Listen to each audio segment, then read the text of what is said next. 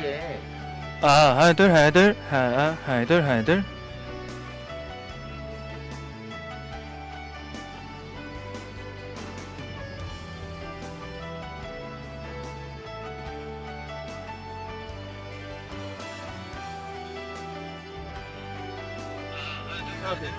이게 지금 뭐냐면 이게 완전 방음부가 안 나요. 그래가지고 스피커에서 나오는 소리가 들리게 돼.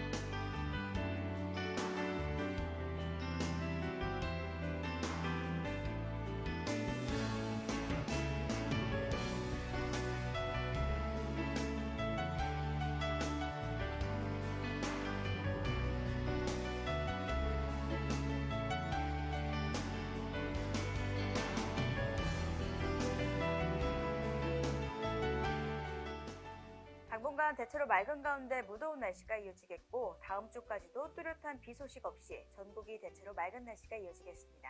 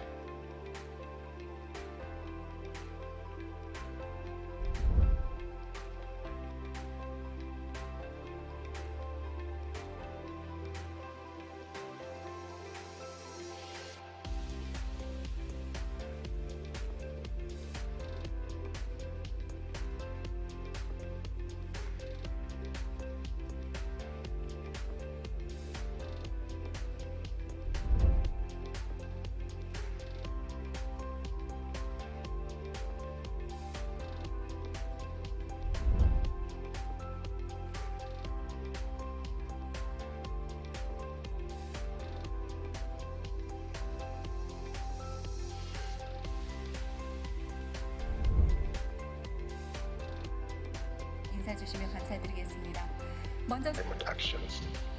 They can facilitate emission. 시민과 것이 아니라 시민들과 함께 평생 그러한 랩 실험들이 오늘의 행사에서 정치 토론과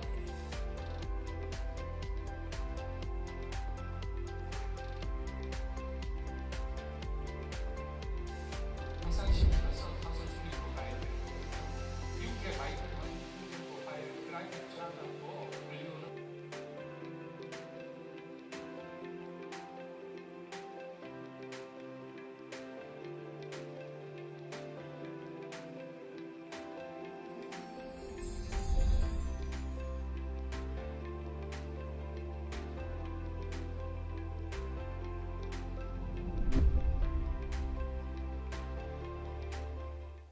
당분간 대체로 맑은 가운데 무더운 날씨가 이어지겠고 다음 주까지도 뚜렷한 비 소식 없이 전국이 대체로 맑은 날씨가 이어지겠습니다.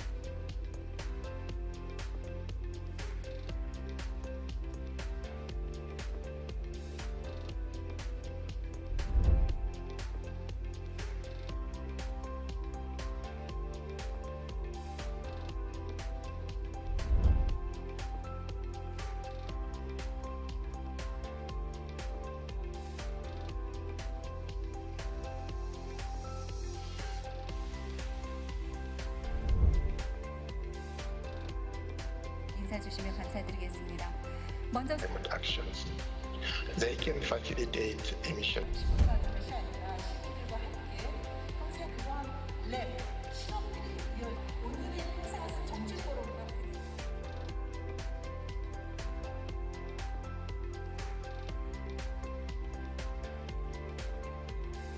항상 시민으로서 탄소 중립으로 가야 되고 미국의 바이든은 중립으로 가야 되고 클라이맥 제한하고 인류는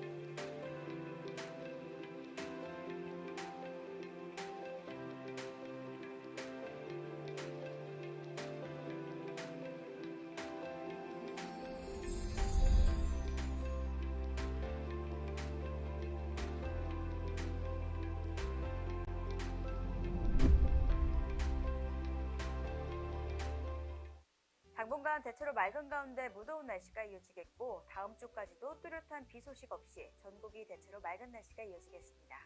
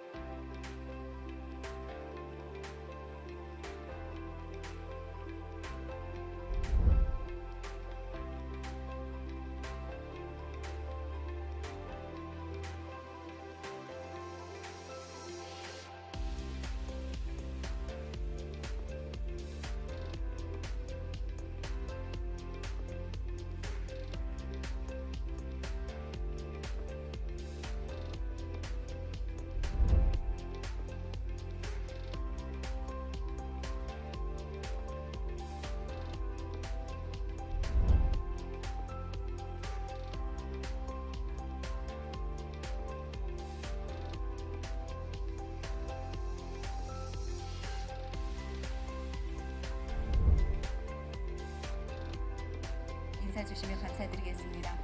먼저 climate actions. They can facilitate emission. 시민과 것이 아니라 시민들과 함께 평생 그러한 랩 실험들이 오늘의 행사에서 정책 포럼과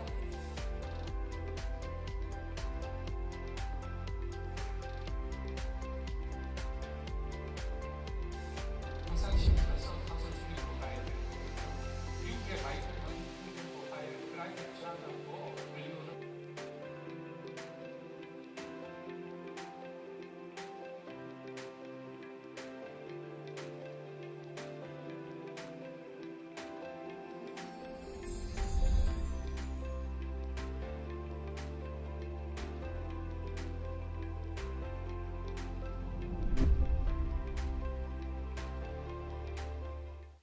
당분간 대체로 맑은 가운데 무더운 날씨가 이어지겠고 다음 주까지도 뚜렷한 비 소식 없이 전국이 대체로 맑은 날씨가 이어지겠습니다.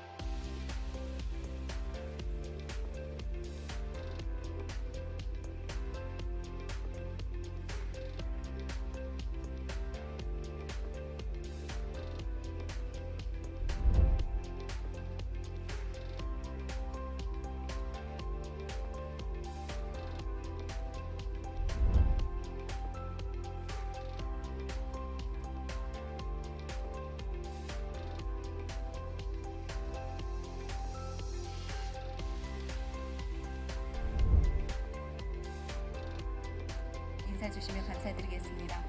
먼저 Climate actions.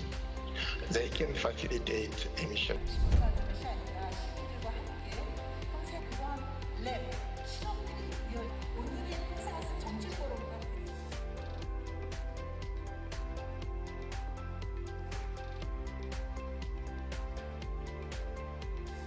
항상 시민으로서 탄소 중립으로 가야 돼요. 미국의 바이든은 중립으로 가야 돼요. 클라이맥 제한하고 불리우는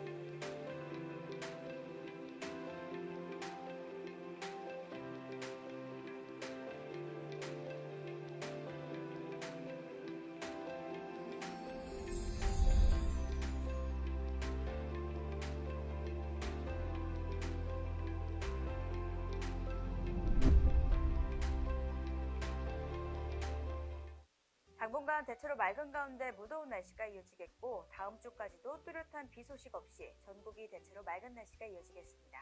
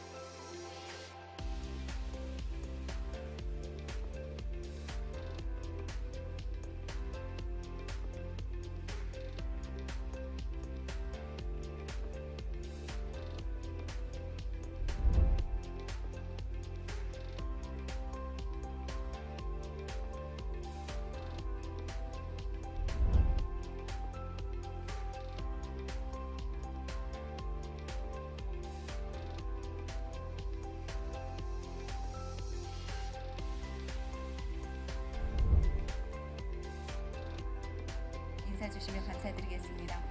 먼저 climate actions. They can facilitate emission. 신부가 것이 아니라 신부들과 함께 평생 그러한 랩 실험들이 오늘의 행사가 정책 포럼과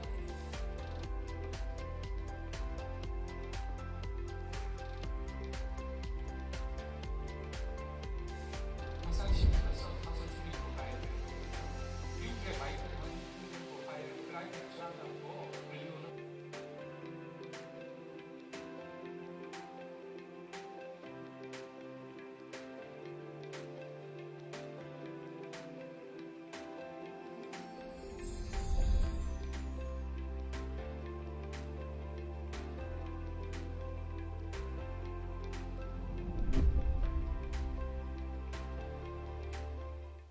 당분간 대체로 맑은 가운데 무더운 날씨가 이어지겠고 다음 주까지도 뚜렷한 비 소식 없이 전국이 대체로 맑은 날씨가 이어지겠습니다.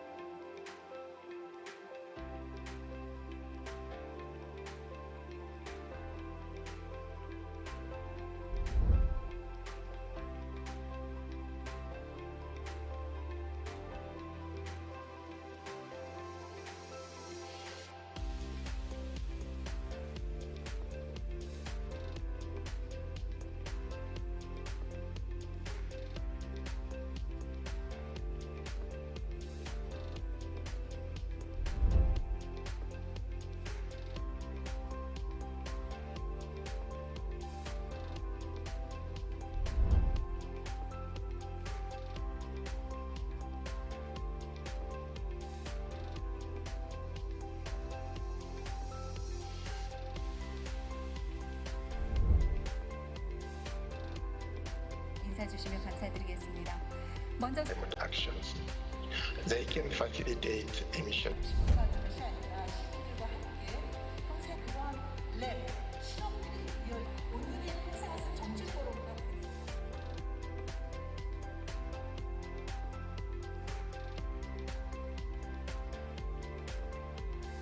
항상 시민으로서 탄소 중립으로 가야 돼요. 미국의 바이든은 중립으로 가야 돼요. 클라이맥 제한하고 불리우는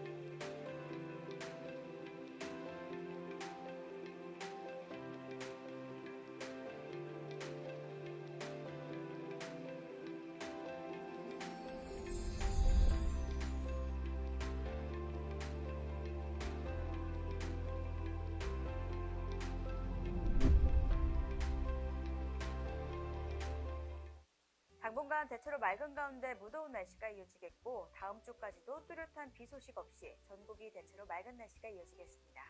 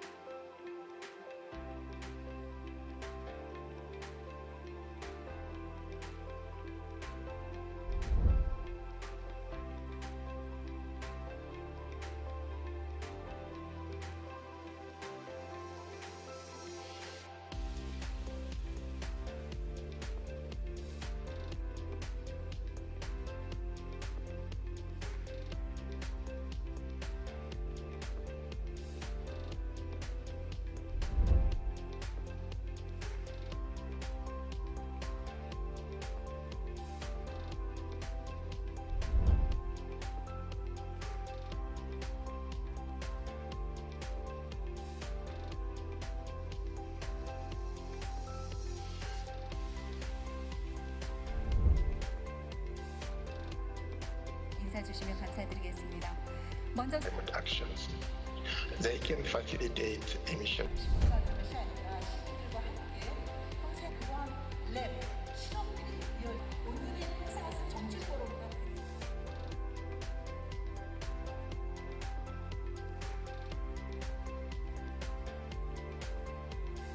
항상 시민으로서 탄소 중립으로 가야 되고 미국의 바이든은 중립으로 가야 되고 클라이맥 제한하고 인류는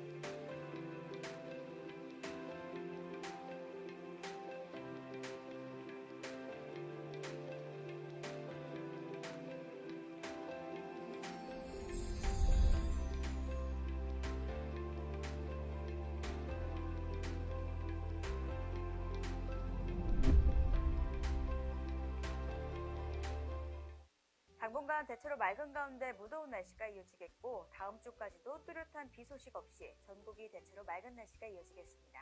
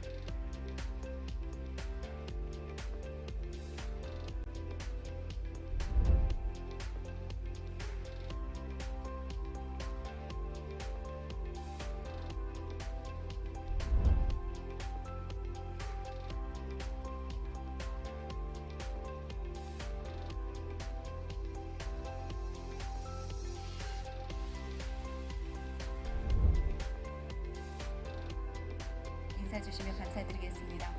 먼저 actions. They can facilitate emission. 시민과 것이 아니라 시민들과 함께 평생 그러한 랩 실험들이 오늘의 행사에서 정치 포럼과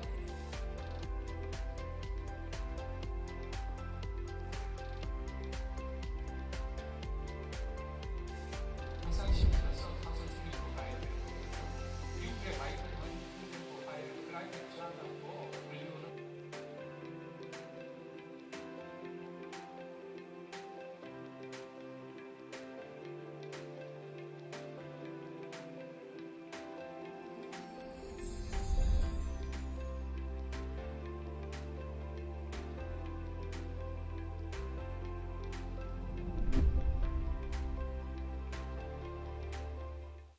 당분간 대체로 맑은 가운데 무더운 날씨가 이어지겠고 다음 주까지도 뚜렷한 비 소식 없이 전국이 대체로 맑은 날씨가 이어지겠습니다.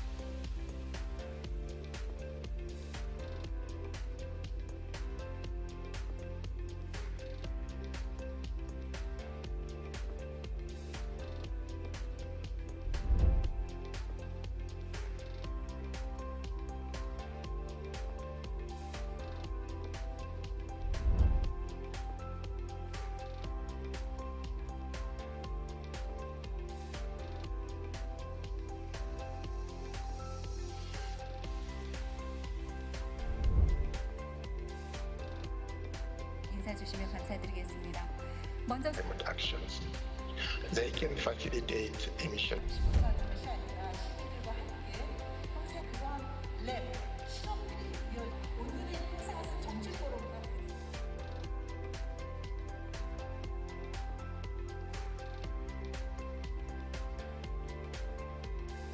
항상 시민으로서 항상 중립으로 가야 되고 미국의 바이든은 중립으로 가야 되고 그라이트 제한하고 인류는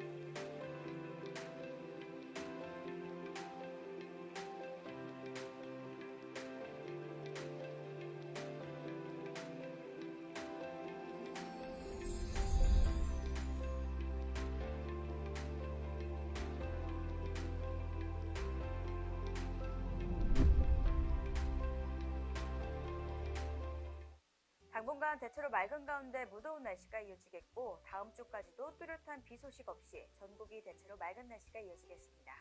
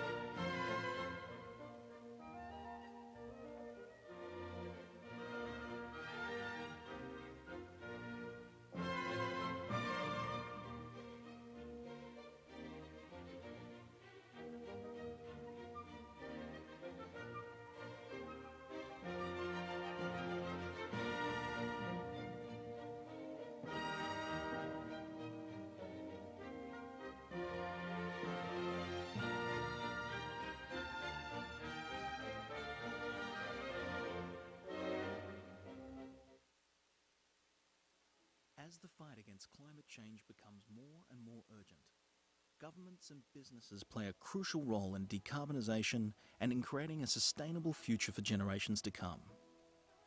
If we are to reach the target of net zero emissions by 2050, we must act now. A lot of the decarbonisation focus is put on reducing our operational emissions through switching to renewable energy sources. However, as we continue to develop our societies and invest in our built environment, we must consider the impact that hidden carbon, or embodied emissions, has on our overall carbon footprint. What if we could understand and communicate the carbon impact of our design decisions? We can. Introducing Carbon Twin. Carbon Twin is an interactive tool that visualizes the carbon intensity of infrastructure projects and enables more informed decision-making towards a net zero future. By combining embodied carbon data with carbon pricing and 3D models, you can view the hidden carbon within a design. Carbon Twin enables decision makers to make carbon reductions without the need for specialist software or carbon knowledge.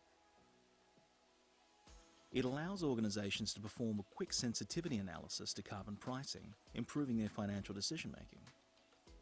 And, as a customisable tool, Carbon Twin can be tailored to suit project needs across any sector.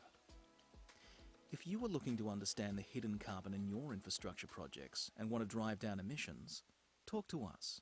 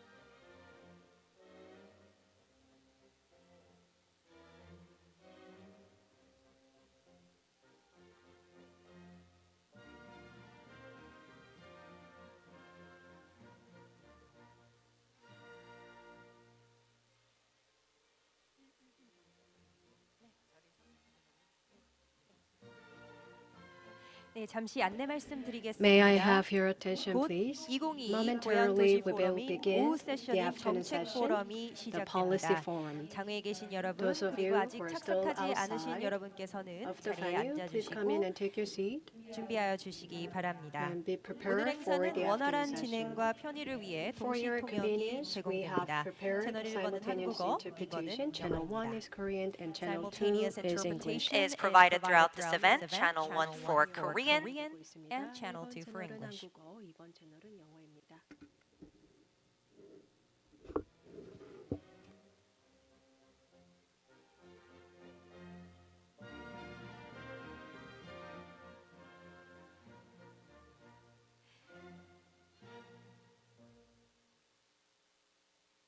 네, 안녕하십니까? Good afternoon, everyone.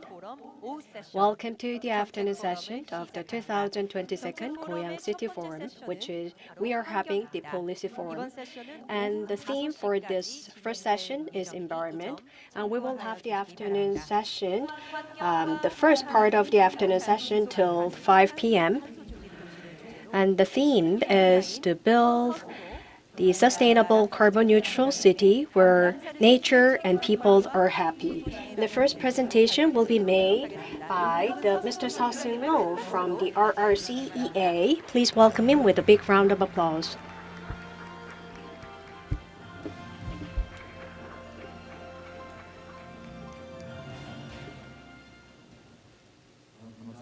Good afternoon, everyone. Can you hear me? Yes, I am Seo Seung-il, working at the Ramsar Regional Center, East Asia. So today I'm going to talk about what the Ramsar Convention is and how the Ramsar sites should be managed.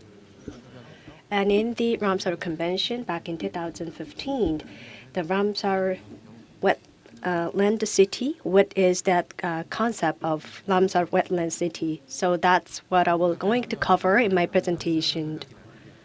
As you see from the screen, the Ramsar Convention on Wetlands is the convention that is dedicated to the preservation and the conservation of wetlands. In the environmental sector, it is the first modern intergovernmental agreement in the field of environment. It's not just important in that it's the first convention, and we have to think about why it's the first convention. Because we don't have enough wetlands that will affect people severely. So that was why this Convention on Wetlands, the first intergovernmental agreement in the field of environment. Of course, the other sectors are also important, but the reason that this Convention on Wetlands was signed first is that the wetlands have been damaged first. And we have the Secretariat located in Gland, Switzerland, and we have 172 contracting parties. And the Ramsar Convention is somewhat unique in that the party needs to have the Ramsar site within that nation to join the Ramsar Convention as the contracting party.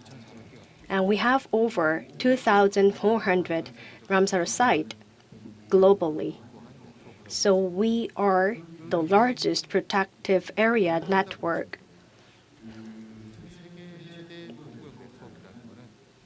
Which means so wetlands that have a certain degree of importance are considered as an important asset that needs to be protected and that are registered as Ramsar sites. So if you look at the UNESCO Natural World Heritage, these are the sites that needs to be protected, but the Ramsar site is a bit different. This is the least protective measure and the least protective the measures that needs to be taken for this site. So the Ramsar sites are designated like that, and let's now review what value and the mission that we have under the Ramsar Convention. And here it states that the preservation and the wise use of wetlands. Preservation and wise use should go hand in hand. Without doing that, we cannot protect the wetlands. So we have to preserve the wetlands wisely and utilize the wetlands wisely so that we can also enjoy the quality of life. So if you have Ramsar site designated, that these the management methods are required. If you look at the zero, the reason that we give the numerical 0 instead of 1 is that in all stages, the engagement of the community is essential. And these needs to be included all the stages. So that's why the stage is number 0 instead of number 1. So if you look at the systematic wetland management stages, the first prerequisite is to analyze the status of wetlands, that the citizens are monitoring and the regular monitoring is done by the government as well. So once you become the party to the Ramsar Convention, there is the template and the form that you need to fill out as the contracting party, and that becomes the baseline. So starting from that, if the wetlands are managed quite well, then it goes up in the graph. But if it is not managed well, it goes down in the graph. So what's important for the wetland management is that first you need to set the basis. And then in the next stage, I think this step is critical. This is the stage of developing the wetland management plans based on the monitoring data, the ecological, the aspects that are being well managed, then these can be continued. The areas for improvements are also being reflected, and these plans are usually the 3 to 5 year plans. So the plans are being built like this, and these plans are being implemented. That is the next step. So the specific action plans are being implemented. And in this stage, it's not just the implementation. 5 years, so every quarter or annually or twice a year, there is the regular interval where the evaluation is being made. So when we manage the wetlands, we have limited resources. So that's why sometimes that we need to reallocate the human resources and the budget to improve efficiency. But if you just stick with the initial implementation plans, that we sometimes lose efficiency. So in the middle, that we do the interim assessment of the implementation, and that is what is recommended by the Ramsar Convention. In 최종 the 5년에 next 다다랐을 stage, 때는 지금까지 관리를 했던 내용들을 우리가 만들어 왔던 문서들이나 활동들을 쭉 보면서 이 습지가 어떤 부분이 개선이 됐고 어떤 부분이 아직까지 덜 개선이 됐고 어떤 부분에 있어서는 소실이 된 부분도 있고 이런 부분들을 분석을 해서 다음 관리 계획으로 넘어갈 때는 이런 부분을 반영을 해서 이 습지 관리가 이루어지도록 관리 계획을 다시 수립하는, 그래서 이런 순환적인 구조를 가지고 지금 람사르 습지가 관리가 되어야 된다. 이렇게 지금 람사르 협약에서는 공고를 하고 있습니다. The wetland management plans are being developed and implemented. I will take off my mask and I cannot read 우리나라뿐만 really 아니라 well 저희가 이제 동아시아 because I'm 람사르 wearing the mask while 지역 making the 아시아 presentation. 지역의 동부 지역 아시아에 있는 18개 나라를 하고 같이 습지 관리에 대한 내용을 진행을 하고 있는데 보면 대개 한 요 세 가지 정도에서 문제점들을 갖고 있습니다. 첫 번째로 연속성입니다. 이건 사실 관리 권한이 어디에 있느냐에 따라서 사실 조금 나눠지긴 하는데 우리나라 같은 경우에는 습지 관리 권한이 중앙정부에 있습니다.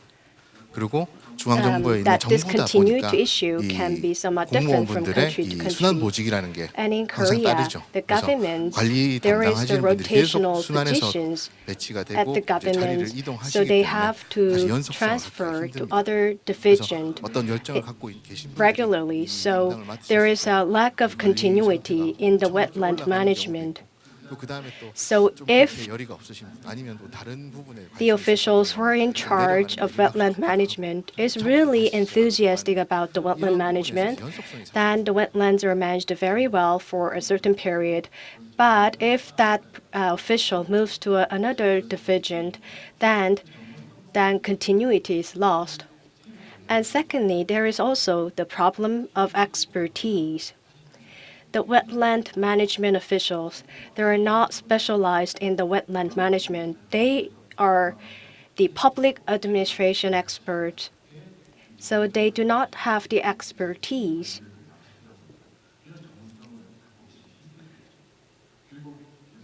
And lastly, also there is a lack of management system for wetlands. As I've mentioned on the onset, because of lack of continuity and expertise, there is no systematic monitoring and the planning and implementation system established within the administration. The tasks are being scattered across the many different units, and so there is an issue with the system. So let me take some of the examples. Let me take a look at some of the best practices. And there is the Gwandu wetland in Taipei City. And Taipei City resolved these types of issues, and they are very good in managing this wetland.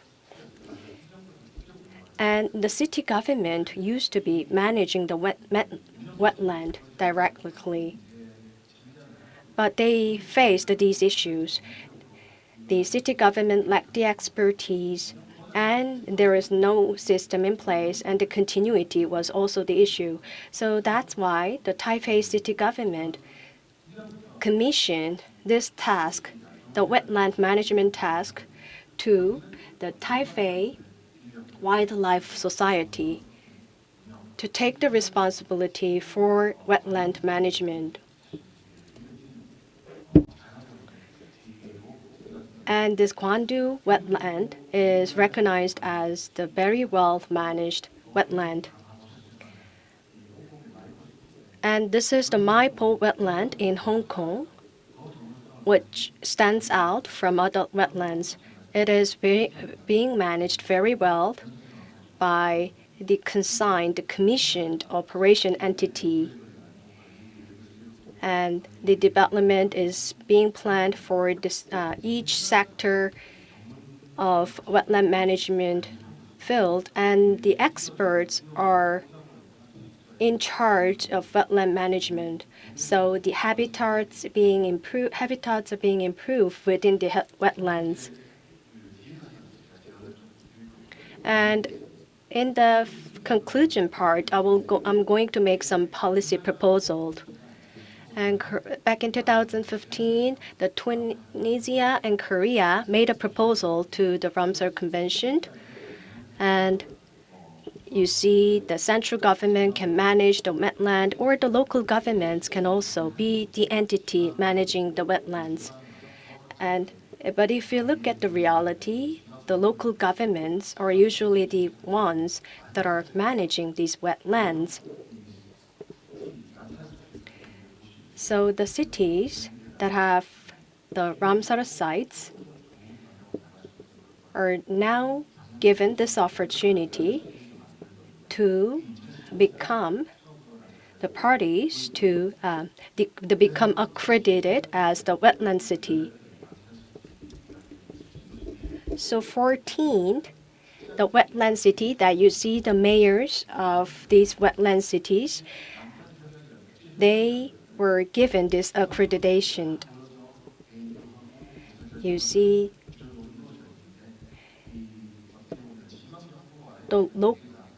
the linkage with the local governments can be strengthened with this wetland city accreditation of the Ramsar Convention.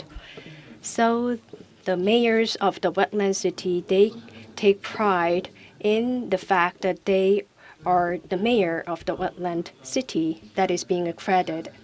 And we made a proposal to the mayors. Let's make this the continued endeavor by forming the network. So this was just a spontaneous proposal. It wasn't prepared and it was pre-planned, but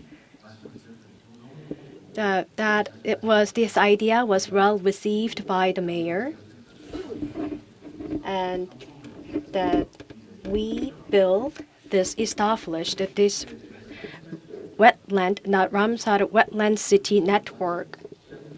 So the mayors, you see that they were all on the stage, and these mayors were given the opportunity to promote their cities for 1 to 2 minutes. You see the global media were there. So it was well covered in the global media. Thousands of articles and commentarials were made on the Wetland City Network. So if you look at the Wetland City accreditation, there are 9 criteria, but the cities do not need to meet all the 9 criteria. If they meet a certain number of the criterion, then these cities can be accredited as the wetland city. But the Ramsar city is somewhat different from the Ramsar site. The Ramsar city needs to, if the city wants to become the wetland city, then the city needs to meet all these 6 criteria, which is a bit stricter than the Ramsar site accreditation, the Ramsar site designation.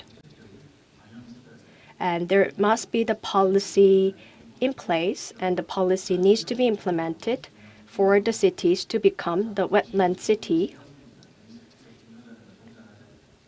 And also there should be the mechanism to raise the awareness of the citizens on the wetlands. And last, so if you look at these 6 criteria, and the last criterion, there must be the Ramsar Regional Committee where the scholars and the experts on wetland were gathered together to have the discussion on the measures to preserve and conserve and widely use the wetlands. So if you look at the accreditation procedures, the nation, they make a proposal first, and the Regional Management Committee, so in Korea, the Ministry of Environment and the Ministry of Oceans and the Fisheries, these ministries are the one that make these applications to the Secretariat of the Ramsar Regional Center, East Asia. So once the application is made, then it goes through the Independent Advisory Committee. And the Independent Advisory Committee reviews the application, and then that is being transferred to the Standing Committee, and then the final decision is made by that. And you see the Ramsar Regional Center East Asia is also part of this Independent Advisory Committee. So if Goyang City wants to become the wetland city, that we can provide advice. So Wetland City Network was established, and back in 2019 in Suncheon, Jeonnam-do Province, the inaugural roundtable of wetland city mayors took place in October 2019, and every year, mayors of the wetland cities attended the roundtable. But after that, if you look at the second and the third, the roundtable was going to be hosted by the cities in France and China. And the second roundtable was hosted in France. And the third was actually going to be hosted by China. That was what was planned. But the COVID-19 broke out. So next year, June, the second roundtable is going to be conducted in Amiens, France. And the third host city is going to be the Dongying, China. You see the 43, the cities are going to be accredited at COP14. And by COP15, we're expecting this number to increase 78. So what will be the benefits that we have by having this increasing number of wetland cities? And by COP16, we expect this number to reach 100. So there is the roundtable meeting for the mayors. And at this roundtable, the wetland city mayors, the over 100 decision makers are gathered together to develop the wetland management policies. And this will have great influence globally. And also international organizations are quite interested as well. Knowledge International contacted us. And they volunteered to serve as the scientific advisory entity for our network. And ICLEI, we're also in contact with ICLEI, the Korea office and East Asia office, to see how we can collaborate. And the UN Convention on Biodiversity, that we're also looking for the opportunity to collaborate with this convention as well. And this can be the city's brand, so citizens can take pride in that their city is the wetland city. And this will also, that once the city is designated as the wetland city, this will boost the ecotourism in the cities. And the roundtable, by hosting the roundtable, this can also contribute to the vitalization of the local economies.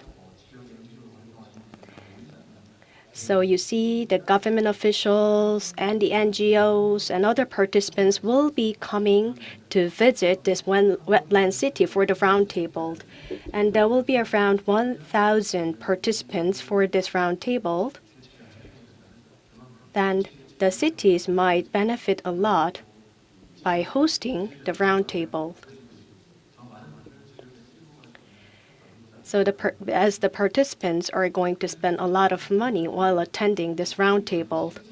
So let me now make some policy suggestions. Let me make 3 suggestions. What we need is continuity, expertise, and system. These are the 3 important elements in policy and systems. We can come up with the better policies and systems when we have these 3 elements of continuity, expertise, and system. I think we should have a long-term view and think now is the time, a good time to start this wetland management, and let's make a good model here in the city of Goyang. And if you look at the wetland city accreditation, the Ministry of Environment, before giving the accreditation, the ministry provides advice and the technical consulting as well. So that stage is like a demonstration game. But once the city becomes the wetland city, then the actual game begins. So after being designated as the wetland city, then the actual game begins. The designation is is just a starting point.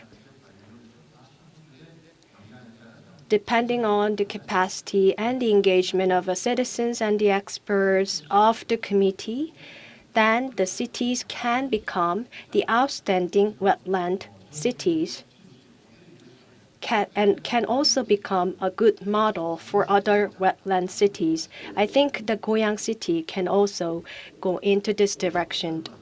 Before I wrap up, let me make one final comment. What's important is the regional management committee in order to have continuity. Yes, at the government level, there will be the new officials who are in charge of wetland management.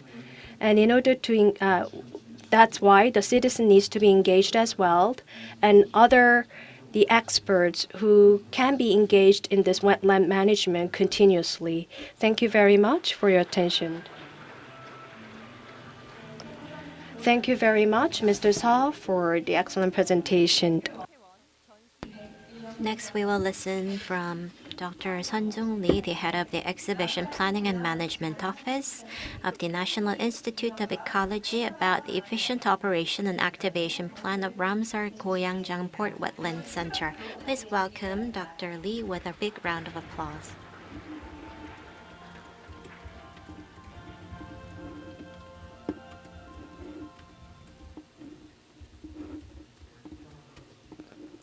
Since you're far away, let me take off my mask. Hello, I'm Sun Jung Lee from the National Institute of Ecology. So when I was invited to speak at this forum, I thought about museums or public organizations that are actually prepared but not open.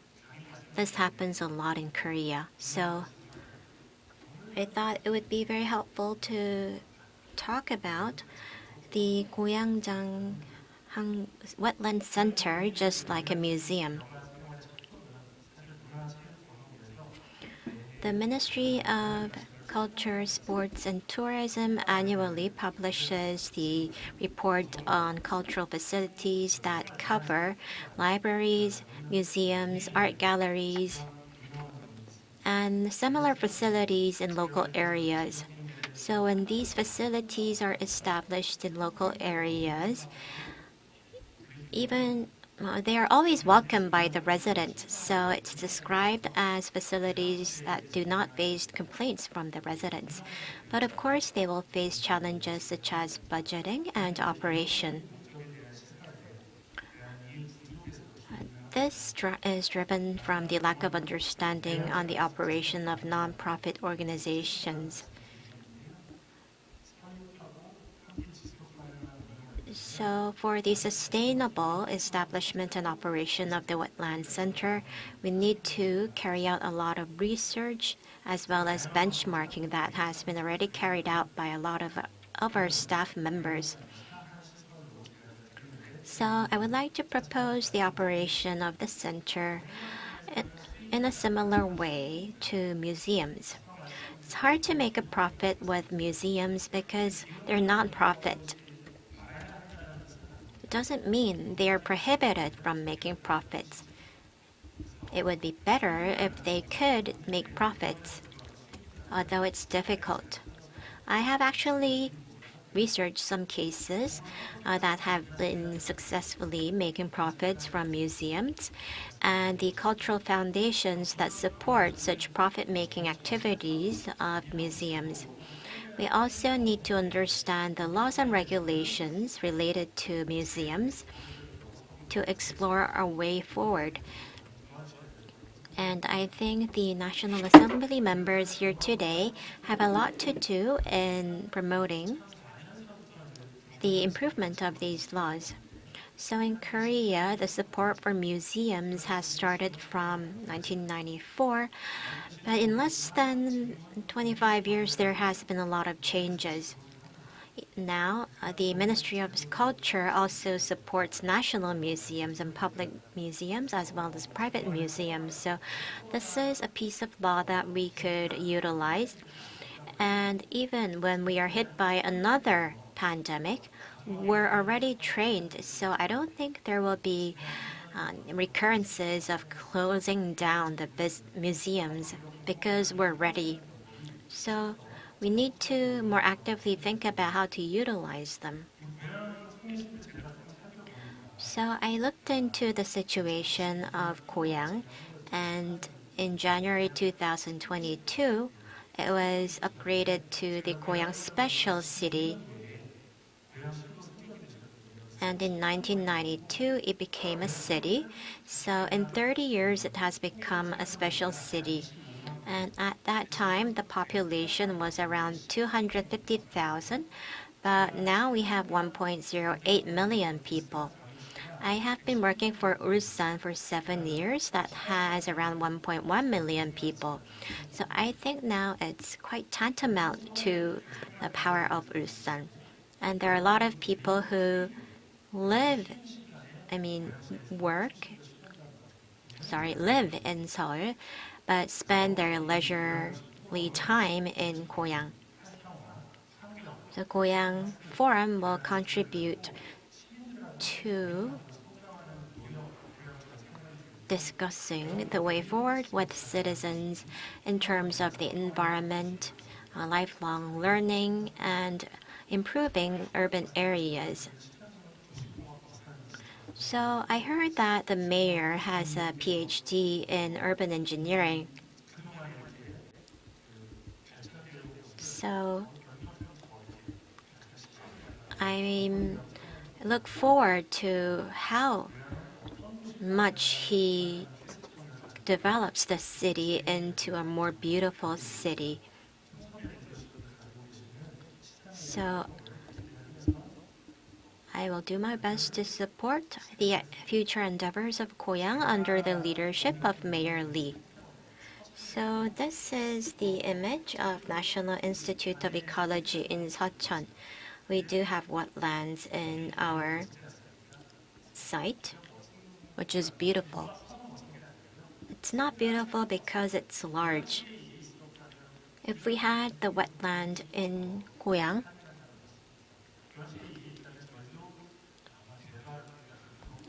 I think the citizens would have loved it. It would have experienced a lot of visitors.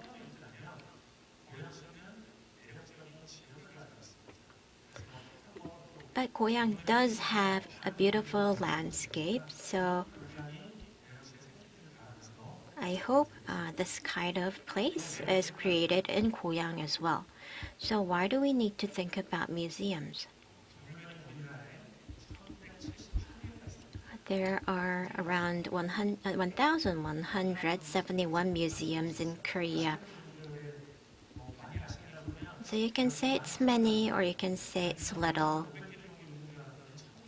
You may have thought there are only 500, then you would think there was a lot of museums in Korea. In Gyeonggi-do, the number of museums is around 182. And in Goyang, there are 12 museums or art galleries. So what does this figure imply? The table is from the report that I've mentioned on cultural facilities. So this red box includes Goyang. It's about Gyeonggi province.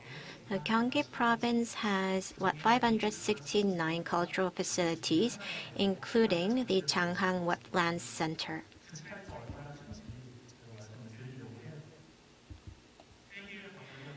So this is the figure of museums and art galleries around the world, including the number of visitors.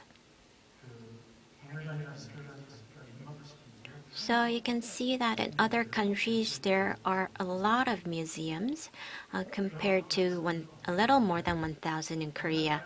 Then what about the number of visitors? So this statistics is from 2017 because I wanted to show you the pre-COVID levels to be relevant. So Louvre is visited with an average 8 million people a year. And in France, there are 65 million people living, which is 10 million larger than in Korea.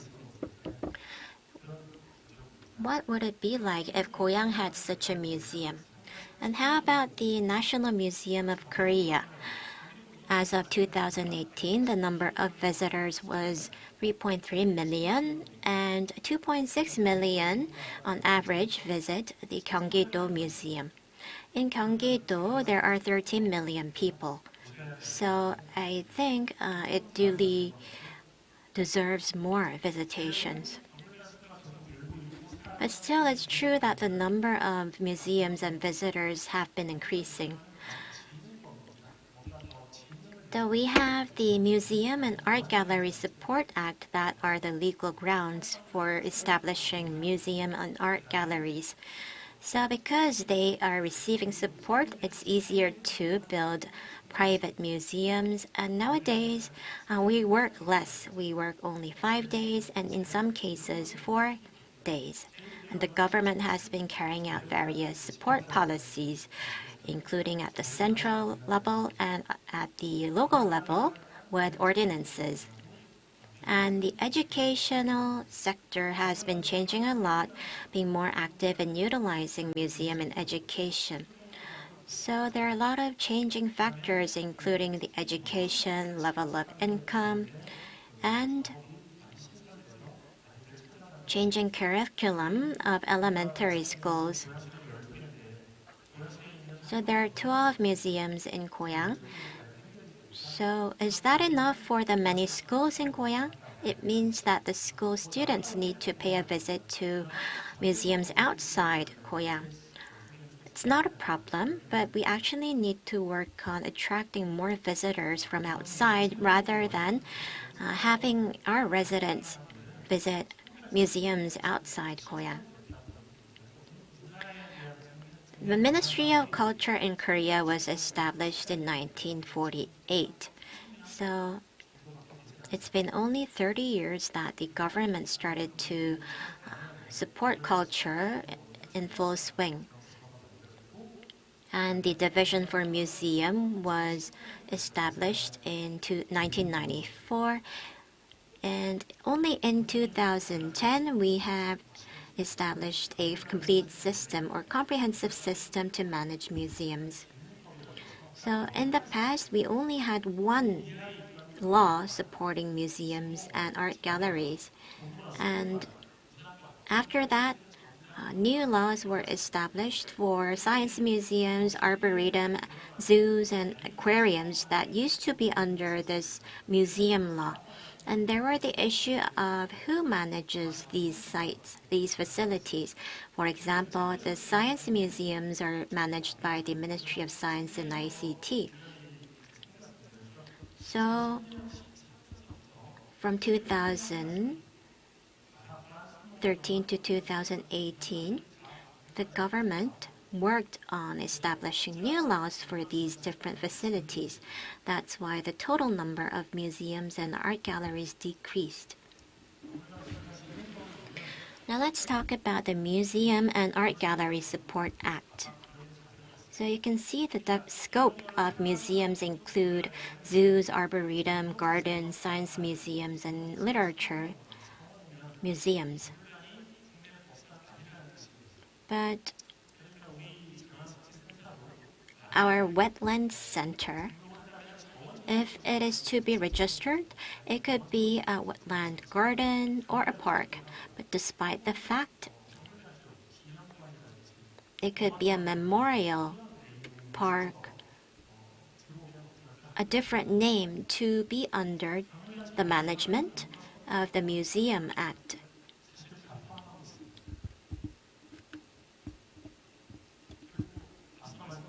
And as I've mentioned, we need to think about the support for public museums. So of course, if Goyang builds it, it must provide the budget, but there are programs where you can receive financial support from the central government. The Ministry of Culture is in charge of this. From 1996 to 2017, the government has supported around 27 billion won for public museums, and between 2018 and 19, around 50 billion. Of course, this is all for construction. And we also have private museums, which are very attractive because it doesn't really need to be built by Goyang. So if only there's a space, the private sector can build a museum themselves. So it's a more easy way to secure museums within Goyang. And the museums are under support according to the Goyang City Ordinance. We also have college museums. There's one in Goyang. And colleges or universities had to have a museum to become a general university under a previous law. But this is not valid anymore. But still, there is a college museum, one in Goyang. And on the global level, there's ICOM, the International Council of Museums. ICOM also spans science parks, art galleries, arboretums, and etc. to call them museums. So if you build a museum, you can act as a member of ICOM. Now moving on to ordinances. So of course in Seoul, there will be a lot of ordinances and rules to support and also develop museums for sustainability. How about in Gyeonggi-do province? Of course, it does have a lot of ordinances that was established in 2006. How about in Goyang? It does have an ordinance to support Goyang museums and art galleries. It includes both public and private museums, but the ordinance on establishing and operating a children's museum is only for Goyang, and it does have an umbrella law that was established last July, last year. Also, municipalities are working on coming up with ordinances. If you look into the ordinance of Goyang, it's very similar to the Gyeonggi-do province version, which is also very similar to the ordinance of the Ministry of Culture. So it's all about supporting the cultural activities of the residents, and it says that the city can financially support the building of museums. It's not actually difficult to build and manage 12 museums. If it's 120, it will be difficult. And at that point, the ordinance would have to be improved. So I think we're at the point when we need to work on building more museums. So until now, I've been talking about cultural policies.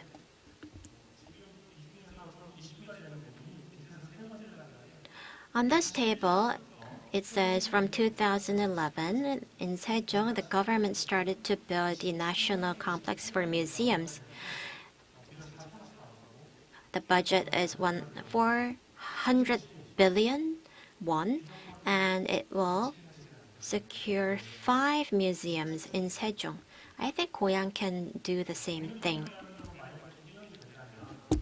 So if we run the Wetland Center as a public museum, there would be challenges such as being evaluated with our performance, and it would be an opportunity to understand where we're good at or weak at.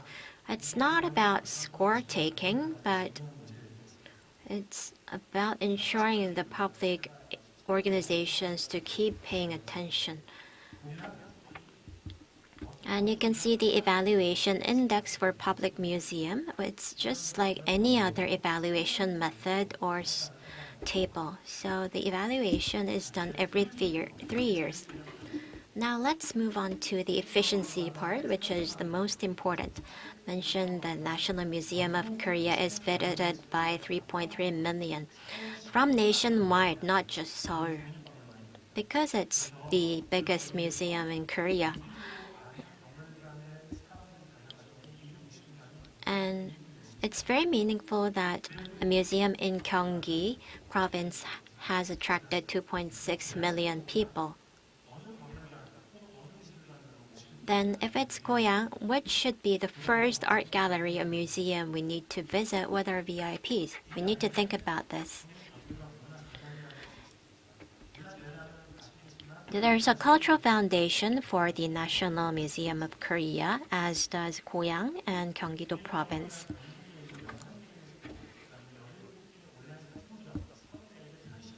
The foundation manages 11 offices of the National Museum of Korea and 17 online merchandising stores and 34 convenience stores. What it does is to support the running of the museum.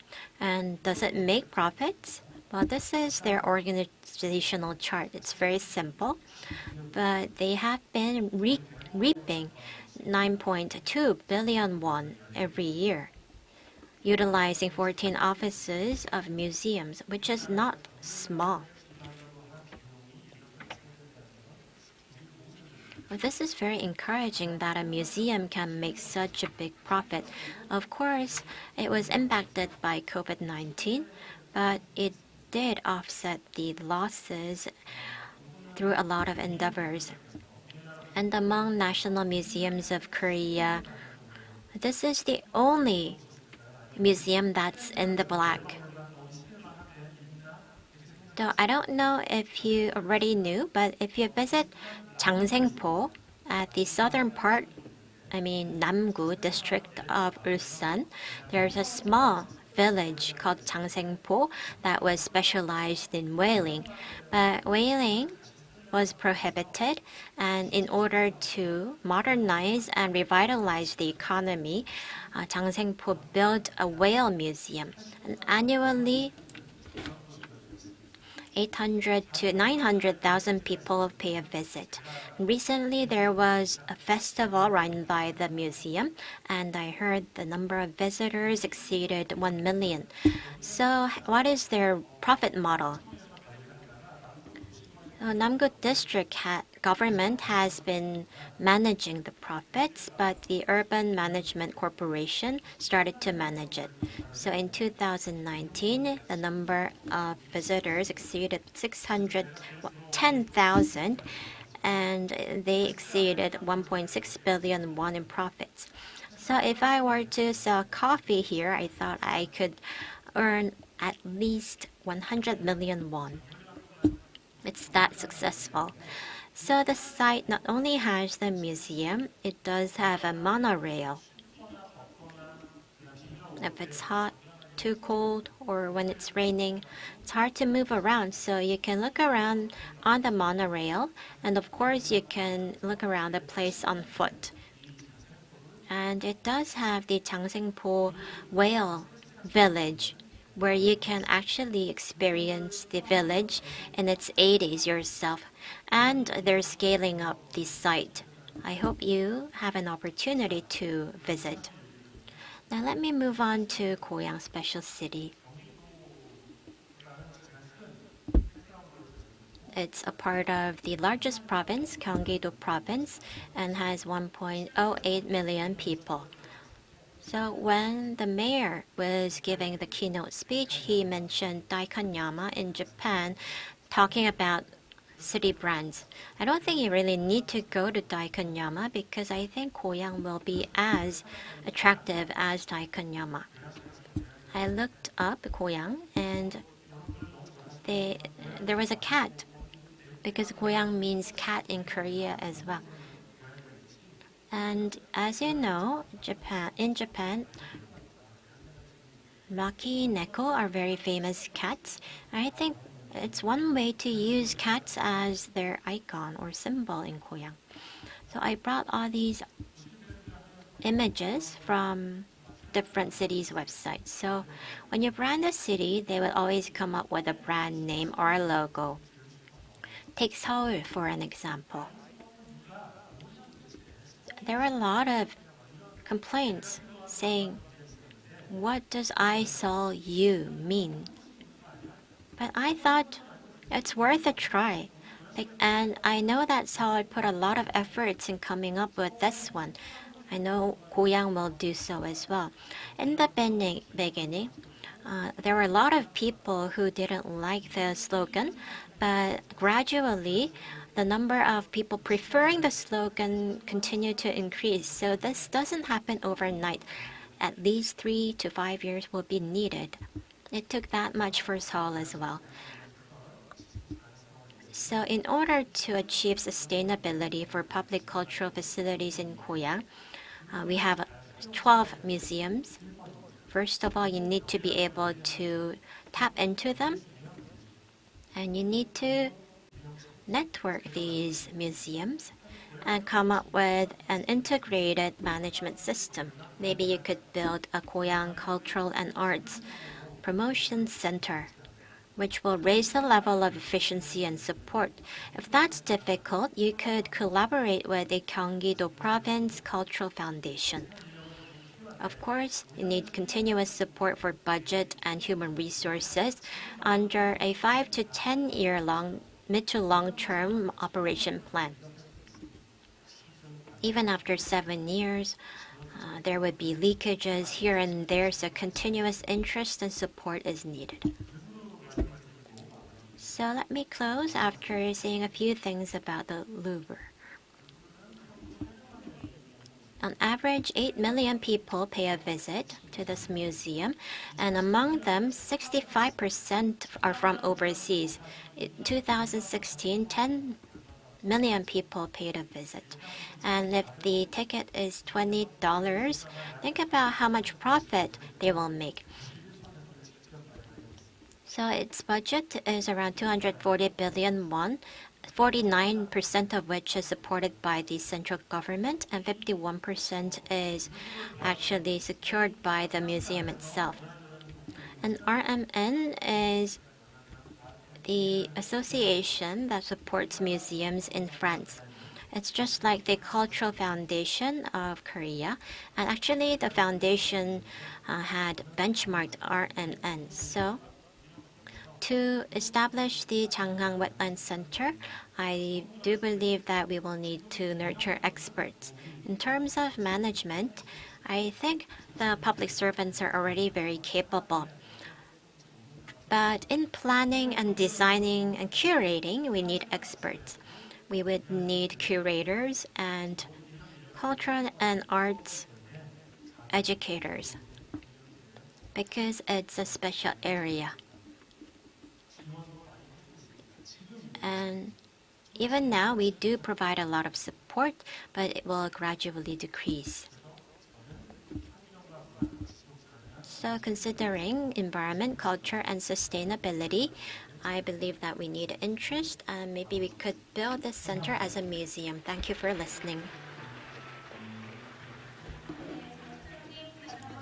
Thank you very much, Dr. Lee, for that great presentation. So we're talking about the sustainable carbon neutral city with happy citizens in harmony with the environment, and this forum is being streamed live. So we are now talking about the ecosystem of Changhang wetlands. Now under the theme, the conservation and operation of Changhang wetland, we will carry out a discussion. It will be moderated by Mr. Choi Jae-chul from the BIE. So we have Mr. Kim Hyun-woo, the Assistant Manager of the Nakdonggang River Eco Center, and we have Mr. Seo Seung-oh, Head of the Ramsar Regional Center, and Mr. Sun Jung-lee from the National Institute of Ecology, Mr. Lee Jong-yu from the same organization, Ms. Lee Eun-jung, Director of Eco Korea, and Mr. Lee Taek-soo, the Council Member of the Urban and Environment Committee of the Gyeonggi City Council. Please welcome them to the stage.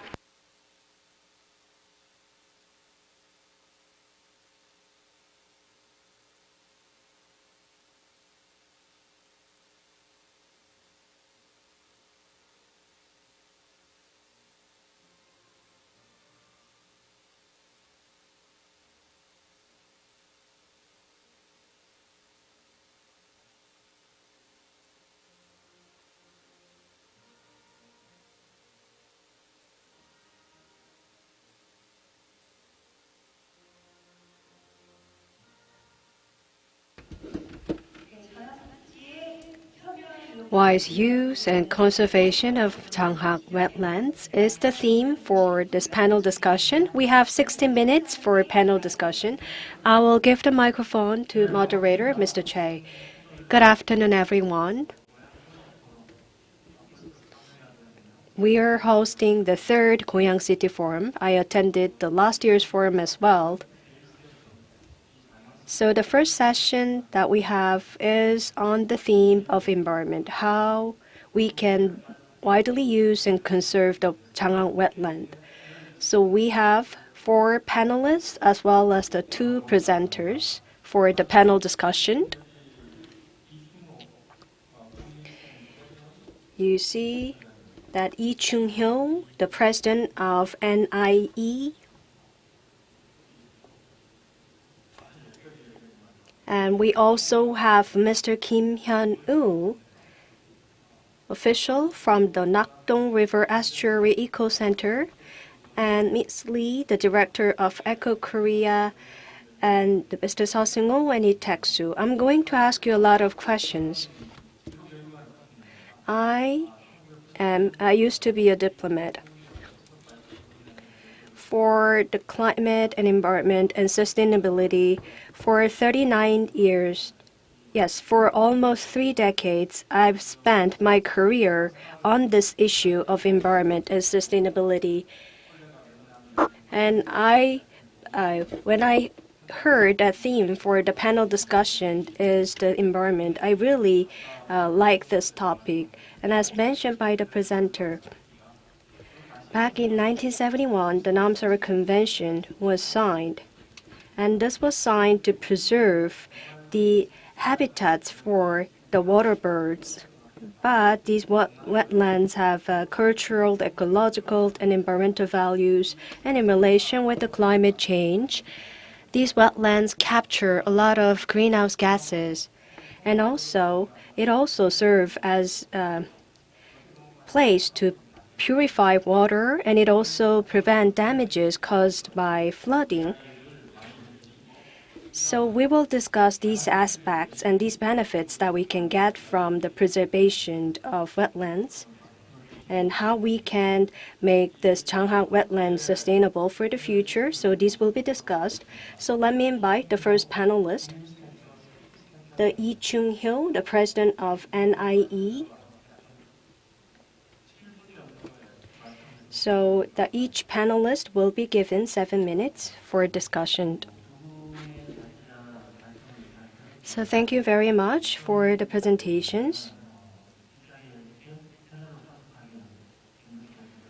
And it's my pleasure that I get to serve as the panelist.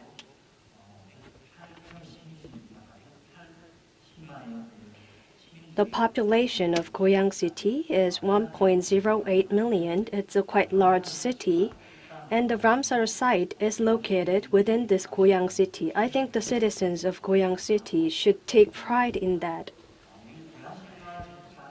Goyang City, for sustainable development, should make harmony of nature and city.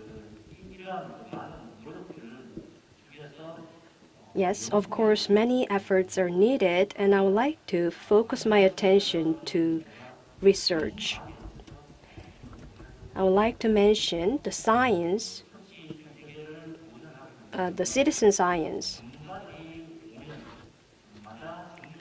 So experts are going to examine this wetland they examine this wetland every 5 years. But if you look at the natural environment, it gets changed every year, and it is being affected by the natural disasters and other different environments. And to analyze really what's going on these wetlands, the constant monitoring is required. And these can be done by the citizens who are living in the vicinity. And to do that, the citizen science needs to be introduced. Secondly, as mentioned by the first presenter, Changhak wetland was registered as a Ramsar site. And to take us one step further, that Goyang City can make an effort to be registered and to be recognized as the wetland city. Yes, it's good to have the Changhang wetland as designated as the Ramsar site, but it will be even better if the Goyang city can be designated as the wetland city.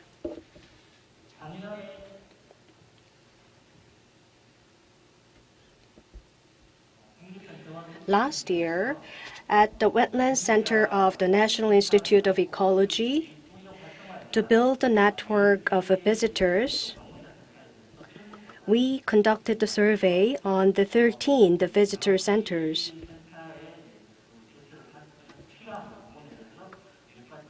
And I will share what's needed for the wetlands, the Changhang wetland.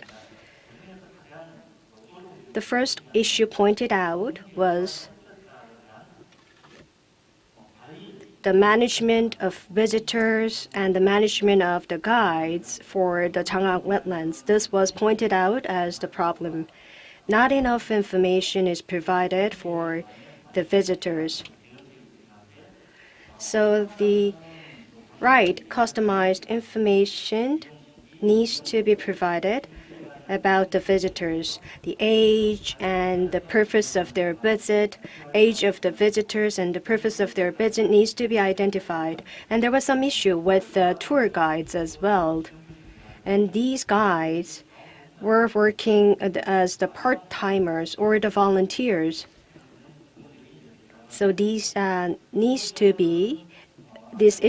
be addressed. And second, the expertise and continuity are pointed out as areas for improvements. Yes, the rotation of the positions take place regularly at the government agencies. And the private sector experts can be utilized for the wetland management. And under the ordinance that the experts can be consigned for the wetland management, but this contract is just for 1 year or the 2 years, so there are limitations. And third, there is the budget issue and the number of human resources available. It will be best if we can utilize the budget of the local governments.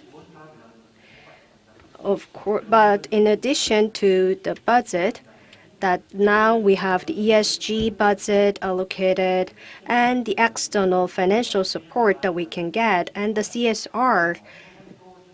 The activities are carried out by the many businesses, so these can also be utilized as the financial support for the management of the Changhang wetland. Thank you very much. Changhang wetland was registered as the Ramsar site, and many related issues were pointed out. Next, we will listen from Assistant Director Kim Hyun-woo from the Nakdonggang River Eco Center. In fact, to us, Nakdonggang River is very important for us. In 1994, I was in the Ministry of Foreign Affairs when we were talking with Russia about the migratory birds, and they already knew about Nakdonggang area as a place that migratory birds find. So after that, thanks to the Nakdonggang River, we were able to win the bid for the Ramsar meeting and conference. So, good afternoon. So I think within Korea, I am from the furthest away place. So first of all, I would like to thank you for inviting me. And yesterday, I visited the Changhang wetland, thinking about the difference with Nakdonggang River. So I'm in charge of wetland and center management for Nakdonggang River. So let me share that with you in light of Changhang wetland. So after visiting Changhang wetland, I First, it's very special because it's surrounded or very close to DMZ. In Nakdonggang River, when we were building the Eco Center, we had to estimate the number of potential visitors and made a lot of efforts to attract visitors.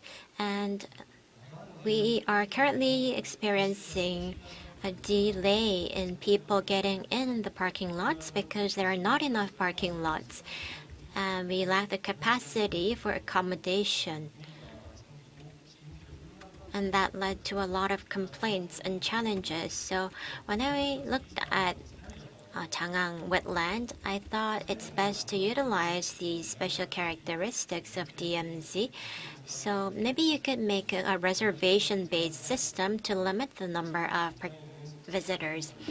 Of course, you would like to expand the size of the wetland center and parking lots and manpower, but you do have limitations in budget, so you need to take a step-by-step approach. When you build a new facility, including the center, for the first 2 years, it would be visited by a lot of visitors because of its newness.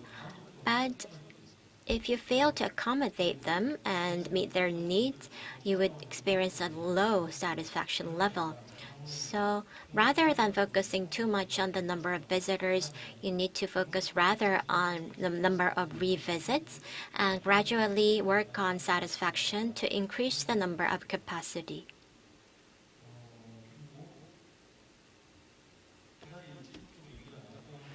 And it was repeatedly mentioned that biological monitoring, environment monitoring is important.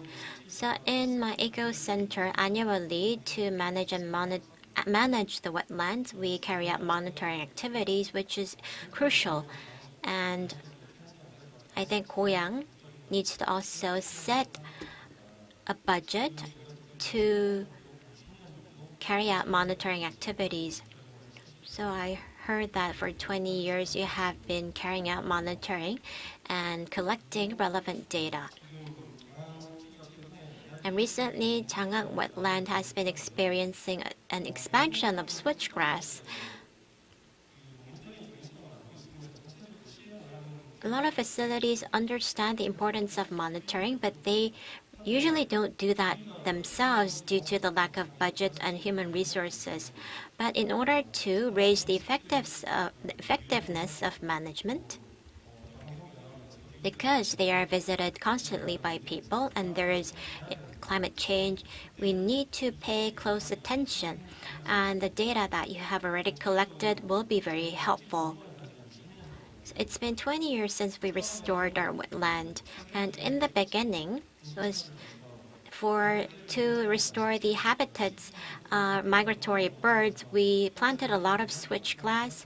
But due to the spread of switchgrass, it's now difficult for migratory birds to actually visit the place. So you need to closely monitor whether the planting of switchgrass has an impact, such as the decrease of a certain species. And you will have a cycle in the ecosystem between different species in a certain place. So you need to continuously study these different interactions in order to increase the number of visitors and to respond effectively for preservation when there's an environmental change for the wetland. That would be very important basic data, and you need monitoring for that. So in the case of our Eco Center, have you heard of the insect that came from China? It's a longhorned beetle, a longicorn, and it's been around 15 years since it took habitat in the Nakdonggang area. And the insect loves willow. And for wetlands, willows are very important species, and half of the willow trees lost their branches due to this longhorned beetle. So Pyeonghwagang River was an area we had to actually cut down the willow. So if there is the attack of such new species, we need human intervention. to control the biodiversity. In addition, when people visit the nature, of course, they will be accompanied by new species. So in order to control the introduction of alien species, continued monitoring activities will be essential to take prevention measures. So you could attract a citizen scientist, or it would be good to continue with your monitoring activity. And if you would like to open the Changang wetland a little more, a meticulous, refined research would be needed. Thank you. Thank you very much. So I think the Hangang River and Natonggang River would have a lot of similarities and the importance as a habitat for migratory birds. You also mentioned the introduction of alien species. Also, you have the Pamsam Island, which is protected under the Ramsar Convention. But in terms of plants, it's already invaded by alien species. So I think Dr. Saw could also look into how to control the introduction of alien species and maybe share a few words about that. I'm sure there would be a lot of guidelines overseas to manage this. Now I would like to invite Ms. Lee Eun-jung, the director of Eco Korea. You're representing the Citizens Coalition. I'm also representing the Citizens Coalition entity as well. Wetlands has multiple values, and it's important for the citizen organizations to promote the value of wetlands. So it will be quite useful to hear what you have to say with regards to the conservation of Changang wetland. And all the discussions and the suggestions you're going to make, I think, will be made into the policy proposal by the representative Lee Taek-soo of the Gyeonggi-do Provincial Council. Good afternoon, everyone. I'm Lee Eun-jung, Director of Eco Korea, and I'm sure that the officials at the Goyang city government will be making their best efforts to preserve this Changang wetland. And the Changang wetland was registered as the protective area. And right after this, the estuary of Hang River was designated as the protective area. We thought that the protective area are going to be registered as the Ramsar site right after, but it took 15 years to have Changhang wetland to be registered as the Ramsar site. And that is because the resistance of the citizens in Gimpo and Paju city. And that's why only that the Changhang Sipji located within the Goyang city was registered as the Ramsar site. And it wasn't just a smooth sailing that Goyang city officials need to convince the citizens, and 15 years of monitoring resulted in the data, and these data was submitted to be reviewed. And the citizens were involved in this process, and there were also the entities who worked so hard to raise the awareness on the value of Changhang wetland. And throughout this endeavor, Changhang wetland was registered as the Ramsar site, and also the Goyang city government made great efforts. The officials, they made a regular visit to the Ministry of Environment and made a visit to the Paju and the Gimpo city to convince the citizens and the public officials there. And thanks to these hard work of officials, the Changhang wetland was able to be registered as the Changhang site, the Ramsar wetland. So the citizens, over 1.08 million citizens who live in this Goyang city, will be so proud of having this wetland within the city. So what should we do to make the sustainable use of Changhang wetland, I think we should prepare for the wetland city accreditation. I think that we should establish the well-organized regional management committee that is participated by the public, private sector, and the research institutes as well. And the citizen engagement is really important as well. Within the Changhang wetland, there is over 100,000 pyeongs of agricultural fields, so that we have to take into consideration of these farmers. And there were also the fishermen who were engaged in the fishing activities in the vicinity. And we need to be able to convince these farmers and the fishermen in order to have Changhang wetland to be, and in order to have Goyang city to be registered and accredited as the wetland city.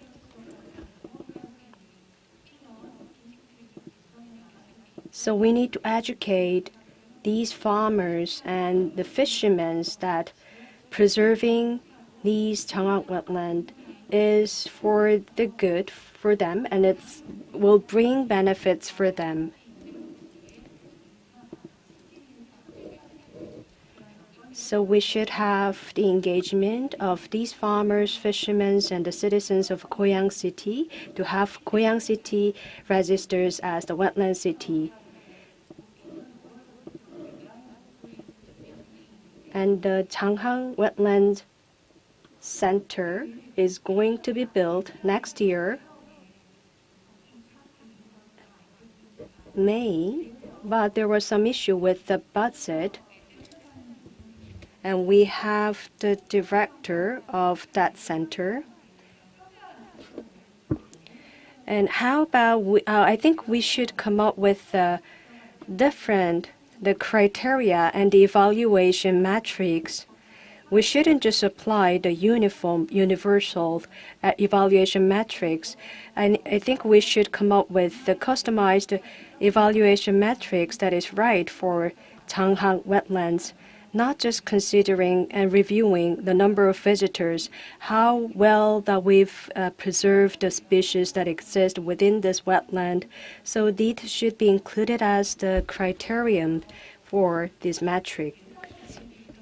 In order to increase the budget, we shouldn't just focus on increasing the number of visitors and increasing the number of policy measures. We need various new ideas. We can engage the businesses, or we can get some financial support from businesses. So I have one question to the head, Mr. Sao.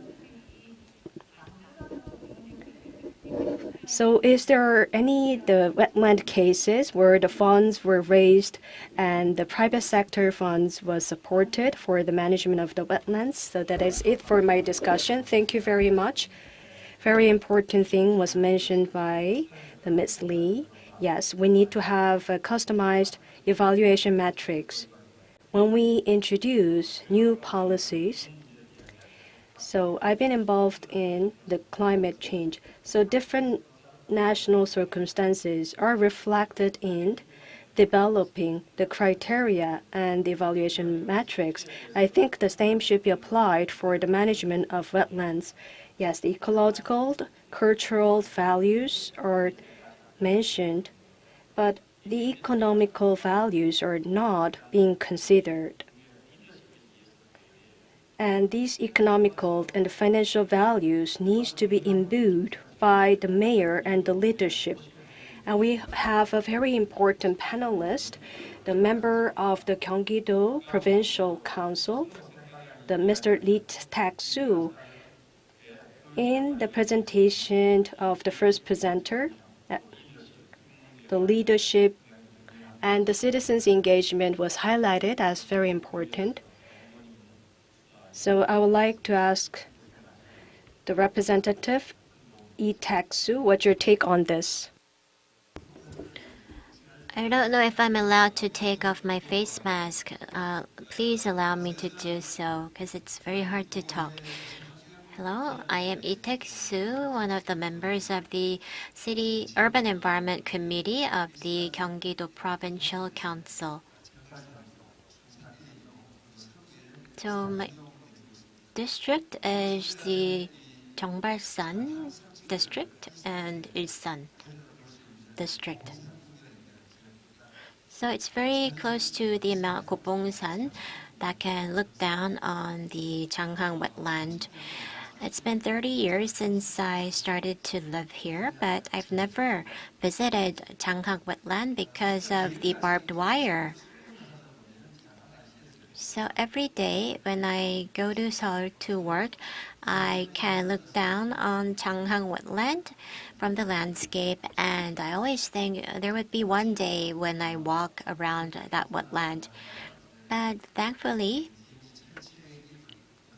the barbed wire was removed at DMZ, and Changhang wetland was registered to Ramsar. There was a presentation actually about Ramsar, and also heard about the potential of the wetland being registered as a museum. For this discussion, I've studied the case of the Suncheonman wetland. So Suncheonman wetland is already well known around the world. In a day, I heard tens of thousands of people will visit. The ticket for entrance is 8,000 won for adults. So when you think about the profit, it will greatly contribute to revitalizing the local economy. So why do so many people find Suncheonman wetland? And I read some of the reviews, and most of them said that it has a great promenade. And secondly, they said they have a lot of tourist attractions. And third, they mentioned the ease of parking. And fourth, the beautiful landscape. So of course, the view, the natural environment is important, but how to design that or develop that to create tourist destinations is also crucial. And you also need to come up with visitor-friendly areas like the promenade and the parking lot to ensure accessibility and convenience. In this regard, Changhang will have a lot to do. And one of my concerns is that already there are environmental activists who oppose to the project just for the sake of opposition. So as you know, the tunnel project for the Mount Sape was blocked due to the loot issue. And it was already 4 years after the start of the project that was completed. So I don't know how the habitat for loot has changed after that. And Goyang has the problem of the narrow-mouthed toad, and there's a lot of opposition because of that. And Changhang wetland was where around 30,000 migratory birds would pay a visit, and we also had very famous birds like the black-faced spoonbill and crabs. But when you visit, you will only see willows. So my concern is how to develop the place to make it attractive to the eyes of visitors. And as for the promenade, we do have decks, but they're not connected. There were also mines and PMD series mines that led to accident. So we need to overcome these issues. And when you try to access the place from Jeongbalsan Station, there's a shuttle bus that operates between 9 a.m. to 5 p.m. It's a tourist bus, and it's hard to visit the place, access the place, and there's only one tourist attraction. So I think it's neglected. Rather than being preserved, it's neglected to the extent of environmental destruction. So in order to restore the Changhang wetland, under the leadership of Mayor Hwang Kyo-son, that was more than 20 years ago, His pledge was to build the Changhang port. It was agreed by the mayors of Seoul, Gimpo, and even the Minister of Land and Transport.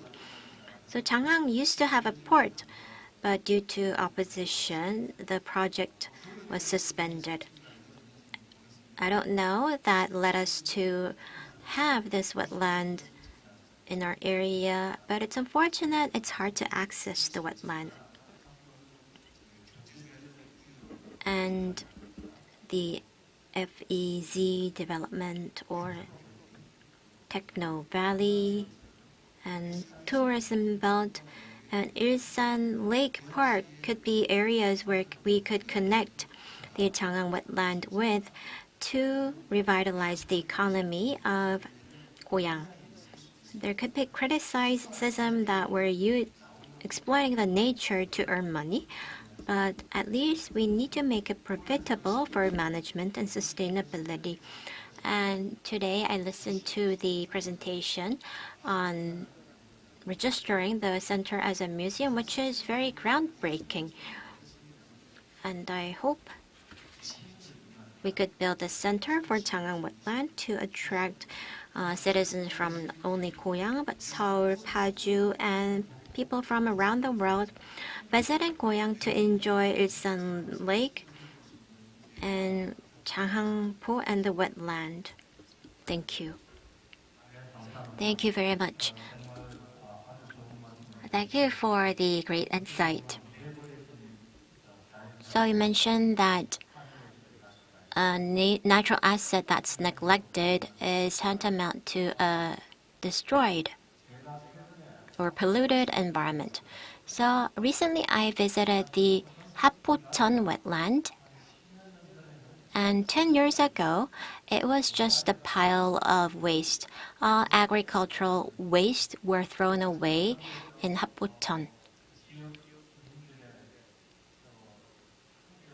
But thanks to the leadership of one villager, the Happocheon wetland is now a treasure trove of ecology in that area.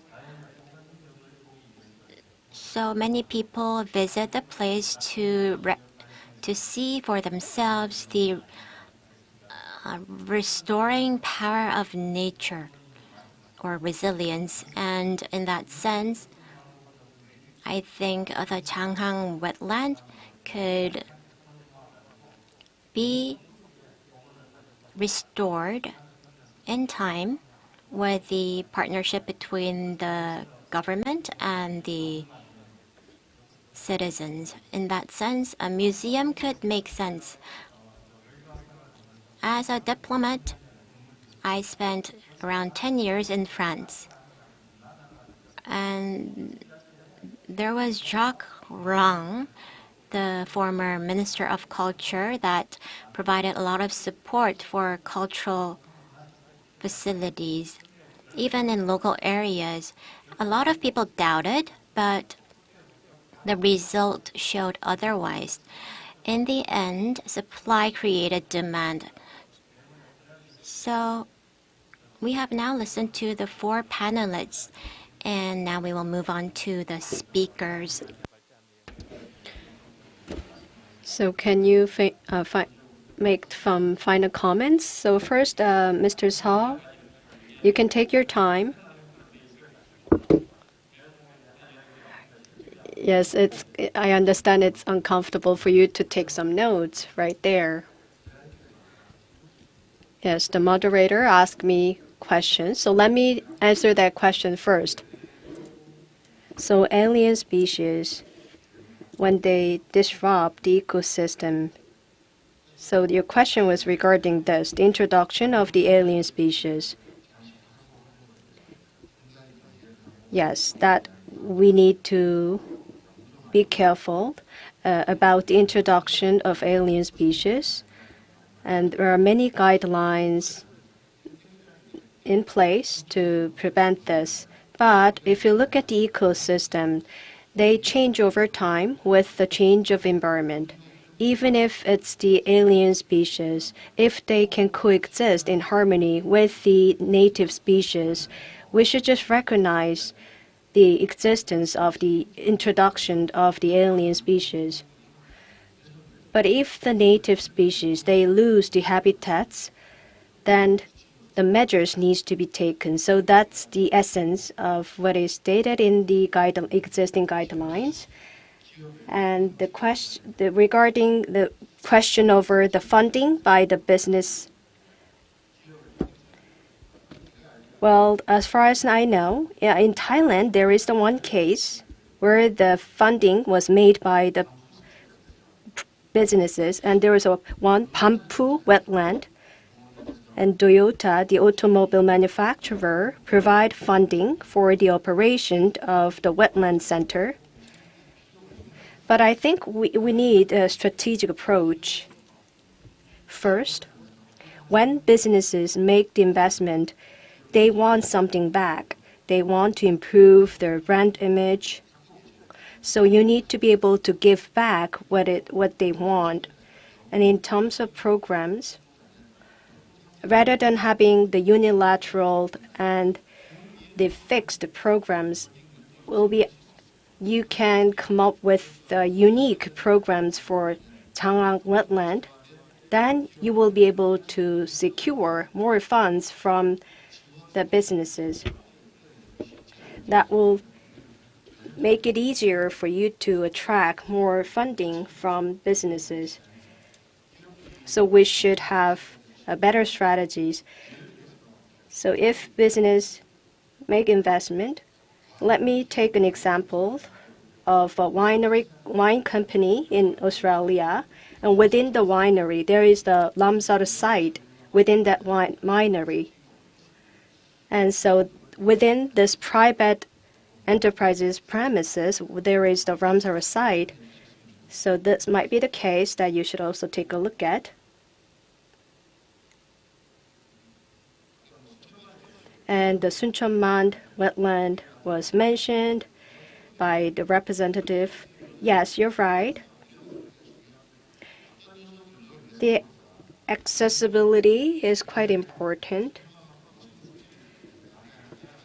And if you go to the southern coast of the Korean Peninsula, Suncheonman is quite beautiful. And the Ramsar Regional Center is located quite close, and the parking space is very good, and the local cuisine is very nice as well. So there are many elements that attract visitors.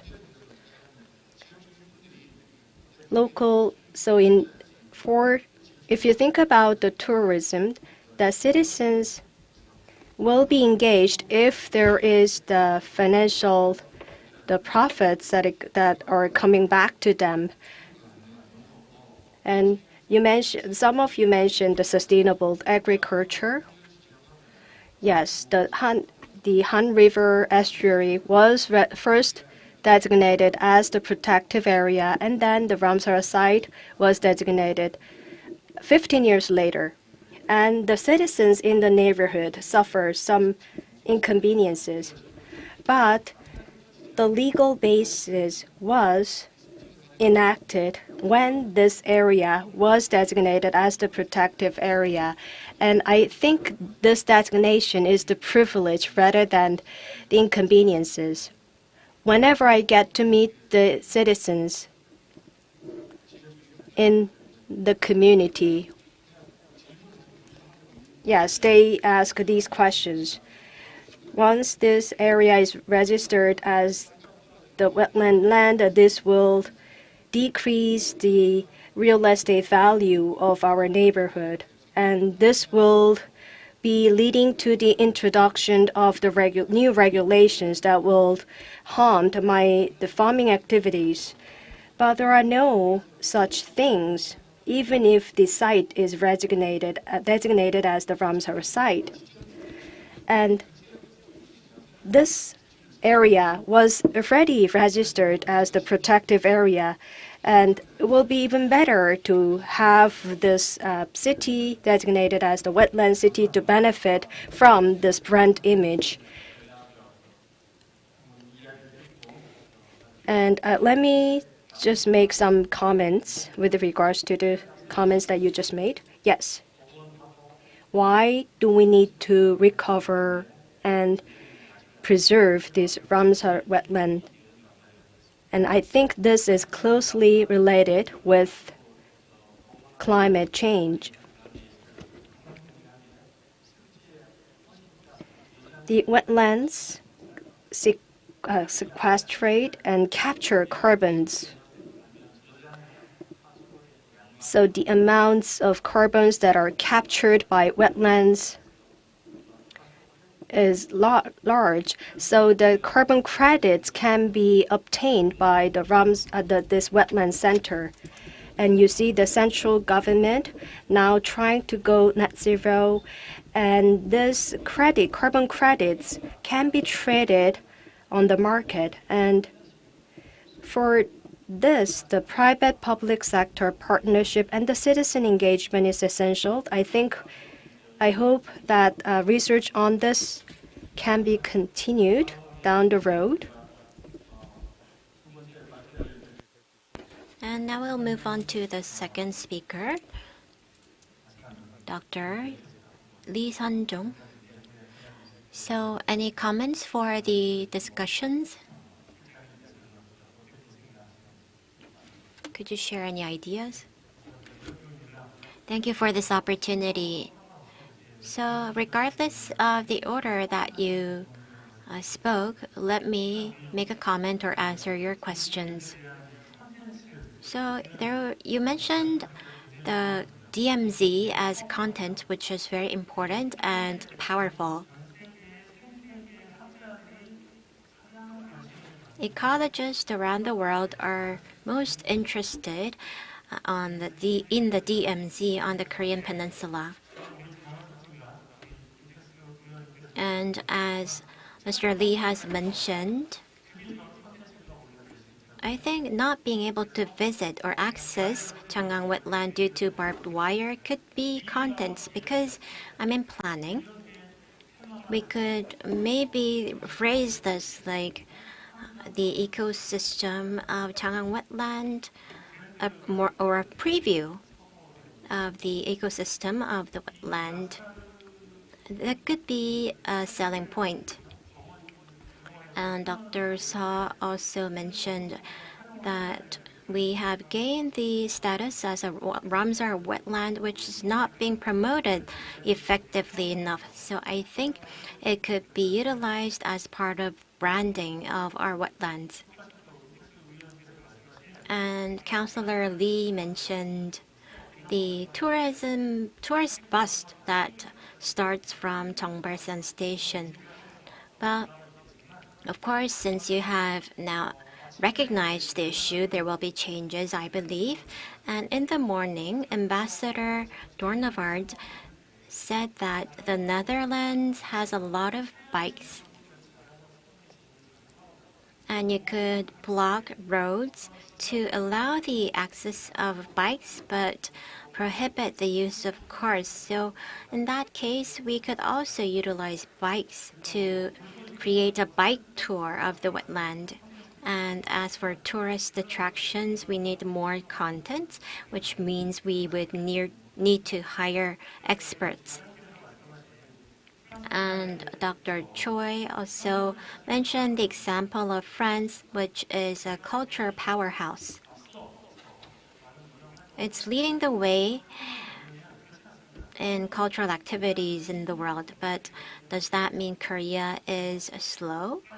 Well, Korea has achieved a lot of progress within 30 years, but of course, if we are not ready, it's right that we move slower, but within the next decade, we will see tangible results from policies that are being made right now. So we need large-scale organizations that could support museums, such as the Cultural Foundation that was built in 2005. And in terms of climate response, we have Dr. Lee Chung-hyo, and this area has been continuously studied until now. Whether it's a positive factor or not, we need to study this area to come up with good examples. Thank you. Thank you very much. In fact, the DMZ and Peace Park issue, the UNDP in Kenya, Nairobi, has been working with UNESCO to build a peace park. We also tried to build a peace park, but there was the issue of landmines, leading to the safety issue. So we need to take our time to overcome such an issue. So for panelists, any of you would like to make further comments before we wrap up? Yes. Ms. Lee mentioned the wetland evaluation matrix. Yes, we do have the evaluation matrix at the Wetland Center. What we do is that we conduct a basic survey and we conduct a detailed survey and research. And in the detailed study that we evaluate the vegetation and ecological assessment based on the evaluation matrix. And then, so all these data are being examined to, in the process of registering the site as the outstanding wetlands. And as you know, the wetlands is excellent in terms of biodiversity, and it has a great ecological function. So these ecological functions are also going to be included in the evaluation matrix. So we do have the evaluation criteria that I wanted to tell you. And also, the wetlands are now recognized as the one that emits the carbons. So the Ministry of Environment is now developing the coefficient for this. And only the artificial wetlands are considered as the wetlands that absorb and capture carbons. But in Korea, the streams and the natural wetlands needs to be redefined. And regarding MRV, the carbon capture and absorption coefficients are going to be developed. And that's currently being developed by the Ministry of Environment. And compared with the forestry and fields, these wetlands are susceptible to development without knowing it, that these wetlands are being lost and being redeveloped. So starting from this year, we're building the inventory of wetlands across the nation to identify the hidden wetlands across the nation. So one thing I would like to highlight is that wetlands, there are 49 the wetland protected areas. So including the Changang wetland, these designated wetlands are preserved quite well. And nature is not providing infinite resources, and the nature is not really vulnerable and weak like we think. So that was the final comment that I would like to make. Yes? Counselor? So I actually wanted to ask this.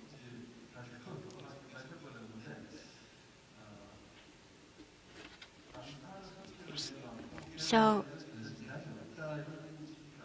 I think he mentioned that there won't be any challenges in development regarding Ramsar wetlands, but a lot of citizens in Goyang say that due to the wetland, they experience a lot of difficulties due to migratory birds nearby. And currently we're growing rice nearby the wetland for the feedstock of migratory birds. And we also need to supply water for the wetland, which is also a problem in terms of budget. So in terms of developing Goyang as a waterfront city, the Ramsar wetland is serving as a roadblock. So any comment related to the correlation between wetlands, Ramsar, and development? Yes, Mr. Seo mentioned the Ramsar sites is not actually being designated. It's yes, Ramsar site. Once the site is recognized as a Ramsar site, there are no stronger regulations that are going to be introduced because of this recognition of Ramsar site.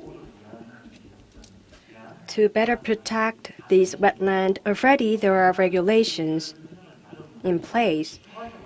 But once the site is recognized as the Ramsar site, even after this recognition, there are no further regulations introduced. So after going through the discussion of the regional management committee together with the citizens, these wetlands can be developed and can be better utilized.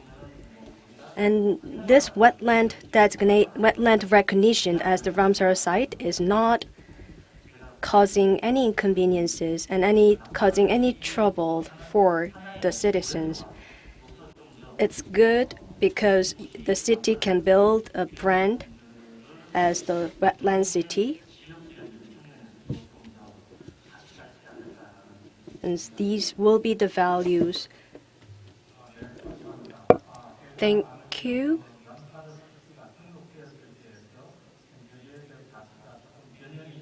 So there is a Mongturu site, and there is the sites that are registered.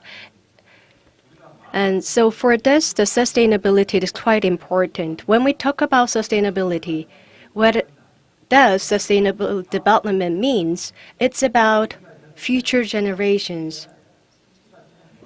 So wetlands have great potential, and we do not know it. The future generations that will be able to benefit from this great potential, I think we should not just develop these wetlands, and while recognizing this great potential. And the director mentioned a very important thing. And in Spain, there is a saying that God always forgives, but humans sometimes forgive, but nature never forgives. Nature always gives back and revenge. So natural disasters that we are going through are all man-made. So after the COVID-19, many experts are talking about how we can build a better future. And at UN, making peace with nature is the new theme that is being discussed. And ecological, cultural, and environmental value of the Ramsar site can be considered. And we should give the price tag for the economical value of these wetlands. In this aspect, this Changhang wetland was designated as the Ramsar site, and the Representative Lee mentioned that the Changhang wetland can be the hurdle for the city's development. Yes, you might be right. So that's why we need the wise approach. And I think That's why the citizens' engagement and the civic groups' engagement is quite important. We have about 5 minutes left, and we will take some questions from the floor. Do you have any questions? Yes. Please deliver a mic. Let me deliver this mic to you.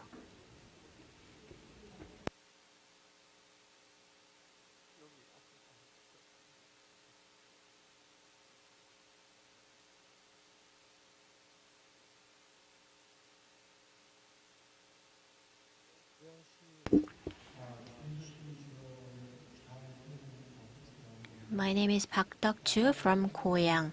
And during the discussion, you mentioned the removal of the barbed wire barrier, which is a blessing for Goyang. But that was a recent event. So I wonder where there were any surveys on the change on the ecology of the wetland. Does anyone know? Ms. Lee?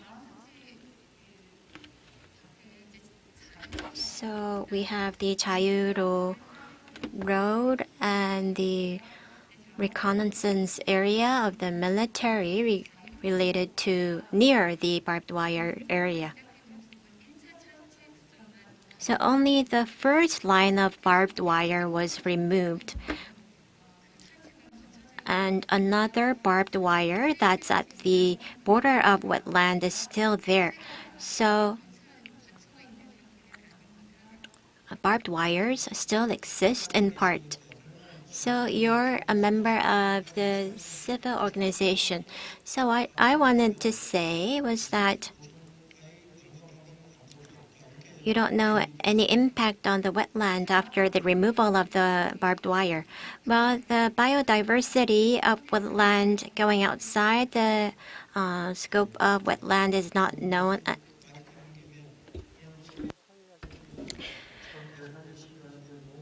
The moderator, the former ambassador for climate change, thank you very much for serving as the great moderator. We have another person who raised a hand. Yes, we have new questions.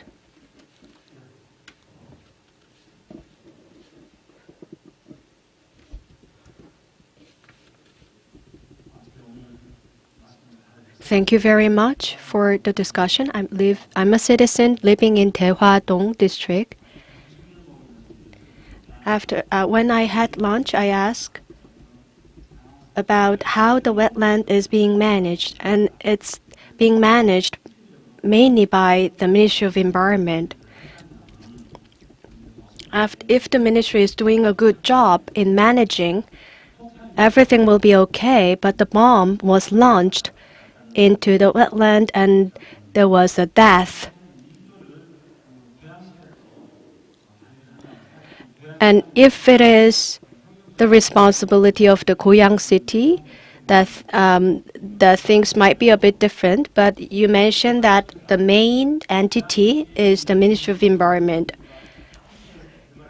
That city officials and the citizens should be the ones that should be engaged in the better management of the wetlands. But there was some difficulty because the main entity that is in charge is the Ministry of Environment. And that is not the issue only the Goyang city is facing. There is the association of the local government's heads. The heads of the local governments, they are making a proposal to the central governments. And the central governments, they have the guidelines. And if these guidelines are not violated, the local governments can't come up with the discretionary plans and action plans for the management of wetlands. So the city government, civic groups, and the city council and other stakeholders should all be engaged in this endeavor together. And next year, we're going to have also the discussion on this, and we will give you the progress that has been made throughout the year. In that sense, I believe this session was quite useful and instructive. And Mr. Sao had to leave earlier because of the train schedule that he had. And the one presenter and other panelists, thank you very much for your contributions. Thank you very much for the moderator and discussants. Please once again give them a big round of applause. Since 2019, the Goyang City Forum has been held to discuss policy means to address the many urban issues. The world is changing fastly, and we need to come up with the better measures to respond for our survival. So now we will have the presentation by James Hooper, the sustainability consultant, on the theme of the role of citizens in responding to climate change.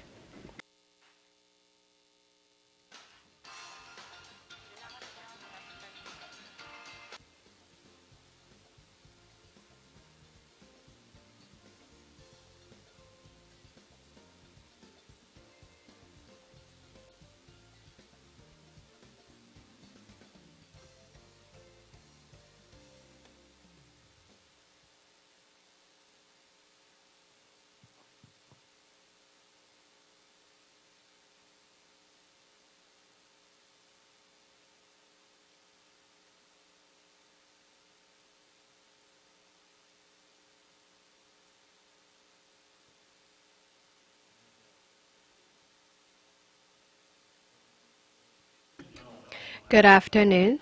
Thank you very much for inviting me as the presenter. As a citizen of Goyang City, it's my great pleasure to make this presentation, but I do not speak Korean very well, so I'm going to speak in English from now on. If I have to make the presentation in Korean, the presentation will not be so great.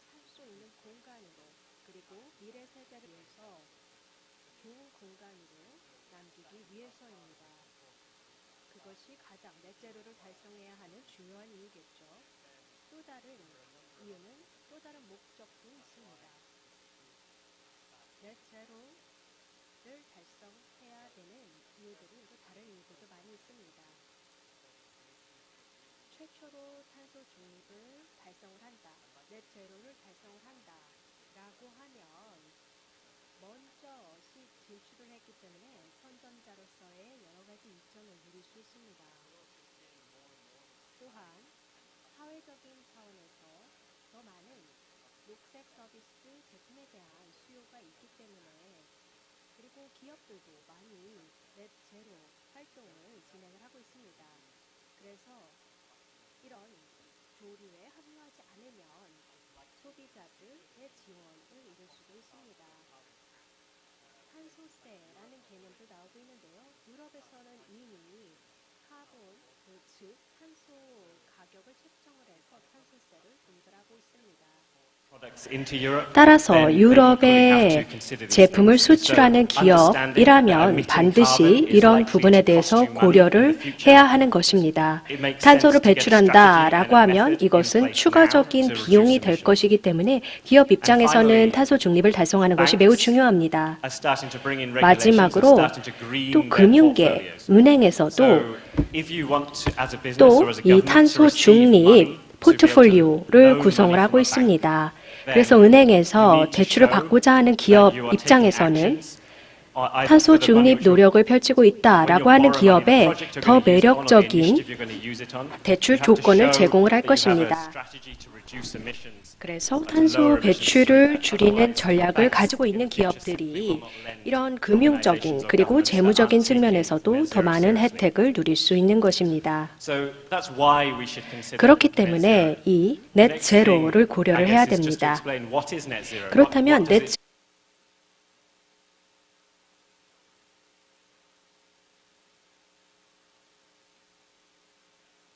dioxide makes up 75% of the contribution to global warming by type of gas.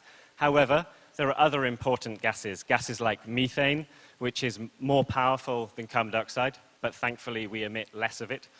And then even more powerful greenhouse gases like nitrous oxide, and then refrigerants, so industrial gases. These are maybe gases that maybe the most common example is the gases that you find in air conditioning systems. So if you have the refrigerant leaking out of your air conditioning, then when that goes into the atmosphere, it has a greenhouse warming potential up to 23,000 times greater than carbon dioxide. So it's not just carbon dioxide that we need to think about, although that is the main greenhouse gas. In terms of where emissions come from, 75% of emissions come from energy. Energy use in industry, energy use to generate power, energy use in construction. And so this is a really, really important sector. The other major sectors are agriculture, waste, and industry in terms of the emissions that come from things like cement and chemical production. So when we try to measure carbon dioxide emissions or greenhouse gas emissions, we tend to split them into two different buckets, particularly when we look at it in terms of infrastructure. So if I am building a new building, say I'm building an exhibition hall, then before I build it, I need to consider both the carbon which is contained within the materials which the building is made from, and the processes used to build the building. So am I using trucks or cranes which use fossil fuels, for example, in which case that is all embodied carbon. And then there's the operational carbon. So once I've built this exhibition center, then I intend to use it for the next 50 years. So I have to understand how much emissions, or how much, I guess, usually energy use, am I going to use each year over that 50 years? And the emissions from that, those are my operational emissions. So there's embodied emissions, which are in the structure, in the materials used, and in the building phase. And then there's the operational carbon, which is the carbon which is emitted by running the facility over the period of its life. And so these are two slightly different things. There's also some confusing concepts. So there's a concept called carbon neutral, and there's a concept called net zero. Now, carbon neutral is if I emit 10 tons of carbon dioxide, then I can offset those 10 tons by investing in a renewable energy project or investing in the the rehabilitation of a wetland, which would absorb those 10 tons of carbon dioxide from the atmosphere. So I'm balancing my emissions. So I've emitted 10 tons, but I'm also doing something to remove 10 tons. That's carbon neutrality. Net zero it goes beyond that. So net zero is based on, I currently emit 10 tons of carbon dioxide, but I will do everything I can to change my actions, to change my operations, to change the things that I do, so that I try to reduce my emissions as low as I can. So maybe through changing my behavior, through changing the things I buy or the things I do, I can reduce my emissions from 10 tons of carbon dioxide to 1 ton of carbon dioxide. Then, only then, once I've done everything I can to reduce my emissions, then I'm allowed to offset the remaining 1 ton, which I can't currently reduce through operations or changing my actions. And so net zero is a stricter standard than carbon neutrality. Net zero doesn't mean just paying someone else to sort out your problem. Net zero means taking action to try and reduce your emissions first. And so net zero is really the standard which we should be trying to adhere to. Beyond net zero, we have the concept of climate positive. So this is where, as an organization or a company, you actually get yourself into a position where you're removing more carbon dioxide from the atmosphere than you're emitting into it. So you're actually removing carbon dioxide from the atmosphere over time. So at some point around 2050, the whole of society is going to have to become climate positive, because we're going to have to start removing carbon dioxide that we've already released into the atmosphere, because our trajectory and our pathway of emissions reduction at the moment is not good enough. So to give, I guess, an easy way to visualize this, you can see the gray section is what would happen if we didn't do anything. So therefore, our emissions continue to increase over time. But where we find ourselves is trying to follow the light gray, so the lighter shape. So that graph, as you can see, it rises, and then at some point it starts to dip down and decrease. Now, underneath the graph, you see there's a green section. Now, that green section represents offsets. So that's achieving carbon neutrality. So first of all, we have our white emissions, and then our emissions drop. And because our emissions drop, in order to be carbon neutral, we have to have less offsets to be able to reach that neutrality. And then, into the future, not only do we achieve that neutrality by reducing our own emissions, so we're achieving net zero because we're reducing our own emissions, but also adding in offsets, we then also have additional offsetting in the future, which actually ends up with us having a climate positive situation where we're reducing carbon dioxide emissions faster than we're emitting them. So when we measure carbon emissions, if a company comes to me and says, I want to understand my carbon emissions, then we separate them into 3 separate scopes. So these are like big buckets which we use to measure different types of emissions. So scope 1 and 2 emissions which are directly controlled by the organization. So scope 1 is your fuel use. So if I have a company, the fuel used by my company cars, those emissions, they go into my scope 1. I have full control over that. I can decide not to have company cars. I can change them to electric vehicles. I have full control. Those go into scope 1, as do my emissions from air conditioning refrigerants. Scope 2 is emissions that come from my energy use. So this is the electricity that I use in the operation of my organization. This is obviously slightly harder to control.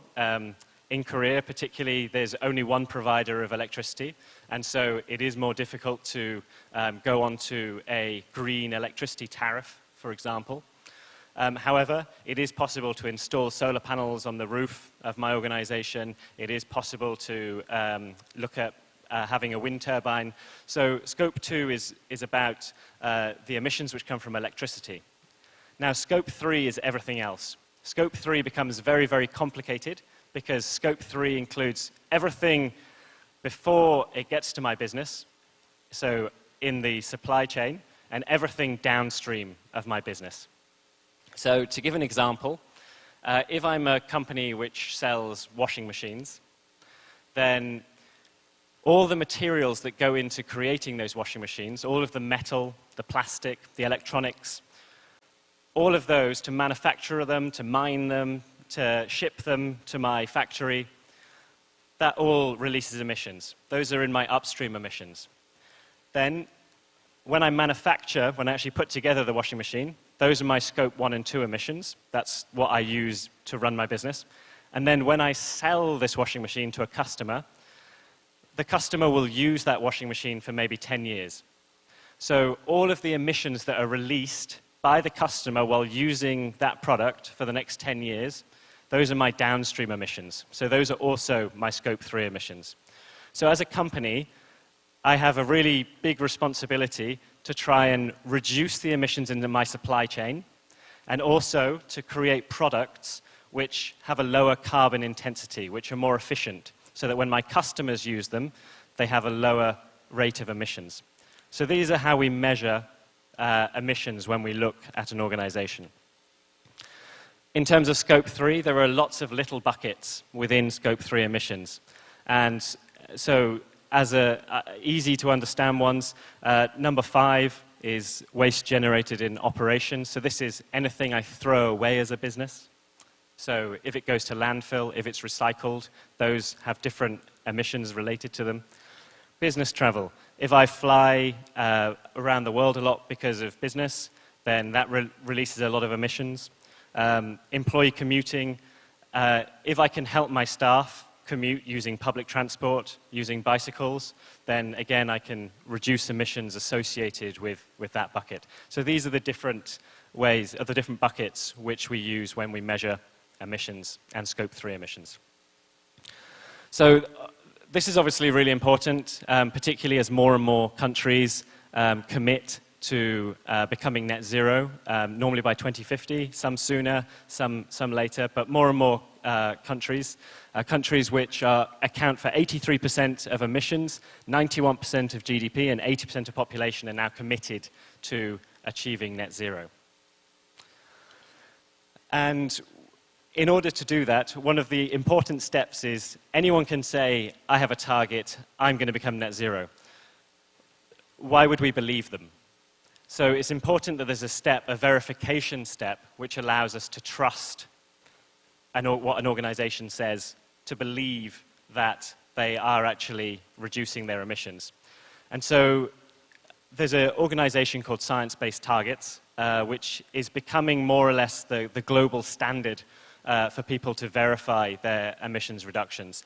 And so what happens is someone like me would come and calculate the emissions associated with an organization, and I would then work with the organization to put in place strategies through which they could realistically reduce emissions, and then calculate the percentage of reduction that they could achieve through those initiatives.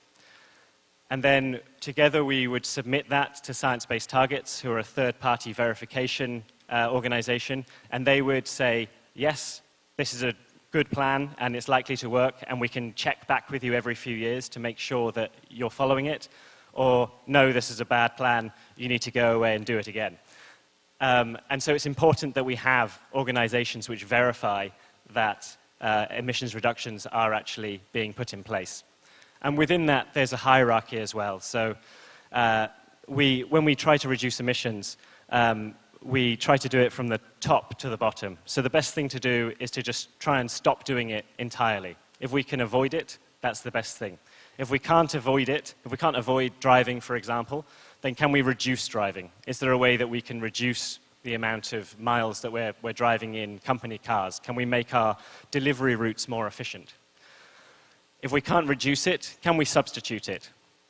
Can we change the delivery vehicle from a petrol vehicle to an electric vehicle?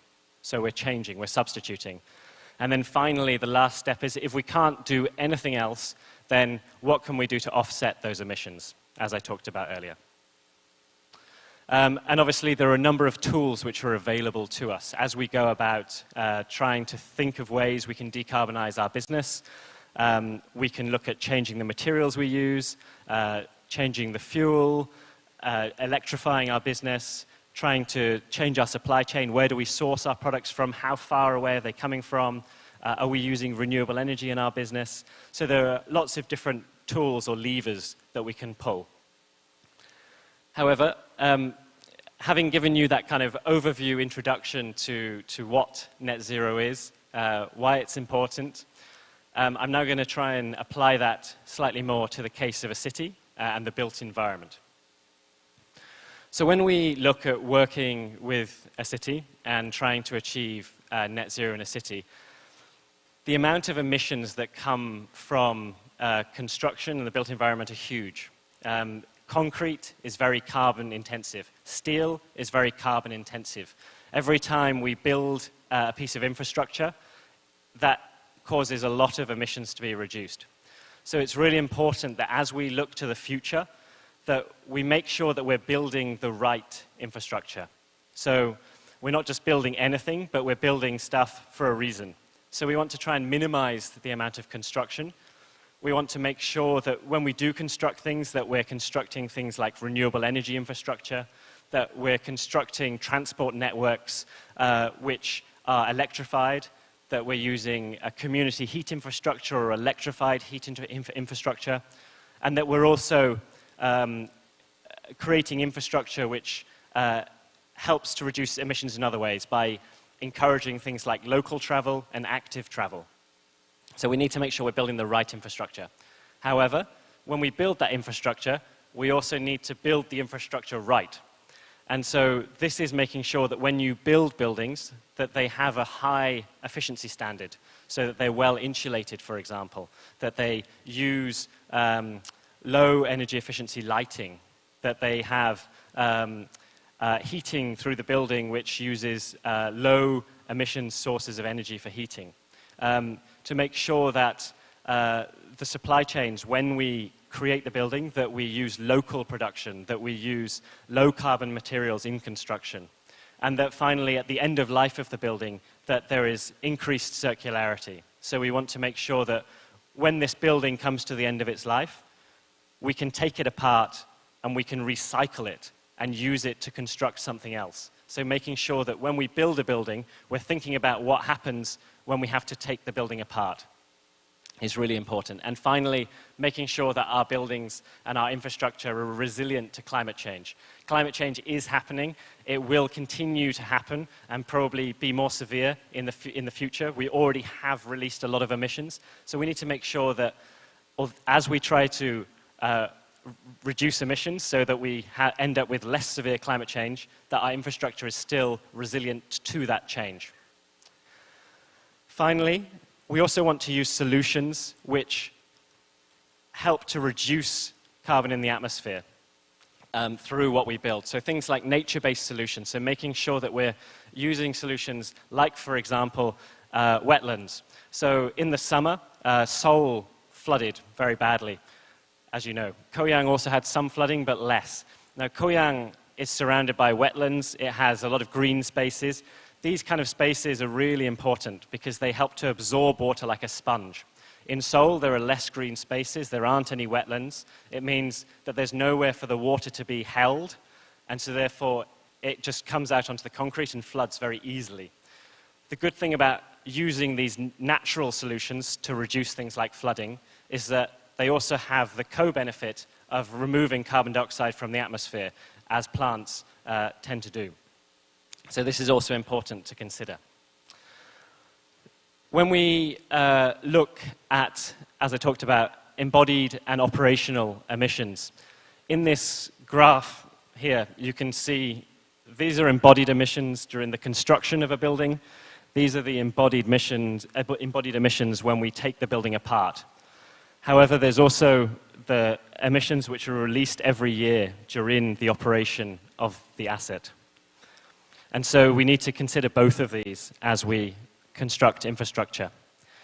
So thinking about operational emissions, our goal is to reduce the energy intensity of our infrastructure. So this is using buildings and offices as an example. So we want to make our buildings from being less efficient, so more energy use per meter squared, to make them more efficient. And we want to do this at the same time as we're increasing the amount of renewable energy we produce. If we don't reduce the building energy requirements, if we don't make them more efficient, then we have to build a lot more renewable energy, which is not only very expensive, but as you know, one of the problems with renewable energy is that sometimes the sun shines, sometimes the wind blows, sometimes it doesn't. And so the more that you rely on creating more renewable energy infrastructure, you have to create even more of it to be sure that you have enough energy. So the best way to achieve this point is to increase efficiency at the same time as increasing renewable energy production. In terms of design, if we look at a very simple example of how to improve efficiency in design, we're in the northern hemisphere, so the sun is in the south. If we build our buildings facing south, it means that the heating demand for the building is very low. If we build our buildings facing north, the heating demand is more than twice as high as if we build buildings facing south. So this is why it's really important. This is a very simple example, but it's why it's very important from the design stage to consider how we can improve the energy efficiency of buildings and how, therefore, we can reduce emissions. This is another example, so operational emissions. So looking, two of the key ways that we need to really focus on reducing emissions are from heating and cooling. These are really big energy users, but through smart design, alongside the use of heat pumps, we can find a way to be able to reduce the energy usage related to these things and also make that energy usage green as well. So moving on to embodied emissions. On this graph over here, we can see the full life cycle of a building. So we have the raw materials, then we put them together, we construct our building, and then at the end of life, we take it apart. And this stage here is operations. So operations is just one stage of the whole building life cycle. And we need to consider each of those stages. And so the materials are really, really important. And so as you can see, here is a kind of demonstration of we have emissions, say, which are related to different building components, and we can calculate how much emissions we expect to be related to each of those building components. And then when we see where most emissions coming from, we can focus on those building components, and then we can apply intelligent design and specific engineering techniques to be able to reduce the emissions intensity associated to those most emitting, most embodied carbon elements of the building. And so this is why it's really important to have good data, good design, and understand where the emissions in your building are coming from, so you can focus your energy on reducing the largest sources of emissions. And so there is a standard which lays out a structure for being able to do this. This is developed in the UK, but it is an international standard. And basically, it takes you through each stage of the building's design and life cycle to then an operation, so that you can make sure that you're thinking about and accounting for the emissions and how you can reduce them at each point during the building's life. And this is a graph which shows this, again, in a slightly different way. So along the bottom, we have the different stages of a building's life. We have the planning, we have the design, we have the construction, and then finally, over here, the commissioning and operation. Now, depending on when we try to reduce emissions, makes a big difference on the impact we can have. if we look at trying to reduce emissions in the planning stage, in theory, we can reduce 100% of emissions because we can say, actually, we don't need this piece of infrastructure. We can solve this problem in a different way. The further we get along the design and construction timeline, the more emissions that we can no longer avoid. However, what you can see is that by putting these, I guess, different considerations at different points in the timeline, by thinking about them and putting in the right solutions, it's possible to make massive reductions to the carbon emissions from infrastructure. So these are actual examples from projects that my company's been involved in where we've had a solution of like avoiding construction, which has resulted in a 94% saving in carbon in terms of materials, 75% in terms of consumption during construction, so just building less, not minimizing the footprint of the building, resulting in 90% reduction in emissions, building more cleverly, so in the design of the building, making it more efficient. And so each time you can see that you can make really significant emission savings through the building life cycle. Now, the really, really clever thing is that carbon is a really good proxy for efficiency. So if you are reducing your carbon emissions, which probably means reducing your materials and reducing your processes, you also reduce your costs. So by reducing carbon emissions in this way, you also make sure that you're spending less money on constructing the building. And so there is a very strong relationship between reducing carbon and reducing cost. I believe I have a video now, which we have a tool which allows you to visualize a project and to be able to... Governments and businesses play I'll let you a watch it. crucial role in decarbonisation and in creating a sustainable future for generations to come. If we are to reach the target of net zero emissions by 2050, we must act now. A lot of the decarbonisation focus is put on reducing our operational emissions through switching to renewable energy sources. However, as we continue to develop our societies and invest in our built environment, we must consider the impact that hidden carbon, or embodied emissions, has on our overall carbon footprint. What if we could understand and communicate the carbon impact of our design decisions? We can. Introducing Carbon Twin. Carbon Twin is an interactive tool that visualizes the carbon intensity of infrastructure projects and enables more informed decision-making towards a net zero future. By combining embodied carbon data with carbon pricing and 3D models, you can view the hidden carbon within a design. Carbon Twin enables decision-makers to make carbon reductions without the need for specialist software or carbon knowledge. It allows organizations to perform a quick sensitivity analysis to carbon pricing, improving their financial decision-making. And, as a customizable tool, Carbon Twin can be tailored to suit project needs across any sector. If you are looking to understand the hidden carbon in your infrastructure projects and want to drive down emissions, talk to us.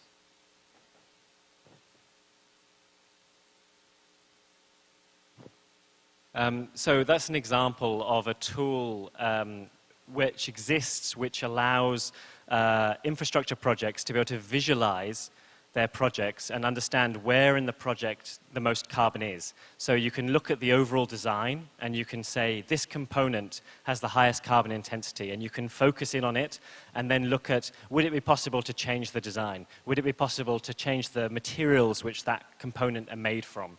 And so it's really important to be able to visualize these things, to be able to take a step back and understand how to make those efficiency gains.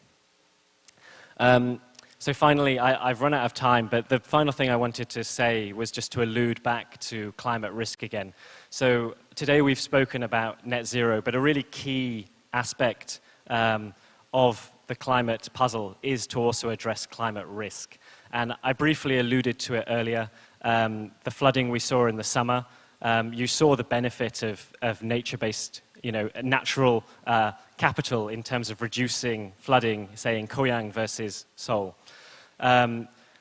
However, it's really important that as we consider the future and as climate changes, that we make sure that we are prepared to be able to deal with the future climate. And that means running scenario analysis to create scenarios in which certain very impactful climate events happen and test how we think our critical infrastructure would survive or would be able to withstand these events. Also for companies as well to understand how their assets, how their operations would be affected. And this is a really important piece of the puzzle.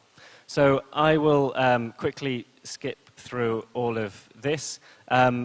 What I talked about today, there are lots of great resources that you can see. So this is a list of key resources which I referred to in my presentation today. And so you can find them here or on the back of the pass as a QR code, and you can see the resources by going and checking that as well. Thank you very much. 감사합니다.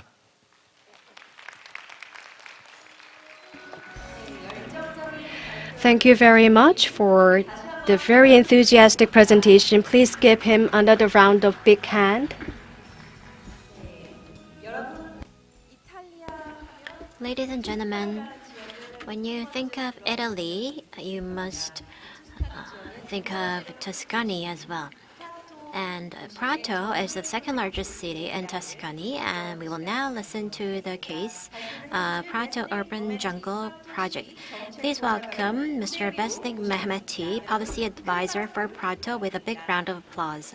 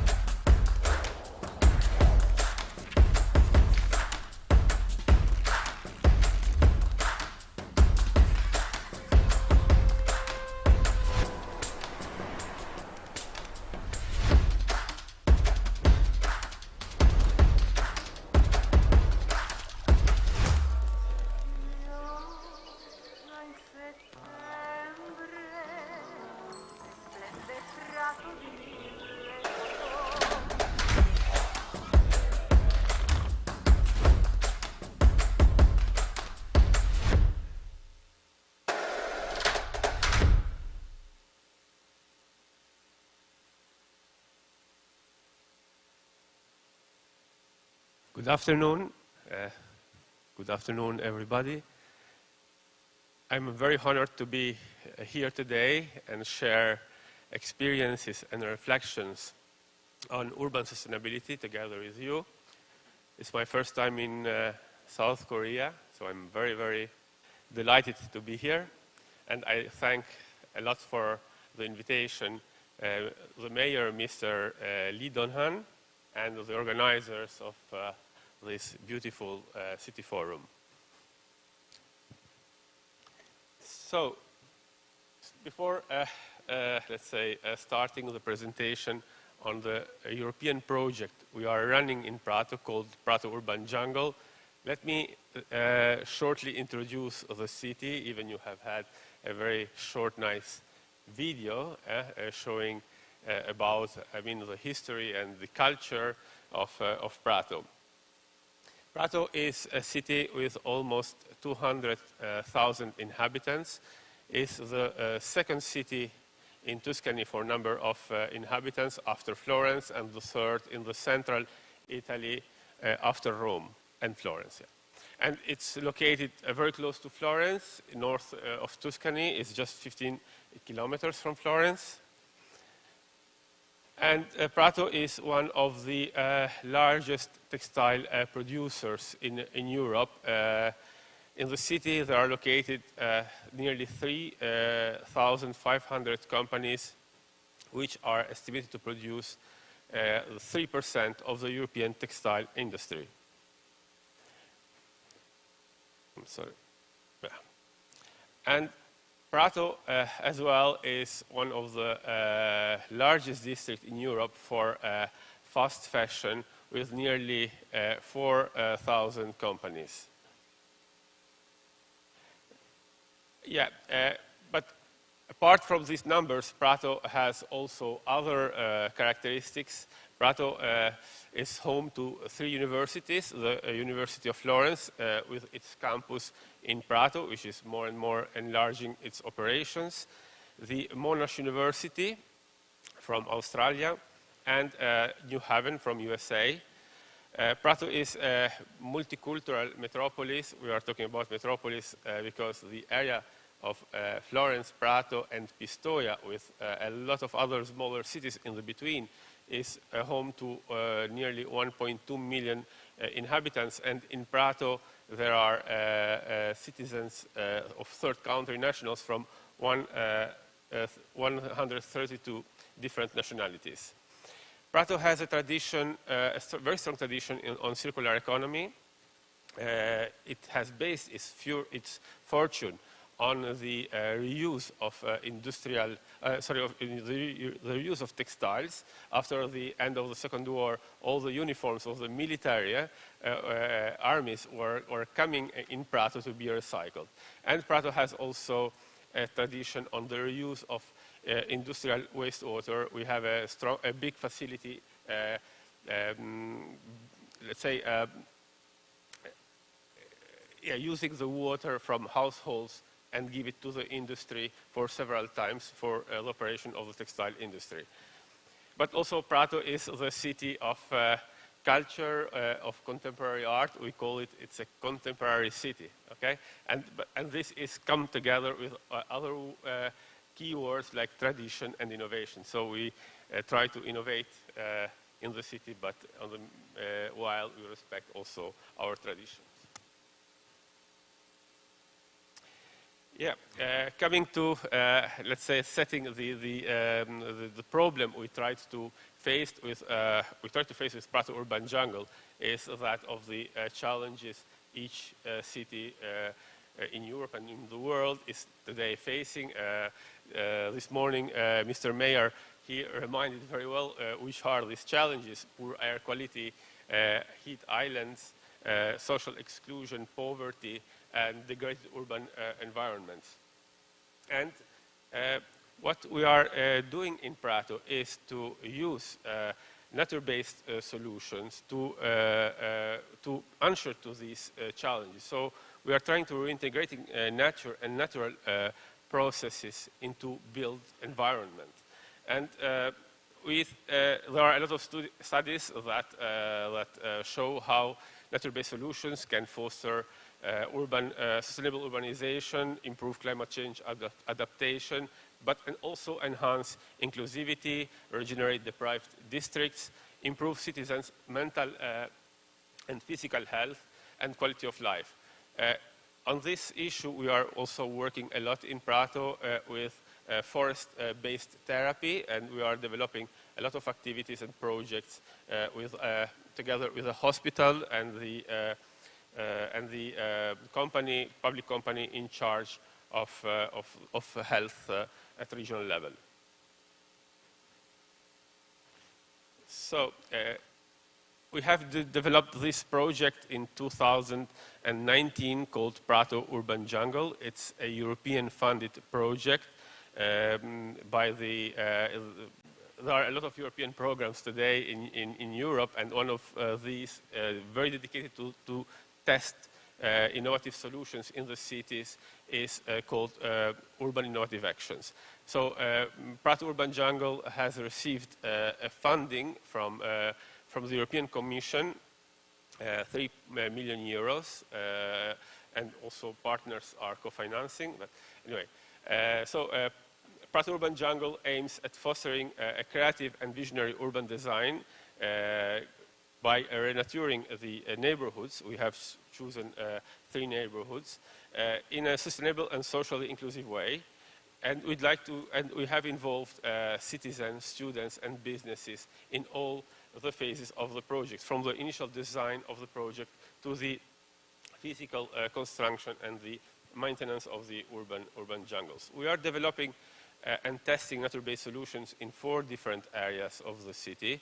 And what is, let's say, also more impactful is that through the project we are also establishing a innovative governance model to ensure that these urban jungles are maintained and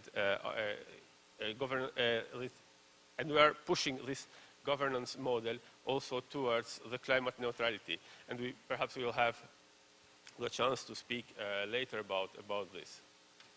So, what are urban jungles in our project? By urban jungles, we mean high density and green redesigned areas that are immersed in the city. And the greenery is positioned in the largest number of surfaces and spaces. So it's in the where you find the most critical issues like heat islands or pollution, or the need to create socially and livable spaces. Yeah, and COVID-19 has, let's say, on some point hampered the realization of the project, but on the other side, also COVID-19 has, let's say, make us more aware that we need these spaces for citizens that have to be more, that have to provide a social life and a livable city. So we intervene in the roof level, in the wall level, and in the ground level. I won't, let's say, explain. These are some architectural techniques. Our partners are dealing with these techniques, but we are. I mean, I wouldn't go much deeper on this. Yeah, just let me present also the partners of this project. The city of Prato is the lead partner, is coordinating the project, but we have also other partners like Peanut, which is a multidisciplinary design company on the use of plants to improve human well-being. Studio Boeri Architects, it's the international architecture studio, very well known for the vertical forest in Milan. The Institute for the Bioeconomy of the National Council of Research, which is helping us with all the activities related to environmental monitoring. Estra is a leading company in central Italy for gas and electricity distribution and sale. Lega Ambiente is a historical non-governmental organization which is focused on environmental education and in raising awareness of citizens. And two very small companies. They were former startups, but now they are, let's say, companies, well-developed companies like Green Apes, which has a digital platform which involving citizens and rewarding citizens for eco-sustainable lifestyles and actions. And Freedom, a platform that allows people and companies to plant trees around the world and follow them online. And it's financing farmers, mostly in Africa. So I will, in my presentation, focus mainly on the communication and awareness-raising activities in the engagement and the governance model. I thought these activities were those, let's say, more coherent with the topic of the Today Forum. But before, let's say, looking at them, just let me show you our pilot areas. We have chosen 3 pilot areas in Prato, and they have become 4 during the project implementation. I explain you why. And these are the first area is the private building of the Estra company. Is let's say it's located in the most important traffic arteria of Prato, where we estimate nearly 50,000 cars are passing every day. 50,000 cars in a city of 200,000 inhabitants. So it's quite a huge number. Then the second pilot area is in a high population density area characterized by social housing. And the third pilot area is in the former industrial area called Macro to Zero, which is undergoing an urban regeneration process today and is home to the Chinese community in Prato. In Prato we have perhaps the largest Chinese community in Italy, and one of the largest in Europe after London and Paris. So this is the Estra building today, and this is the project developed by the Goyang architects. This is the north facade. This is the bird's eye view, and this is the rooftop where the employees of the company can meet each other and can organize social events together. This is the pilot area of social housing, the second pilot area. This is how it's today. Works have started last June, and it should become in this way with social areas to where let's say inhabitants can meet. Today with technology we come closer to the people who are very away of us, but we become away of people who are close to us. So we need these places, social places where people can meet. And also nature-based solutions, let's say they're a very important role in terms of reducing heat islands and reducing the climate change. And the third area is the Macro to Zero. It was a former textile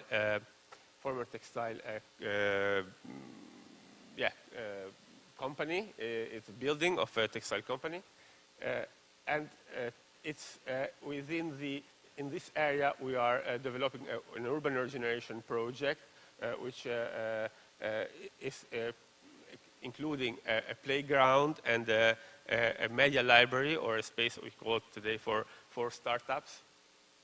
And this is how this building will become after the works will be finished. This is the outside, and in the inside is we are building the air factories. It's a project made by one of the partners, where these air factories are able to reduce the pollution inside the building. And the fourth pilot area, it came as a result. I showed you before, and I can't come back. This was an original design made by the architects with a greenhouse between close to the building of the social housing. But we talked to the inhabitants there, and we had some co-design activities with them. And after that, we decided to move the greenhouses. Greenhouse, right? Yeah, greenhouse. In a fourth area, which is very close to the Turkey Street, and this will be an urban farm where we'll have a high-performance urban greenhouse for the production of plants. We let's say stress a lot the importance of kilometer zero food, and we'll also have the administration of locally produced food and drinks by using containers, industrial containers that we have in the city, and also we'll have areas for music and for film events.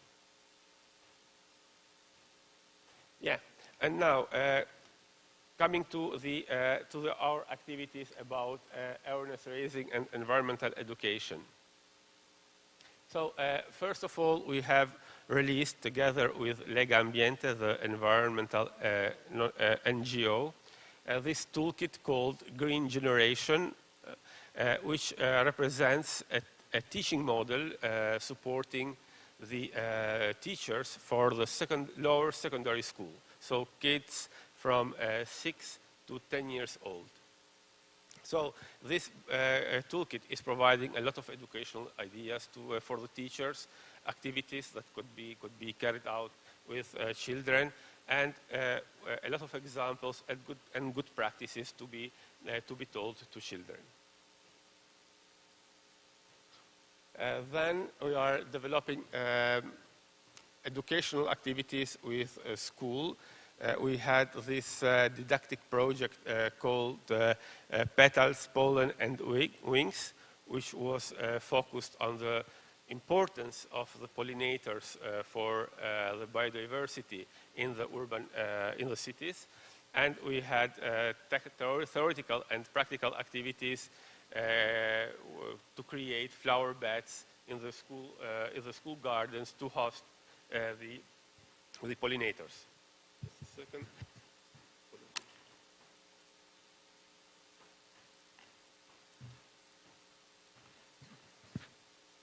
Another activity we had this time with students from higher school is the spring forestation workshops. In order also to promote the fourth pilot area, I showed you the urban farm. We brought these students to plant trees and in this area. So together with our service providers of the city, so the company owned by the city, which is in charge of the urban green, we were let's say promoting workshops in the area. And then in a school called Alberto Manzi Primary School, we also implemented a small forest of 25 meters square, where students could, let's say, could understand how the ecosystem how to put into the practice, the contents of the environmental education. And it's very interesting, and this has been developed in 3 years. This is the 3rd edition. It's a course organized. Also, this course was organized with Legambiente, called "Create Your Own Jungle." This course is addressed to citizens, and we are involving them in order to make them the protagonists of the urban forestation activities. So in this course, we teach citizens how to plant trees and how to take care of the green in the city.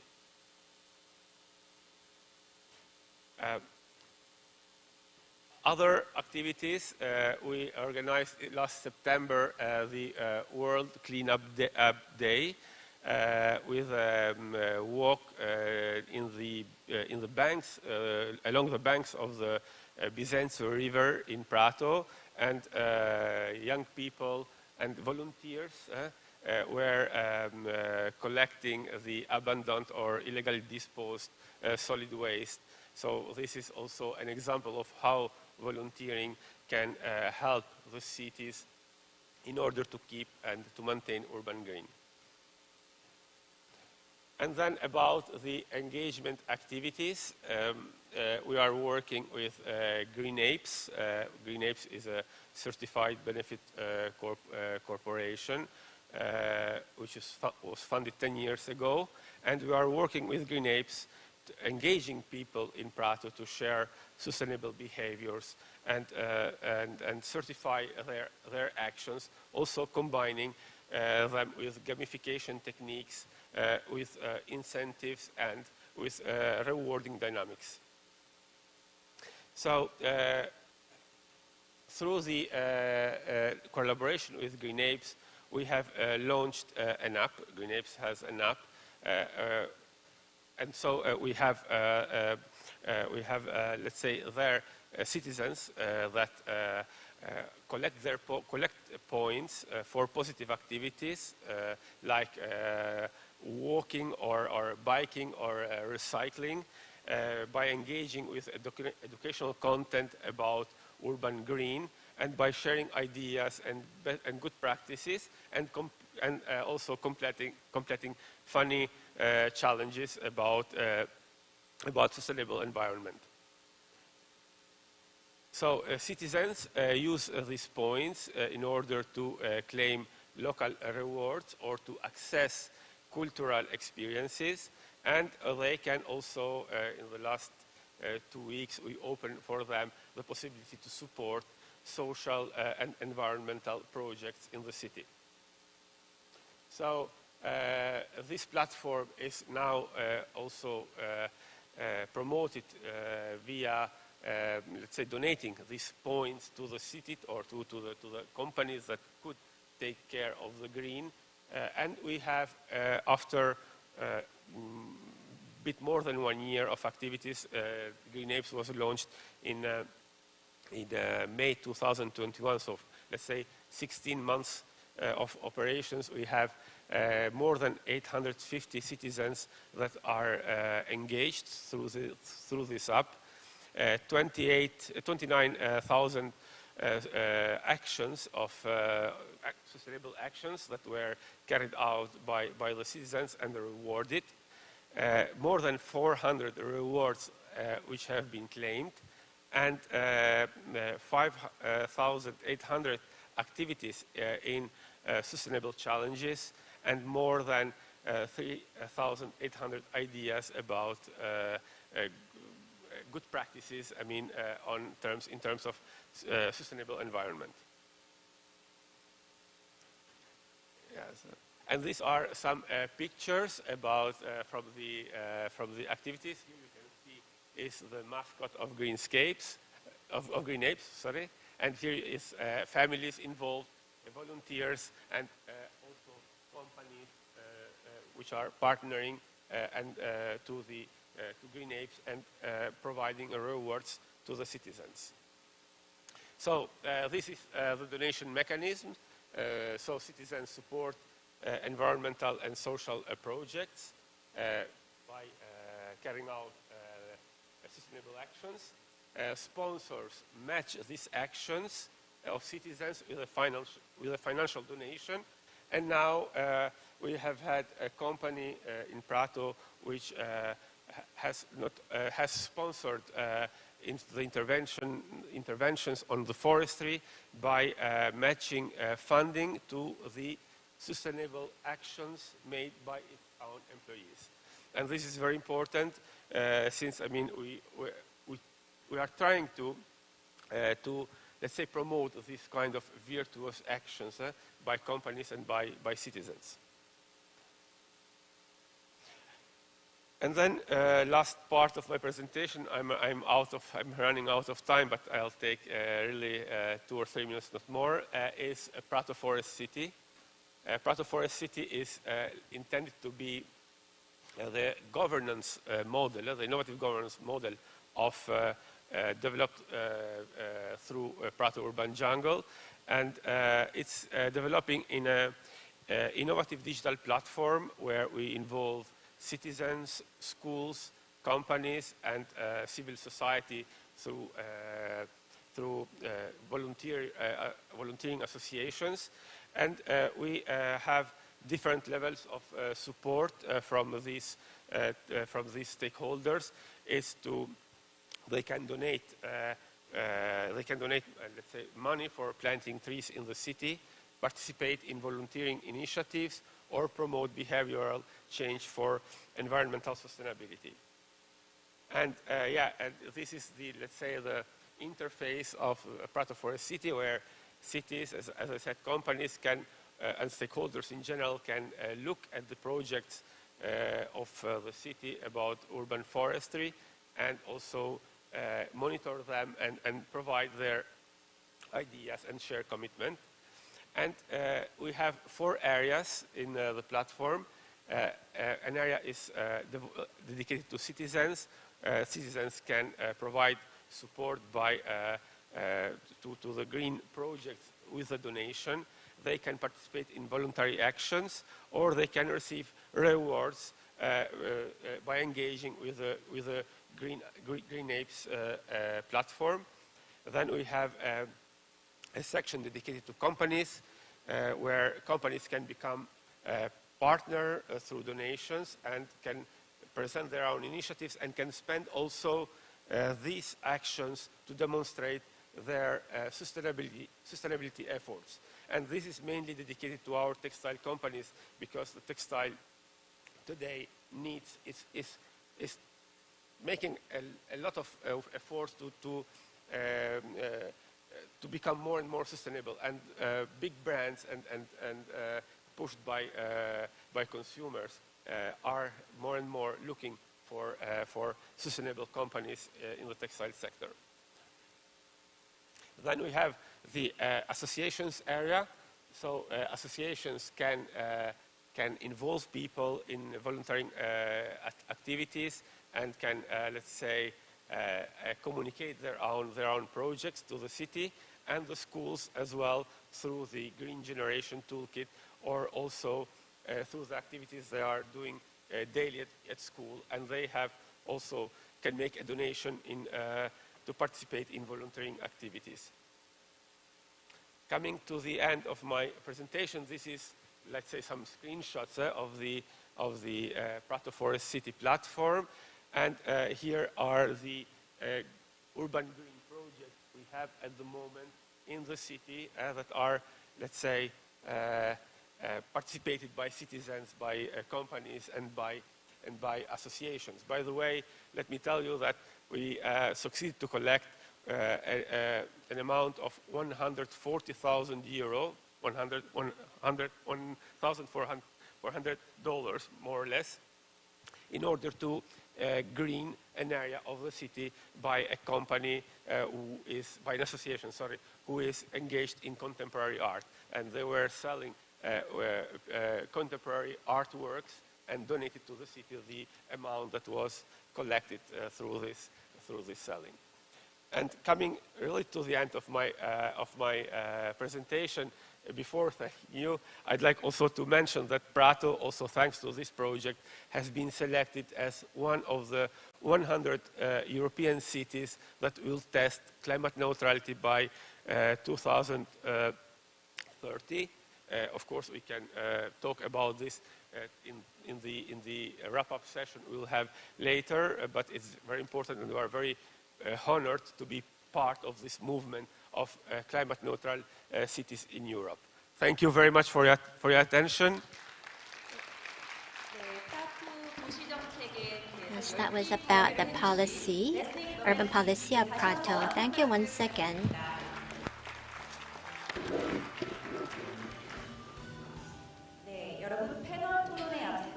Before we have the panel discussion, we will set the stage for the panel discussion. Please stay with us.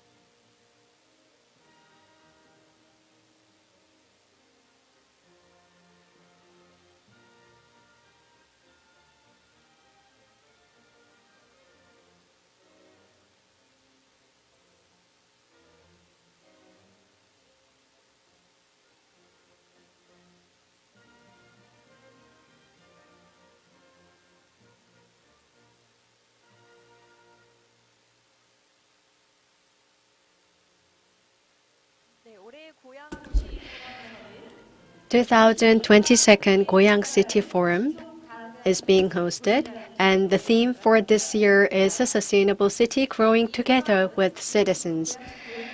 And the forum is being streamed live on YouTube. And I hope that online participants, you will be with us till the end of the event.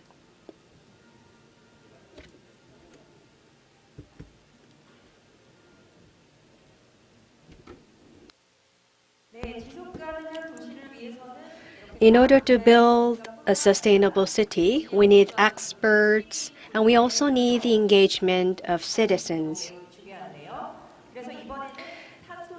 That's why we have prepared this discussion session on how to facilitate citizen engagement in the carbon neutrality green life.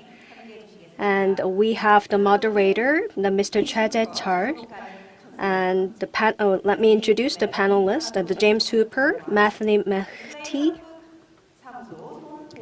and we have General Manager Son Bong-hee of ICLEI Korea office. And we also have the Lee Seung-an from CACO, the Lee Taek-soo, the representative of the Gyeonggi-do province, the provincial council. Good afternoon. We have the two global presenters and the representative Lee Taek-soo of the Gyeonggi-do Provincial Council, and the Son Bong-hee, General Manager of ICLEI Korea office, and the Lee Seung-an from the Korea Environmental Corporation are here with us as the panelists for this session.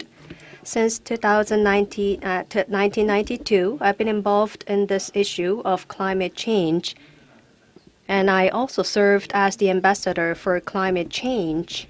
And at Seoul University and Yonsei University and Inha University, I am teaching climate change and the carbon trading markets. Yes, if you listen to the presentation even in Korean, it's not easy, but you have to listen to it in English, so it must have been really tough for you to understand. And why cities should be leading these efforts to respond to climate change. 75% of the emissions are created by cities, and 55% of the population live in cities worldwide. And by 2025, 2/3 of people will be living in cities, and Korea is no exception. Cities emit greenhouse gases through transportation, the residential complexes, and the heating. So in that sense, the city's engagement in responding to climate change is very important. So we were able to hear the case of Prato. And yes, the carbon neutrality and net zero. So net zero targets by 2050, that was covered a lot in the media. And since the Industrial Revolution, that the temperature has been risen already by 1.1 degrees Celsius, but the goal is to limit the rise to 1.5 degrees Celsius. So that's how the governments around the world have come up with net zero targets by 2050.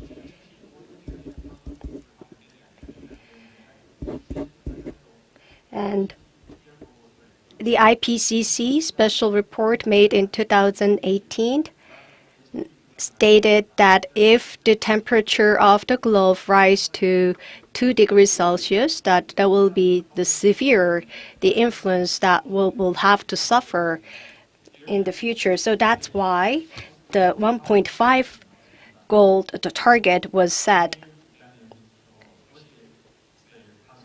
So we will first hear from the General Manager's Hond on this topic. Good afternoon, everyone. I am Son Bong-hee from ICLEI Korea office.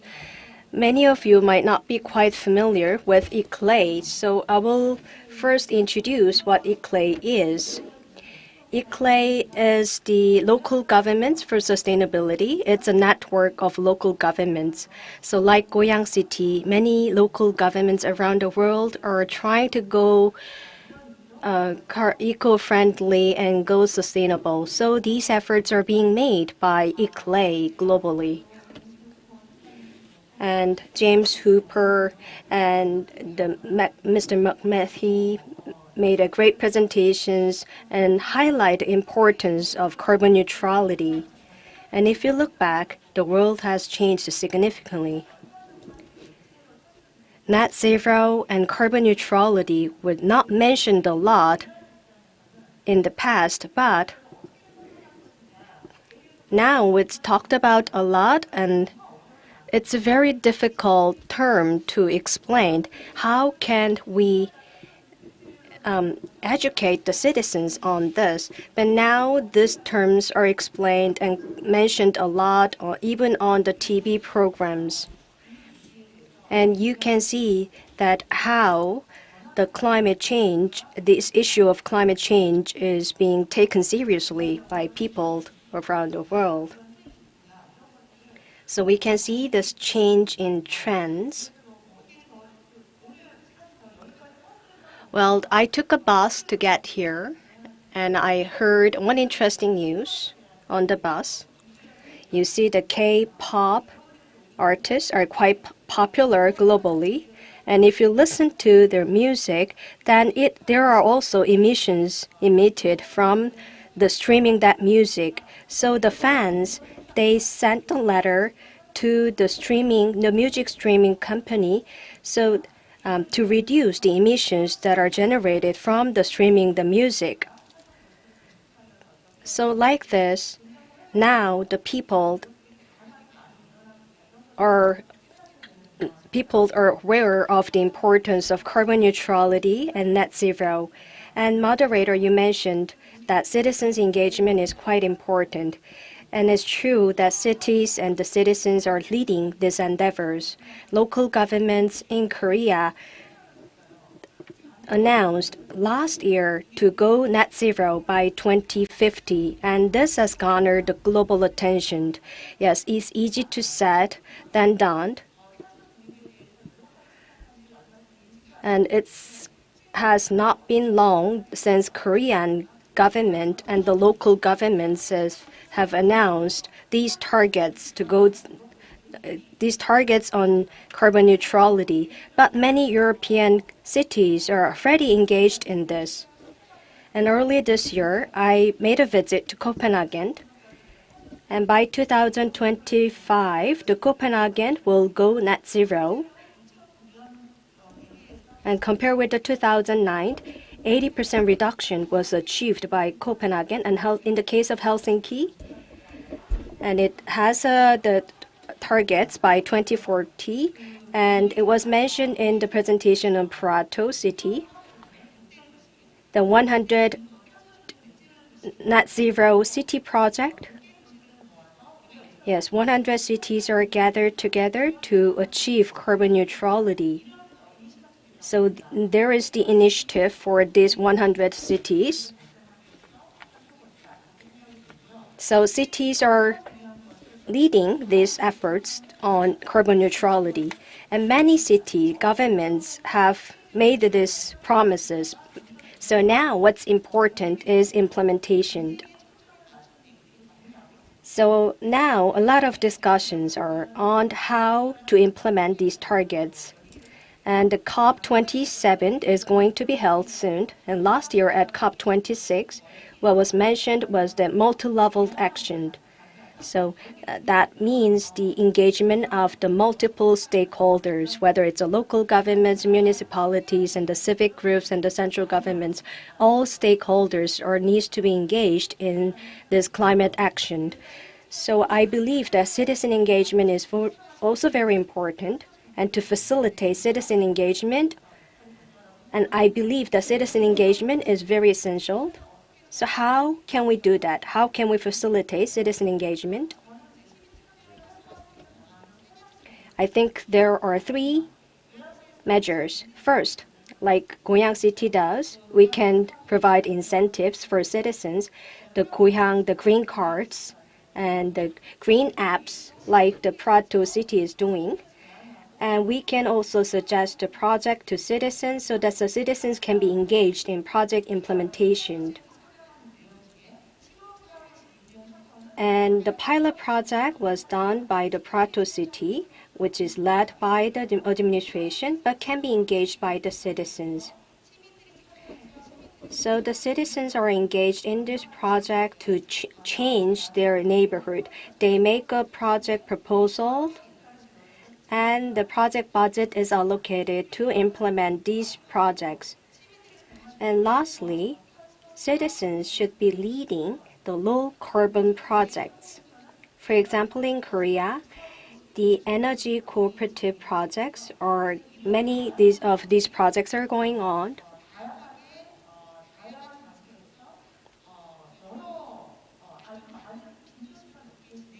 And when these citizen engagements and these activities are carried out on multiple levels, that we can make a contribution. And there might be the areas for improvements and the failures and the mistakes that are being made throughout the process. And this should be reviewed and we should find the new and better models for the future as well. I think I've spent a lot of time. And lately, the UN Secretary General made this comment. And the UN Secretary General said it's like a collective, we have a choice in front of us. We can commit a collective suicide, or we can make a collective climate action. So we should make the right choice. Thank you very much. Yes, the collective action is required. We should, in 2021, we made our net zero target by 2050. And Europe announced 30 years earlier than Korea. So we only have 30 years when the Europe is trying to go net zero. In 60 years, we only have 30 years. So that's why the citizen engagement is essential. And how we can elicit citizen engagement? Of course, there must be incentives for citizens, like carbon points. And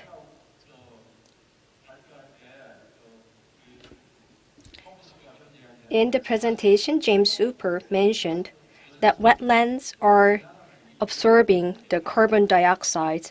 But in Korea, the wetlands are considered as the place that emits carbon dioxide. So let's hear from Lee Seung-an from the KECO. Hello, I'm from the Korea Environment Corporation. My name is Lee Seung-an. I'm the head of the Greenhouse Gas Statistics Division. Thank you for inviting me to this great event. So as the moderator, Ms. Son has mentioned, actions of the citizens are essential. And I'm mainly responsible for the task that I'm going to explain now. In the Ministry of Environment, there has been a project commissioned to the Korea Environment Corporation. If households save energy, they can get points, and if they reduce the distance that they drive with their car, they can also get points.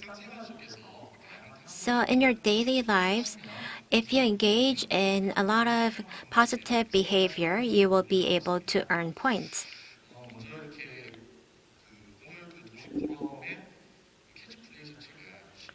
The theme for today's forum is a sustainable city growing together with citizens. And if citizens at the audience, well, let me ask you a question. So we all talk about net zero and carbon neutrality. Then, in order to succeed in these policies, what kind of action can you take? So there is a person who raised his or her hand. So in terms of climate crisis, we need to work on action by the citizen in addition to reduction. Mr. Hooper mentioned the building of a net zero city. And to build this, there would be a lot of hardware that is needed, such as photovoltaic energy and low emission transportation means. But without raising the awareness of the citizens and encouraging their action, we won't be able to realize this. So in the face of 2050 carbon neutrality, the priority is encouraging citizens' participation. In the past, our policy was a top-down policy from the central government, so it was mandatory to save energy. But from now on, we need to change our paradigm to take a bottom-up approach. It should be the citizens that take action first and take the initiative. I think that should be the priority in our policy direction in the future. And under the new administration of Korea, we have 100 new tasks that includes carbon neutrality, and there's one detailed action plan about encouraging participation by citizens. So based on this, local governments, public organizations, need to come up with programs to support the participation of citizens. So in households, they need to save energy and also try to use public transportation.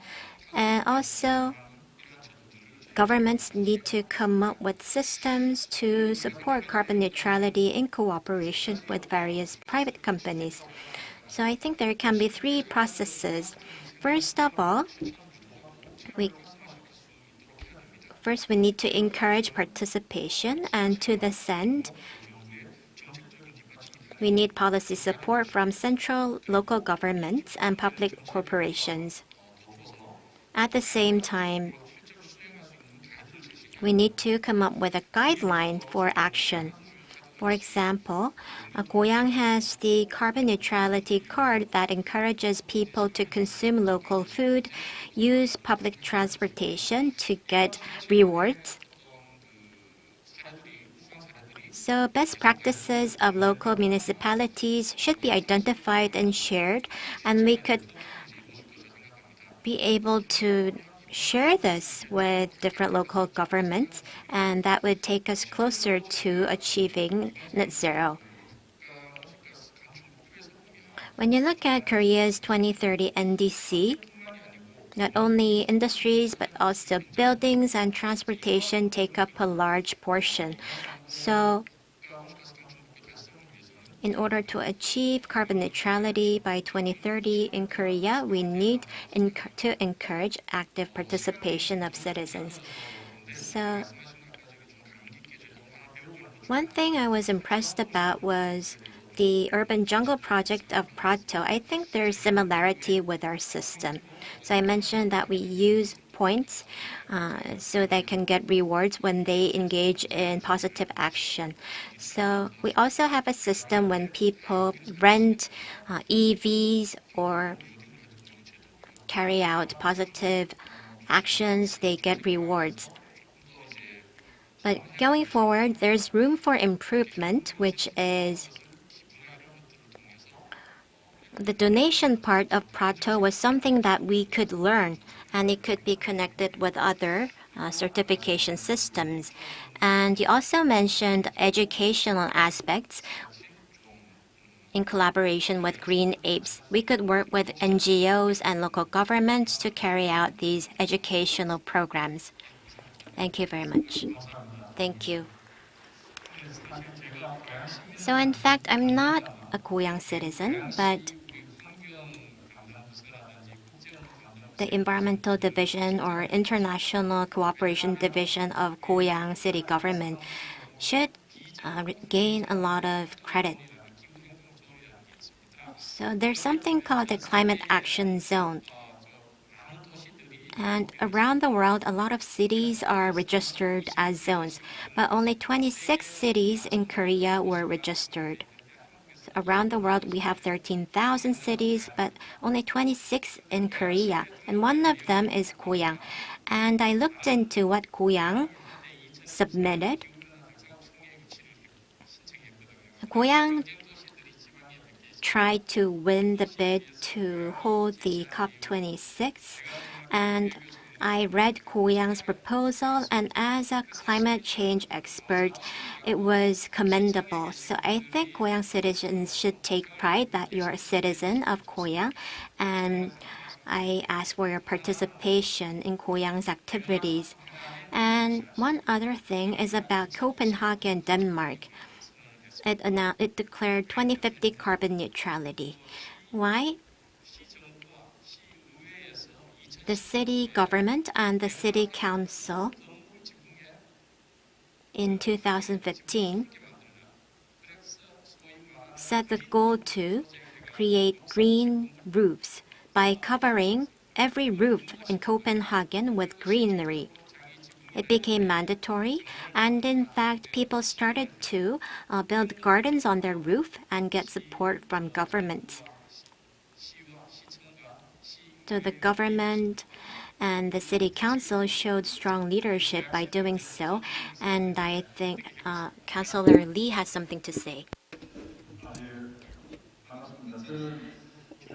Good to see you all.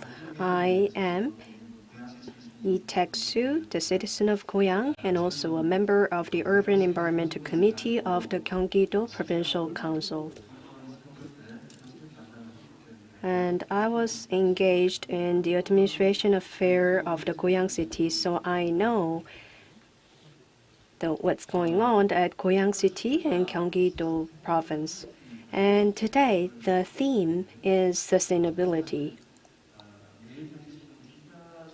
And I used to be a reporter of the Mailed Economics, and I went to the UK for studying, and that was 15 years ago. So for almost 2 decades, the sustainability is being talked about a lot.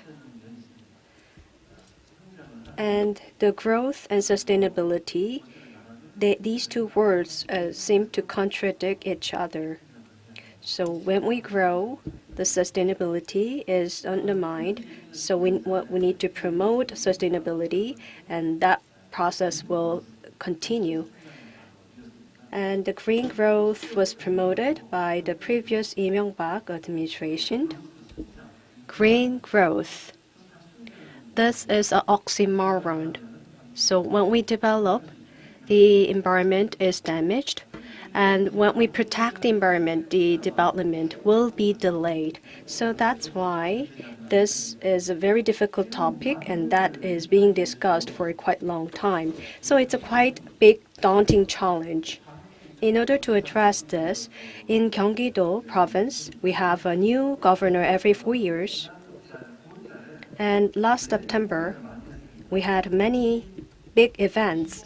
Carbon neutrality 2050, the vision declaration was made in September as well. So by 2050, we will go net zero. The Gyeonggi-do province will go net zero. And the support center is going to be in operation as well. And the carbon neutrality, the private-public consultation body is going to be established. And the carbon neutrality event was also held to raise the awareness of carbon neutrality.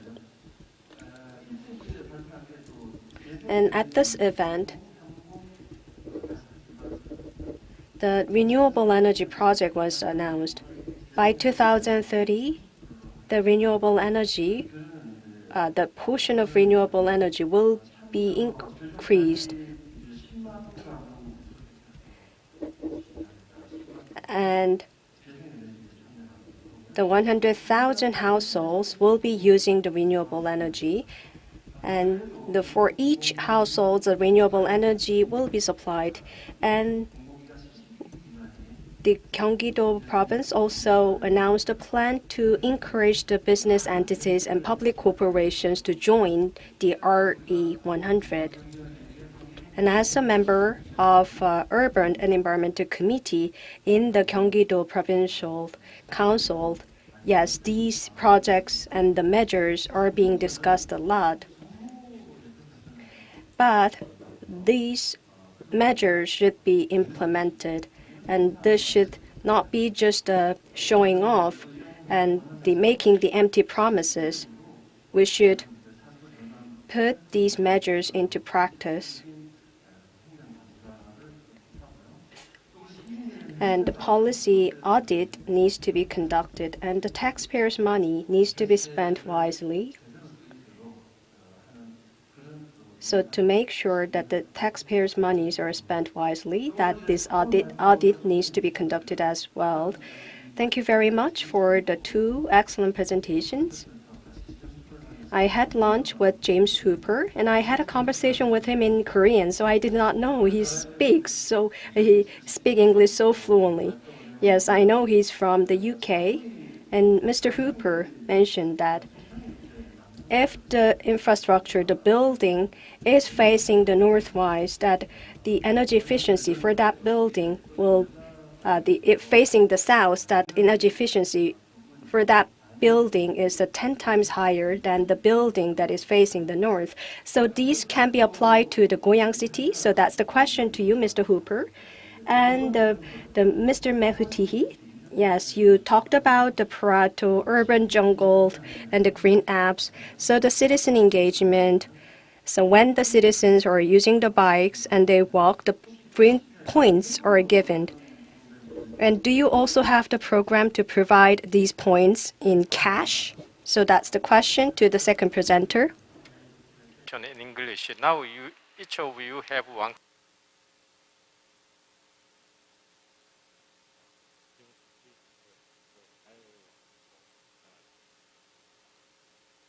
네오스. 그만 잠시 하고 혹시 메모테시? Yeah. Would you kindly address your position regarding the questions? Yeah, thank you for your question. Yeah, to be very direct to your question, the answer would be no. We are not interested to provide cash to the citizens.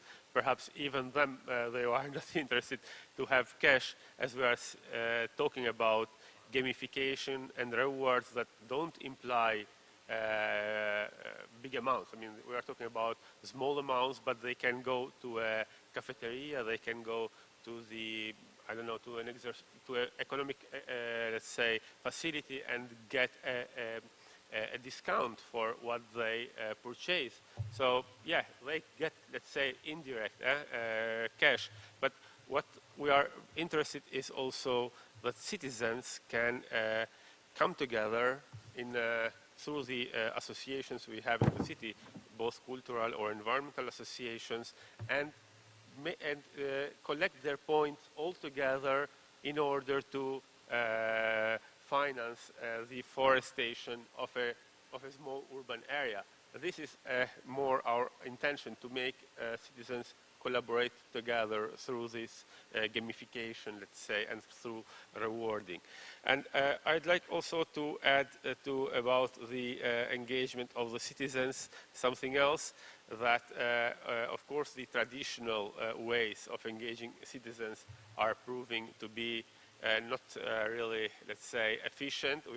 We talk about participatory fatigue today, you know, but we need to find new ways to involve citizens in activities like games or volunteering or gamification or rewards.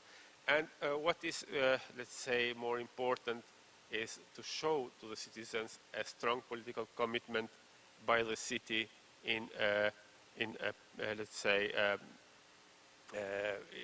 in the implementation or in the design of implementation of a policy like climate neutrality. If political commitment will lack, also citizens will be less and less incentivized to engage in activities. And on the other side, all these kind of activities we are developing, and more we are going now towards climate neutrality, shows that also we need a new governance of our cities. I don't know in South Korea, but in Italy we are not habituated. We are not, let's say, used to work across different departments. We mostly work in silos with fragmented activities and responsibilities. Everyone has its own objectives to be pursued, but we lack, let's say, what we call now in Europe a mission. Climate change is a mission. It's not an objective. We need to start working and learn to work by missions. So this is something that I see we are still we have a lot to improve in our cities, and this goes also together with the political commitment, and this goes also political commitment can bring citizens closer to the city, and it can bring citizens to engage more in the environmental positive actions. Thank you very much for your kind explanation. Mr. Hooper, on top of the point raised by Representative Lee, I wanted to have one question to you. Would you kindly explain about ultra low emission zone introduced in London? Yes, please. Yes, of course. So in terms of the orientation of housing, so for housing facing southwards, as I'm sure you all know, actually Korea already does a very good job of orientating apartments to face south, to the extent that if you go to, say, Jichuk, there are amazing views of Bukhansan, but all of the apartments don't face Bukhansan, and the wonderful views, they all face south. So sometimes you wonder whether the view would be nicer, but actually in Korea generally there is already a good culture or good design guidelines of facing houses southwards to improve energy efficiency. There are other things you can do. For example, you can have a certain level of shading over the top of the window so that in summer the sun that comes into the house is less intense, so you need less cooling.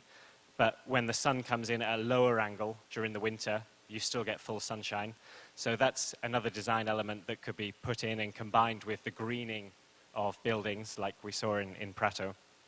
And equally, the spacing of apartment buildings. So to make sure that when apartments are built, that apartments which are behind apartments aren't shaded from sunlight, as sometimes happens. So thinking about how you make sure everyone gets an equitable situation in terms of their sunlight and energy demands. So yeah, I think Korea generally does very well, but there are extra initiatives that could be put in place in the design of housing.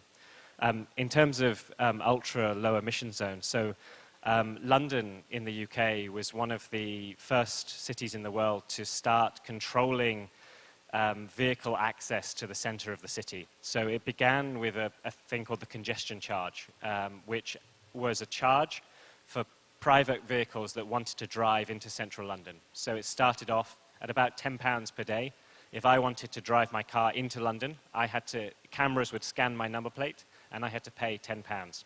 And now this was really effective because firstly it reduced the number of cars in the city, but that money was reinvested into public transport to improve buses, improve the metro system.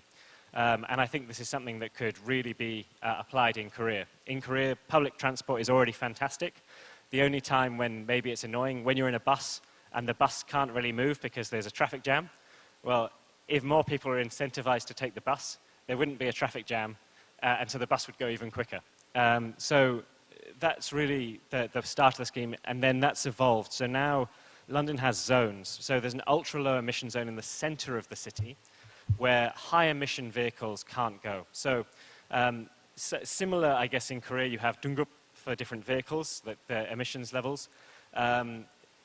Vehicles for central London, only very low-emission vehicles, so kind of Il-Dungup, can go into central London. So that not only reduces emissions, but it improves the air quality of the city centre.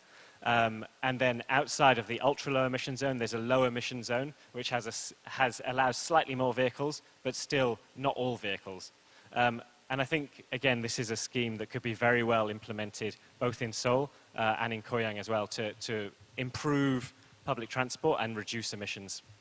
Thank you very much.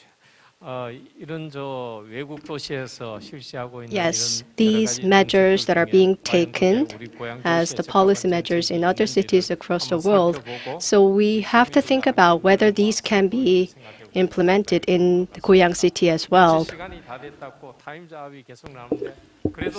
I think we're out of time, but if you do have a burning desire to ask a question, you may. Yes, please deliver the mic. Or maybe you could come to the front.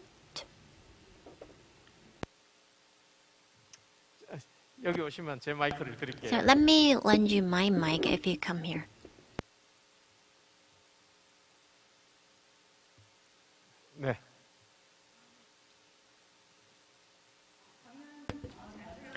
Thank you for the wonderful presentations. My name is Lee Mi-sun, the Vice President of the Goyang Civil Rights Group. So I actively participated in a Goyang project, a carbon neutral campaign, and I heard that one point is 5,000 won, and I'm an active user of public transportation. And I understand the need for these campaigns to deal with climate change. But I think the city has more to do in terms of policy. Because I don't think they see eye to eye with the citizens. The citizens do have knowledge. If you just create the environment where we can participate, we're willing to give up our cars and ride bicycles. But we can ride bicycles for at least 4 stations, for 4 bus stations, but there's no bike lane that we can use. And there was a time where we used the odd number day for the vehicles, depending on your license plate number. But I don't think these campaigns are still being implemented. So you're talking a lot about carbon neutrality, and it sounded like you were doing a lot of things, but when we actually try to participate, there's no opportunity. You can see prices skyrocketing these days, and if we have used bikes for a year, there should be some incentive provided so we can promote this campaign to our friends. But my 1-year effort was rewarded only with 5,000 won. So how much is your point worth in cash terms on an year if you collect that in a year? I think the government needs a lot to do. 이탈리 경우에는 탄소 포인트제가 있다고 하셨는데, in UK do you have? So in Italy, you do have a point system. I'm not aware of a carbon point system in the 네, UK, 저는 but I fully agree 영국에 that 있는 it's very necessary to install the right infrastructure to allow people to be able to cycle, for example. I think the big issue that we face is when you install infrastructure. I'm a cyclist. I love cycling. When you install infrastructure for cyclists, drivers say, it's uncomfortable. Because of this, I can no longer drive to work. And so it's a process that involves educating citizens to want, so that all citizens want a bike lane, because otherwise, if the government installs a bike lane, and then there's a big noise by drivers saying, oh, we hate it, get rid of it, then at the next election, the next government will just change it back again.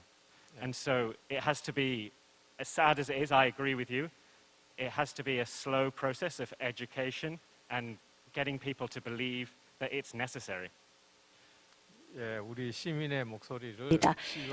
Yes, the citizen's voice. You've just heard the actual voice of the citizen, and that needs to be reflected in the policy making. And I have a question to the second presenter, the Mr. Mehuniti. Mehmeti. Yes, I think Goyang city is quite advanced in terms of its carbon policies. So there are the facade and on the roof, if you create the green spaces, there are insects, and it becomes quite humid, and which becomes quite inconvenient. And how did you resolve this issue in Prato city? Yeah, indeed, we had these problems with citizens, or in particular in the social housing. So citizens were afraid about insects and about rats mostly, and I mean we have tried to ensure them that as it concerns rats, there are no possibility that rats could climb let's say the green and come in the apartments. For insects, I mean, we need also to foster urban biodiversity. So it depends on the kind of insects we would like to avoid. But of course, we are supported by our company, public company, in charge for the maintenance and care of the green areas. So this, let's say, building will be under the care of this company to keep it clean. But at the same time, we need to foster urban biodiversity through nature-based solutions. So if we think that we can avoid completely insects, this is not possible. I mean, perhaps we have to to become more and more, let's say, come back in the past and host insects in the city, like pollinators. Pollinators are not in the city, and cities can develop a lot of policies, I mean, and techniques to bring pollinators back in the cities. During COVID time, where private transport was nearly set at zero, in Florence, where I live, I saw many pollinators coming. But now, when the private traffic has resumed perhaps worse than before, you don't see any more pollinators. So it's about, we need to address, of course, the fears of the citizens, but at the same time, we need to convince them that it's about more we have biodiversity in the city, and better is also for our future, for our health in particular, because I mean we don't need to kill or to extinct all the other species in the city. I mean, we need to live together with them and to learn to live together with them. 예, 결국 중요한 거는 뭐냐 하면. So what's important is to promote biodiversity. So we need to find wise solutions to coexist with these insects. And yes, we also need to use the insecticides as well. And each city has different environments. So we should come up with the customized measures. Yes, it looks what are taken by other cities might look good, but each city has a different circumstances. No city alone can respond to climate change alone. So that's why we're having this discussion. And achieving net zero by 2050 may be quite challenging. And when we come up with really wise measures that we can smoothen this path going forward. And I would like to thank the panelists and the presenters for your contributions. So thank you very much, the moderator, the panelists, and the two presenters. And this is the end of the Policy Forum 1, and we will have a short break, and we will have the second Policy Forum. And the second Policy Forum will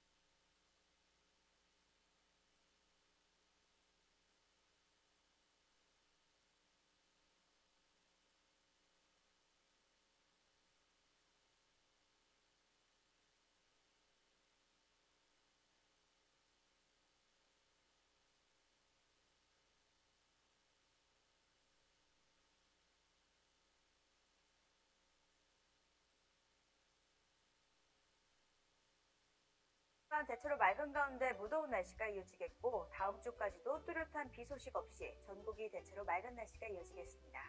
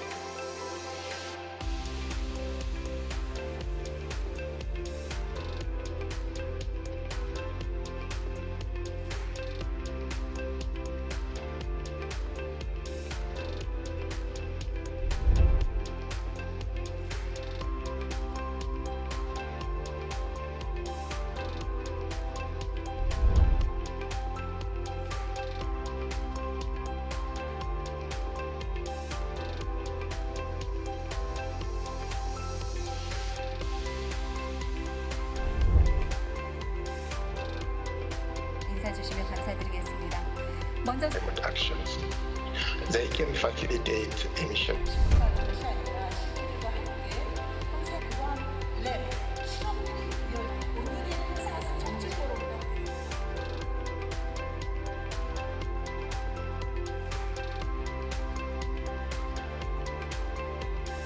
항상 시민으로서 항상 중요한 거 봐야 돼요. 미국의 마이크로는 중국 파일 클라이밍 취한다고 불리우는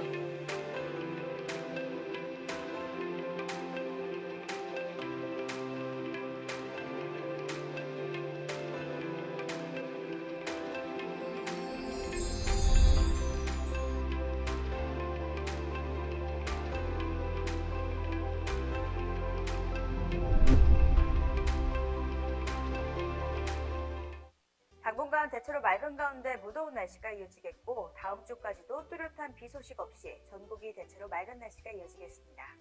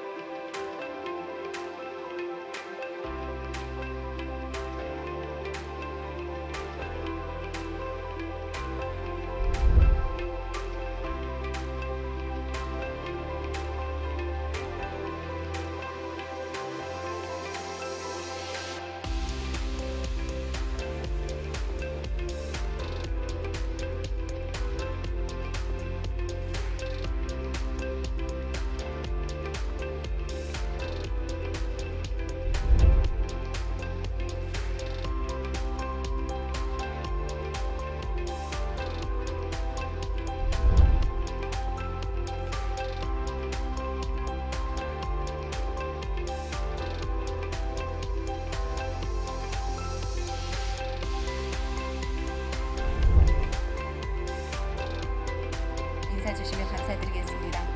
먼저 actions. They can facilitate emission.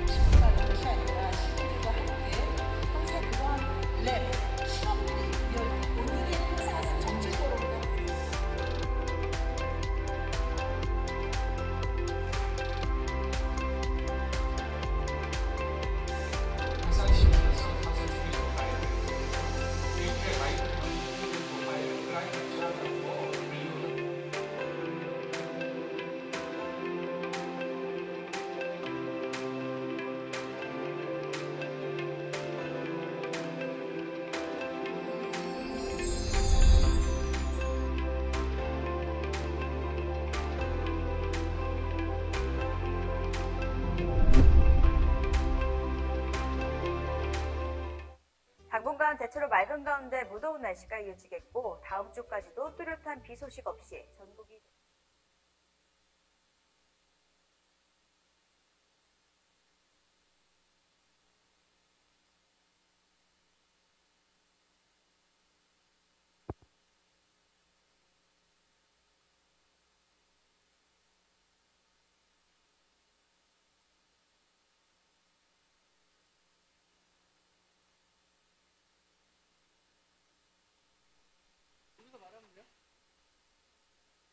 Hello? Hi.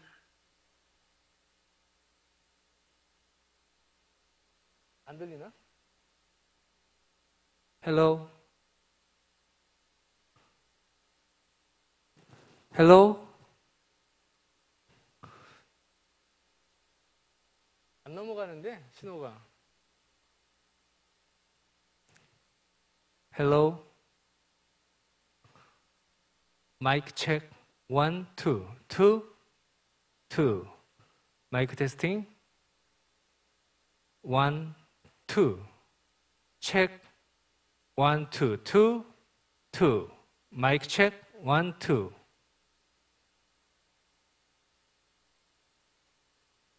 마이크 체크 1, 2, 2, 2, 히. 마이크 체크 1, 2, 체크.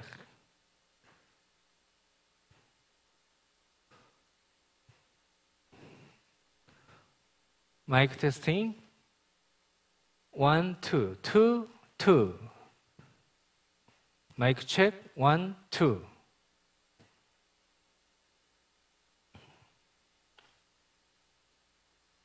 준비되면 말씀해 주세요.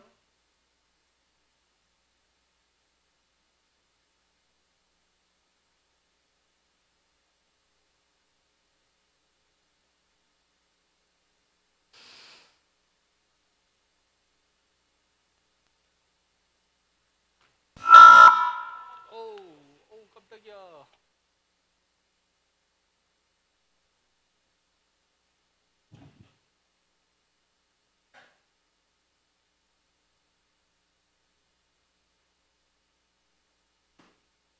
됐나요?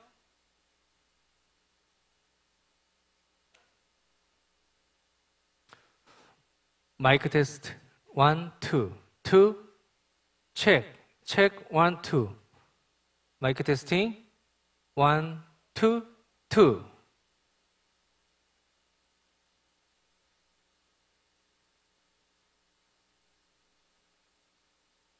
테스팅 테스팅 마이크 테스팅 1, 2 테스팅 1, 2 마이크 테스팅 마이크 체크 1, 2 2 헤이 마이크 테스팅 계속 안 들어오는 표정인데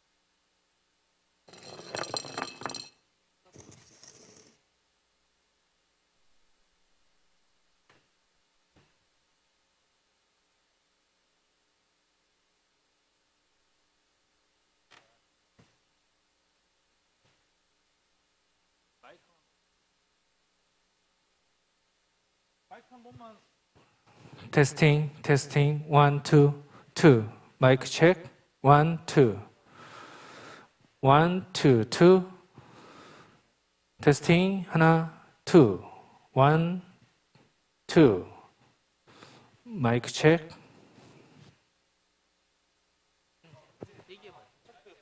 Yeah, Mr. Sauscom, could you hear our voice? Hello? Hear you.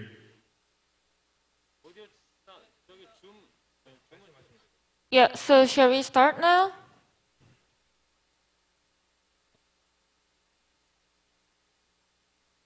Should we start doing what? Doing the rehearsal for the presentation with our site presentation file. Okay, so what do we do? Or are you going to present the PowerPoint or what's the rehearsal 안 보이나 about? 본데요, 파워포인트가? 네, 저희가 지금 하는 게 안 보이는 건가요?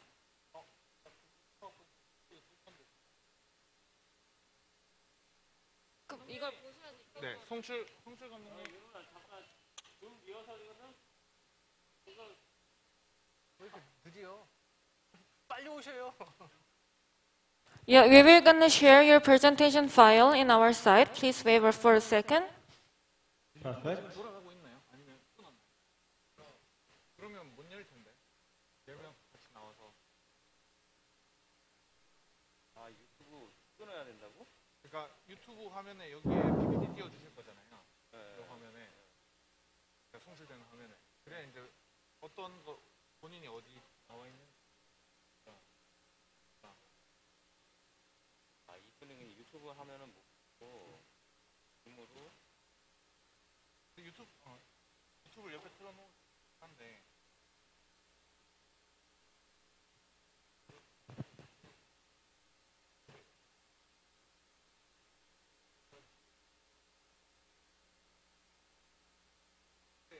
지금 화면으로 지금 희망하시는 화면에 띄워놓고 네, 할 때 본인 PPT를 보셔야지 할 수 있습니다. 자기가 직접 띄워도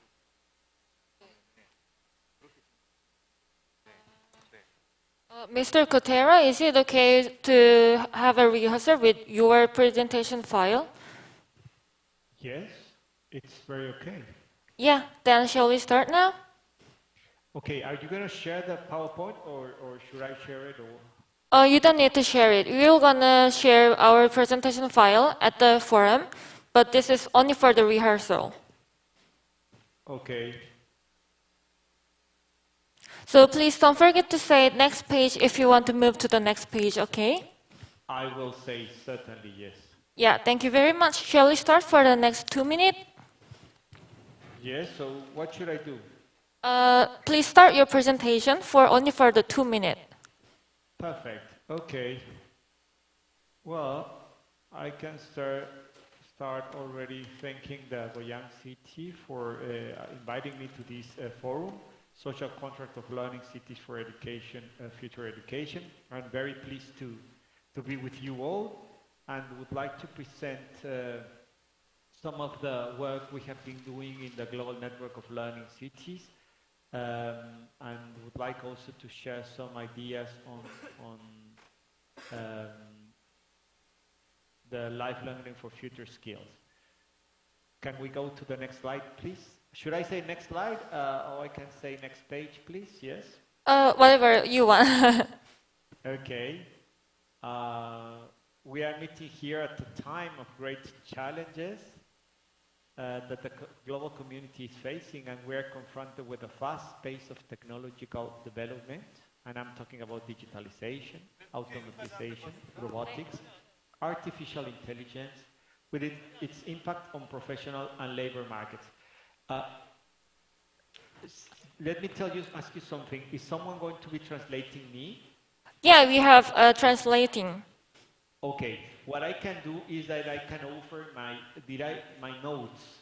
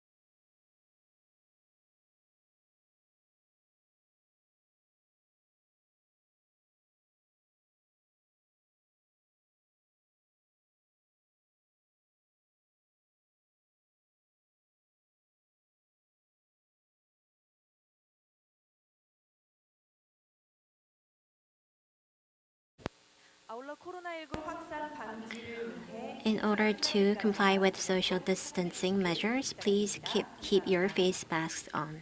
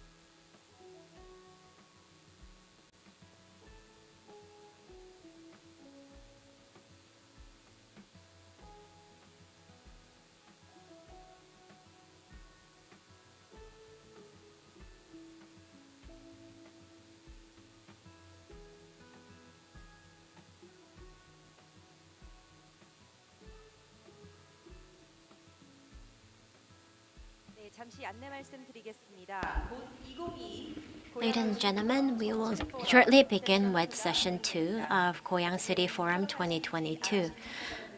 Please enter the hall and take your seats. Simultaneous interpretation is being provided. Please set your receivers to channel 1 for Korean and channel 2 for English. Throughout the event, channel 1 for Korean and channel 2 for English.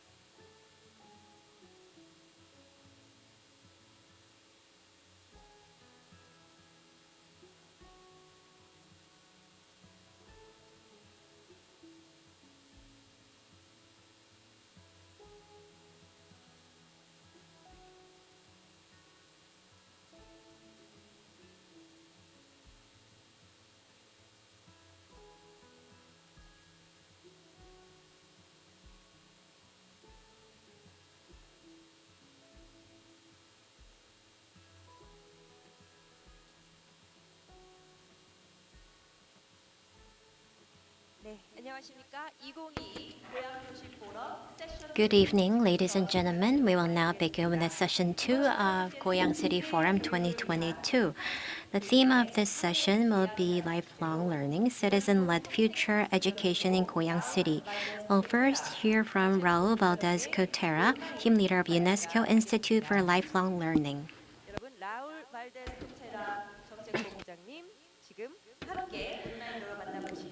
Let's meet Raul Valdez-Cotera.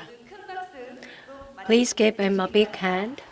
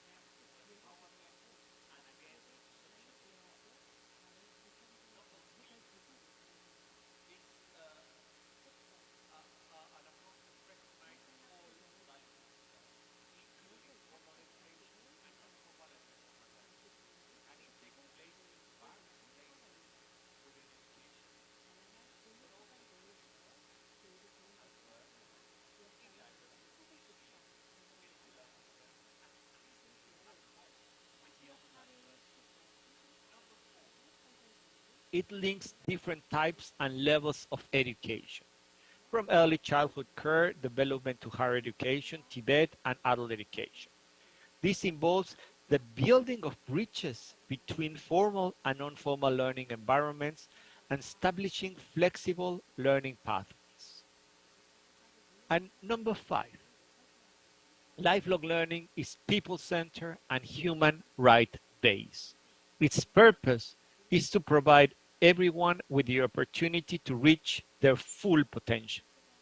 From a normative perspective, the question is how are we going to move as a society from the right to education, well established already in the international and national laws, to the right to lifelong learning.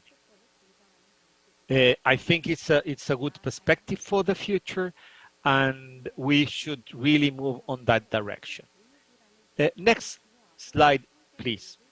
Now with more or less some elements for understanding lifelong learning, I would like to make the reference to the new momentum we are facing on lifelong learning.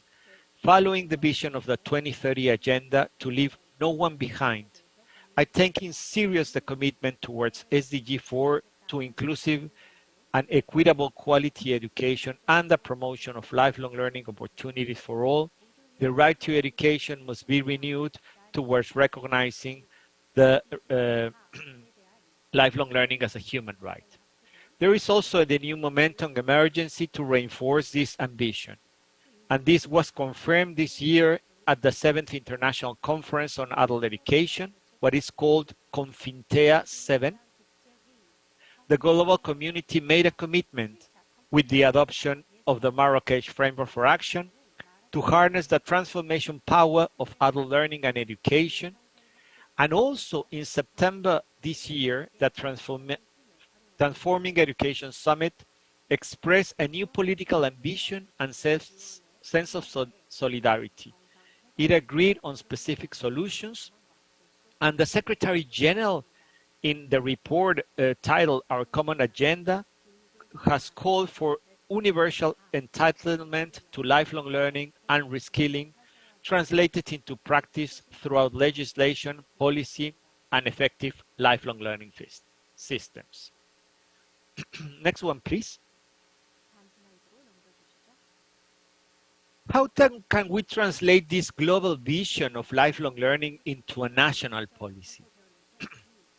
Sorry. For the right to lifelong learning to be effective, it needs to be translated into national policy. It cannot stay just in the international agenda. And in that sense, the UNESCO Institute for Lifelong Learning, based in Germany, have been supporting countries in developing and implementing lifelong learning policies and strategies. And early this year, UL has launched the Handbook for Lifelong Learning, which condensed the holistic, all-encompassing vision of lifelong learning into practical guidance for education stakeholders.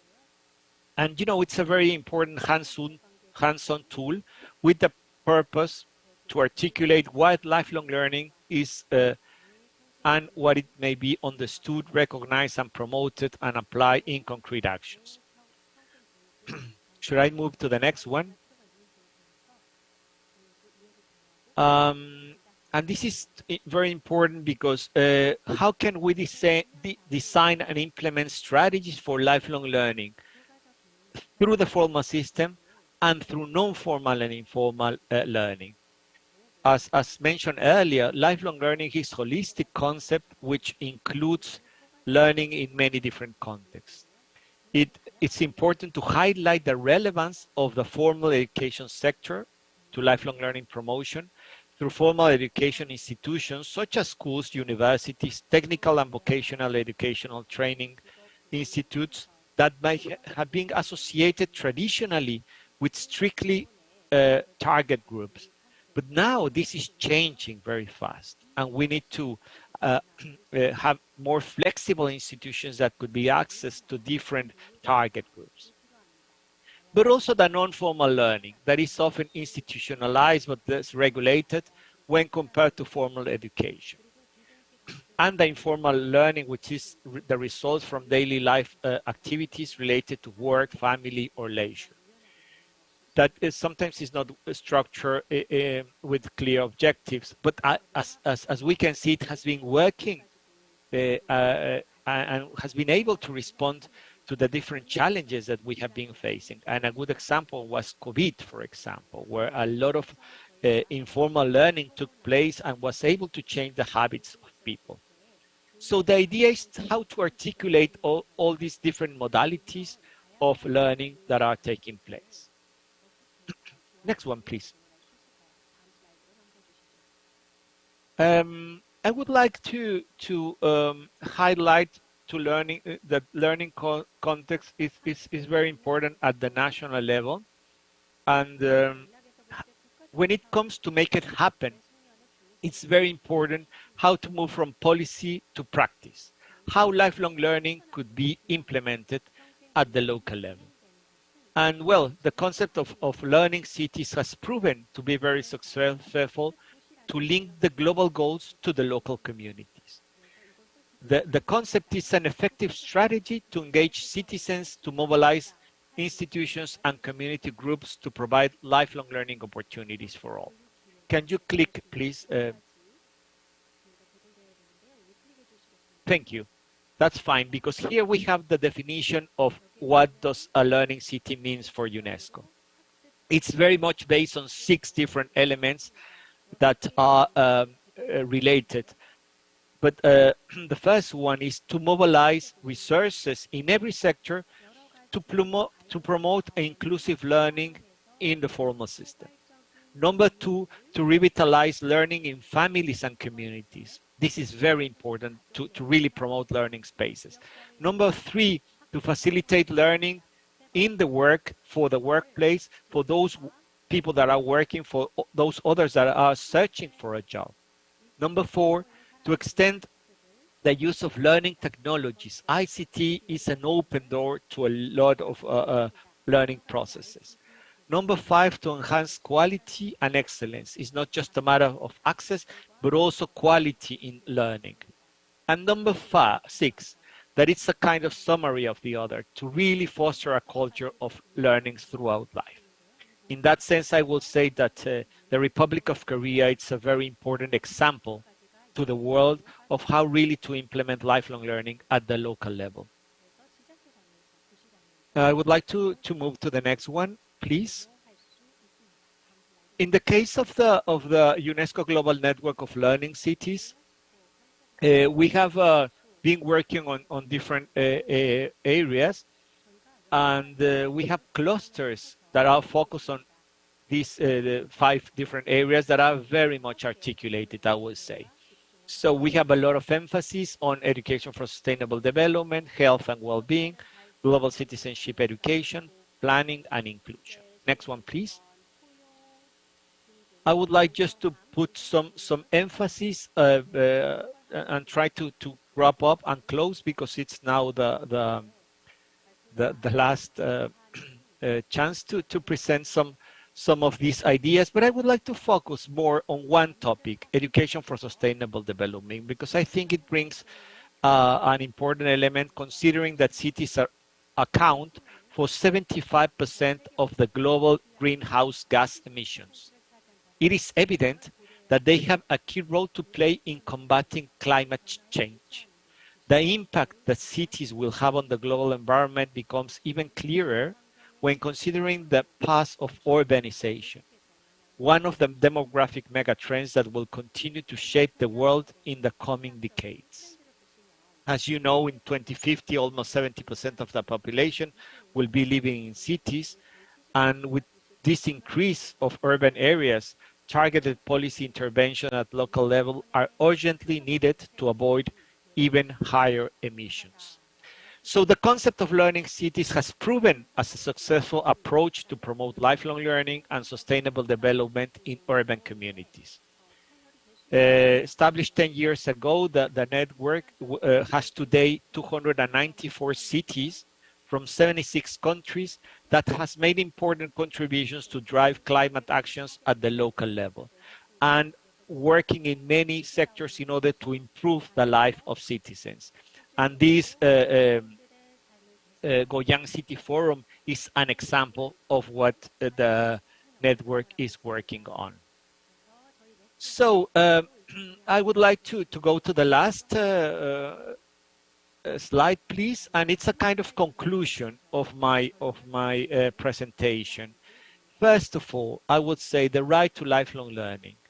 We need to work on upskilling and reskilling because are key to address a major of the 21st century challenges. We need to transform education so that it becomes available to all throughout life. We need to establish lifelong learning as a human right, and we need to move for national policy. When it comes to transforming education, we need to work with the lifelong learning institutions, making opportunities for upskilling and reskilling widely available in the workplace, and ensure flexible learning pathways to avoid dead ends in people's learning journey. And the last one, the importance of the local community, the importance of city governments are key really to implement lifelong learning at local level. To strong stakeholders, collaboration is needed to realize the right to lifelong learning. And the most probably important element when it comes to target groups, vulnerable groups must be in the center of lifelong learning policy and practice. Well, thank you very much for your patience and hope this information would be useful for the development of, continued development of Goyang as a learning city. Thank you. Thank you very much. The Raul Valdez-Cotera, please give him another round of big hand. We will now move on to the presentation that will be given by Director Andrea Schleicher of Education and Skills of OECD, who will talk about getting ready for the lifelong learning city.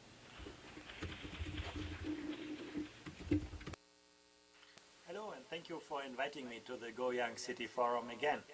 It is so encouraging to see Goyang City becoming a leader in making lifelong learning a reality for all. And it is so important, particularly now that we are still standing in the shadows of the pandemic that has deeply disrupted our way of working and our way of learning. But the future will always surprise us. Climate change is going to disrupt our lives a lot more than this pandemic. And artificial intelligence is going to put to a test a lot of what we do in education. We know how to educate second-class robots, people who are very good at repeating what we told them. But what will make us human in a world in which the kind of things that are easy to teach and easy to test have also become easy to digitize, to automate? And so many other forces that fundamentally shape our future and the future for which we need to learn. In this moment, we cannot predict the future. But we must become more agile to imagine different versions of the future. And if we are becoming better in thinking through different versions of the future, we will be better prepared for the future that will eventually arrive. Let's think about some of the forces that shape this future. On the economic side, you can see when you look at companies that keep growing these days, they're all companies that deal with intangibles, with knowledge, the creation of knowledge, the sharing of knowledge, the mobilization of knowledge. The future economy is an economy of the intangibles. Of course, the traditional Fortune 500 success stories, they still exist. But they're no longer the engines of our future. If you look at, inventions, the exponential growth in ideas is mirrored here in the patent applications, particularly in the Asian region. The future economy is an economy of ideas. And of course, our labor markets change fundamentally. If you look to Korea, the demographics now, the rise in the share of the older workers younger people are a minority, and that's true in many OECD countries. When you actually look at, here, the OECD and then Japan and Korea, these are rapidly aging societies. Which means, on the one hand, we need to, give young people better chances today, ensure that they can, develop and use their skills fully, but at the same time also invest in the knowledge and skills and the experience of older workers to ensure that they can, upgrade their knowledge and skills, keep growing. When you look at this across OECD countries, demography will be a drain on economic output. We will have fewer people, and that, of course, makes a difference in economic output. So if we want to compensate for this, the only way is to raise productivity, and that means, investing in better skills of people and becoming better in extracting value from the skills of people, ensuring that people of all ages get a good chance to fully utilize their skills. And then, we see our labor markets polarizing. On the one hand, those with the right skills never had the life chances they have today. And at the same time, those who struggle with the transition to the knowledge economy face increasing risks. Our labor markets are becoming less tolerant to low skills. There's less space for people who do not have the right knowledge and skills to be successful. Once again, we need to be better in educating people and keeping people learning. In the past, we used to learn to do the work, and now learning has become the work. That is the big difference today. And then knowledge is always power. Now look at the exponential, increase in wikis. In the early 2000s, well, knowledge was curated for us by a few people, the television anchors who we trusted, the newspaper editors who curated the knowledge of the world for us. When you didn't know the answer to a question, you could look it up in an encyclopedia and you could trust the answer. You find that to be true. Nowadays, if you look up information on Google, you're going to find 100,000 versions of the answer. And nobody will tell you what is right and what is wrong, what is true and what is not true. Literacy is no longer just about extracting knowledge. It's about constructing knowledge. A very different skill set. Something that we learn through experience. Our capacity to navigate ambiguity, manage complexity is becoming so important. When you look at the young population, how well are we prepared? Well, actually, in relative terms, Korea is among the countries where you can say at least, a good 50% of 15-year-olds have those digital navigation skills. They can distinguish fact from opinion. They can, manage complex information. They can integrate different information sources. But there's still a formidable minority of young people. And in many countries, it's actually the majority. We're not ready for the digital world in which we live. Yes, they can use technology, but they don't have the digital skills to make good use out of technology, to distinguish fact from opinion, to manage complex information, to extract good knowledge, to construct knowledge. You can say, well, people have always been better to invent new tools than to use them wisely. But today, it really, really matters. We have to advance the digital skills of workers of all ages. Technology is evolving very, very rapidly. We need to catch up, build better foundations for people. And then, of course, and I know that's a big topic for the Goyang City Forum this year, there is no planet B. We are living well beyond our means. These days we live as if there would be 1.7 planets. If you're an American, you live as if there would be 5 planets. That is clearly not sustainable. We need to help people make better trade-offs between the present and the future, to take greater responsibility for the next generation. In the decisions that we make about our present, be aware, be cognizant of the implications those decisions have for tomorrow as well. And that brings me, to the kind of employment that we will see in cities like Goyang in the years to come. Already today, digitalization has taken deep root. Digital platform technologies drives the reorganization of companies, of entire industries. You no longer know what is a big or a small employer. An employer with a few people can change the world, can have a huge footprint all around the world. The size of a company is no longer proportional to the number of its employees. It's the footprint that is determining the outcomes. We no longer know, who's the customer, who's the business. The peer-to-peer markets are blurring that boundary between a consumer and a business. And also governments are starting to work with platforms. That's the new economy, the new society. We also see people starting to work in very different ways now, taking greater ownership over what they do and how they work and when they work and where they work now. Here you can see the online labor index now continuing to rise now. People looking for new forms of work with greater independence, with greater, ownership over their ways of working. And then you can see sort of the jobs that are digital intensive now. In most countries, it's the majority of jobs today. It's no longer the question, will automation kill some jobs and keep some others? No, automation, digitalization are changing every job. No. This is the future in which we live. All of our work will become increasingly digitally intensive. We need to get ready for this, and technology will continue to change. So it's not a matter of, a one-time preparation, but it's that continuous updating of our knowledge and skills.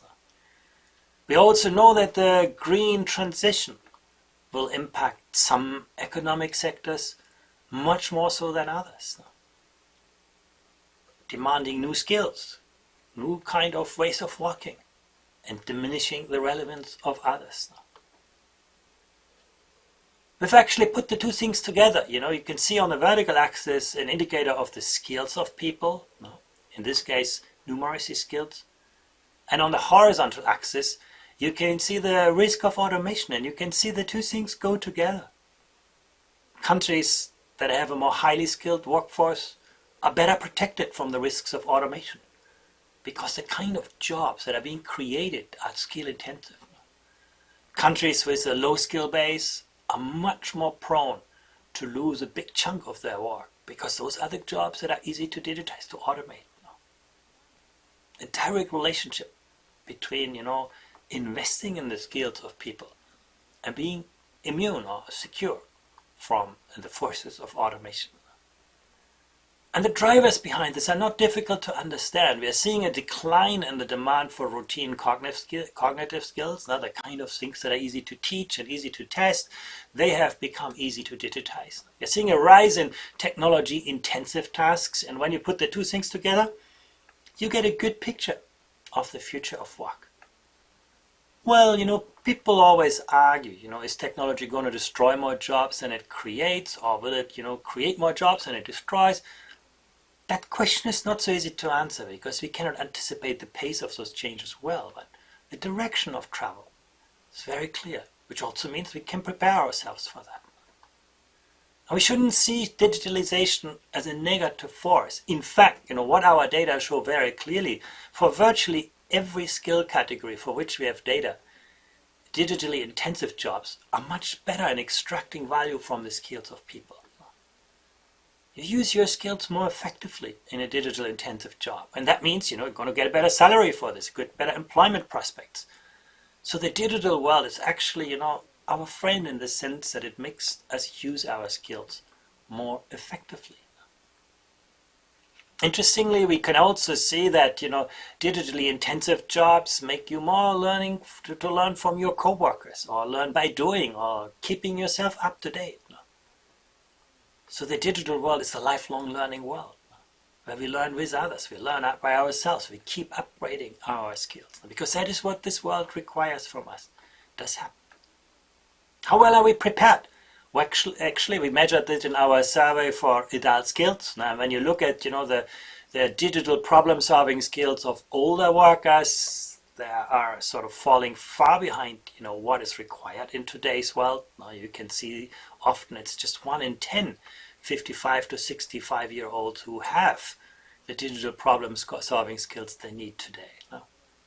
And now you will tell me, well, that's all been solved for the younger generation, which are all digital natives. And yeah, you can see actually, when you look at 25 to 34-year-olds, the skill levels tend to be better. No?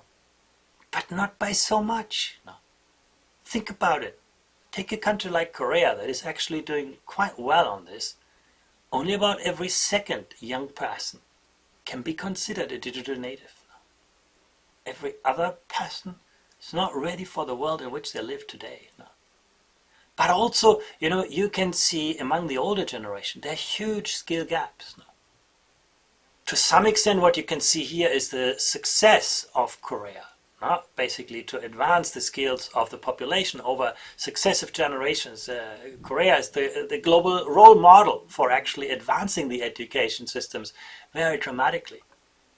But it has also left older workers behind. Korea did invest much less in making sure that those who did not benefit from the great schools that Korea has today to actually upgrade their skills.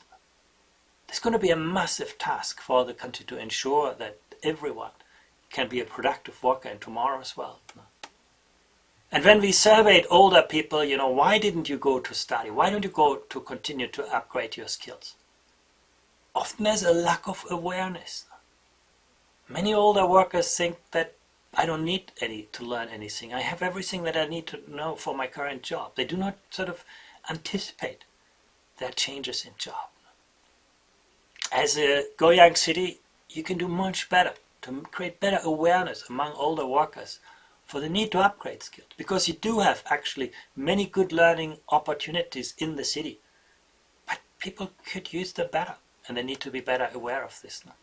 Some people compare all of this as a race between education and technology. Before the first industrial revolution, neither technology nor education made a big difference for the vast majority of people. Then the first industrial revolution hit, and it created a huge amount of social pain. People were left badly behind. They were not prepared for the technologies that were suddenly everywhere.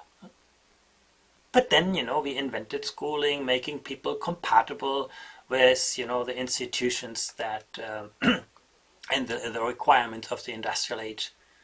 And that created generations of prosperity. But we became a bit complacent since then and didn't, upgrade our education systems. And now we see the digital revolution. And once again, technology is racing very, very fast beyond the capabilities of people. And we are seeing, even in Korea, young people who have finished university who have difficulties finding a good job. But at the same time, Korean employers say we cannot find the people with the skills we need now. Turning this around, ensuring that, we better equip people with the skills that are actually needed. That is the challenge of tomorrow's education and lifelong learning society. Technology can be a great help for that. New technologies can revolutionize adult learning. We can give older workers new learning experience, bringing learning to their own situation, making learning more granular, more adaptive, more interactive, more interesting, more relevant to their real work. We can see learning analytics helping us to better understand how different people learn differently. Understanding patterns of learning. We can integrate, evaluation and assessment in the learning experiences. There's huge potential for technology to revolutionize learning and making lifelong learning truly a reality for all, bringing the learning experience to the learner, to the adults, rather than requiring older workers to go to study in some educational institutions. But once again, we need to fundamentally rethink the landscape for that. In the past, everything was easy. You went to school, you get to university, you work, and then you retire. While in tomorrow's world, things will be very different. We need to invest more in the very early years of life, because many of the motivational aspects are developed best when children are very small. The social emotional, the curiosity, the learning attitudes, all of this is built early on.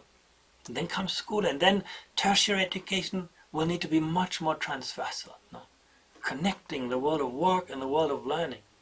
And then, working will become learning. Great places of work will become great places of learning, and great places of learning will always anticipate the evolution of labor demand. That's the reality. Of course, there are going to be major challenges for a city like Goyang.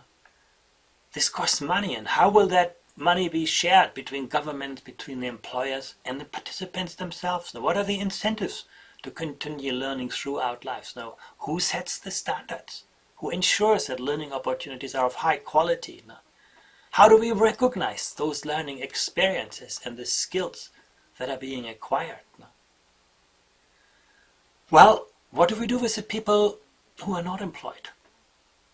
For the unemployed, you can say, well, that's the responsibility of the city to take care of the people who fall through the cracks. But what about the people who are just about at risk of losing their job? Who are working at the margins of technological change today? Is it the responsibility of the company or, Goyang City's responsibility? What about people who want to change their jobs? How do we help them build that new skill set that makes them successful in their new job? Or the people in the gig economy? Well, and new forms of work often mean that they're going to be harder to tax. It's going to be harder for a city like Goyang to, ensure that there are good financial flows from new forms of work. When information gets decentralized, sometimes we lose easily control. The link between education and jobs is going to continue to weaken. These are formidable challenges. But I do know that Goyang City places great emphasis on making lifelong learning a reality for all. And that will lay the foundation for its continued prosperity. Thank you very much.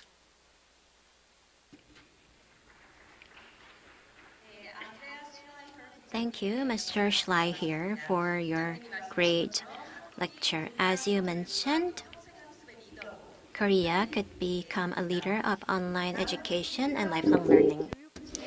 Now, I would like to invite Mr. Kang Dae-jun, President of the National Institute for Lifelong Education. Please welcome Mr. Kang with a big round of applause.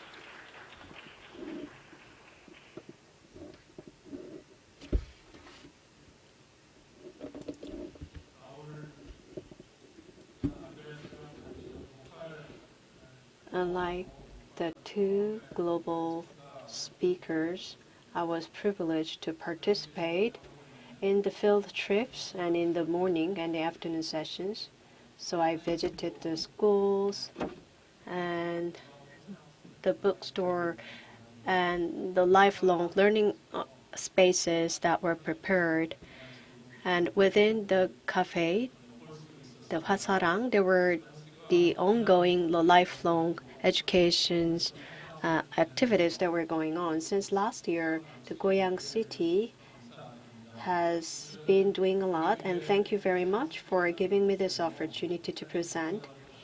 And I would like to make the presentation on the theme of future of education, lifelong learning. January 24th is the International Day of Education. And most of you probably do not know that this is the International Day of Education. On December 3rd, 2018, the United General Assembly made this important decision to adopt the 2030 Agenda for Sustainable Development. Without changing education, it's impossible to create a better future for the humanity. So that was the intention and the purpose of establishing this International Day of Education. And 1970 was the International Year of Education.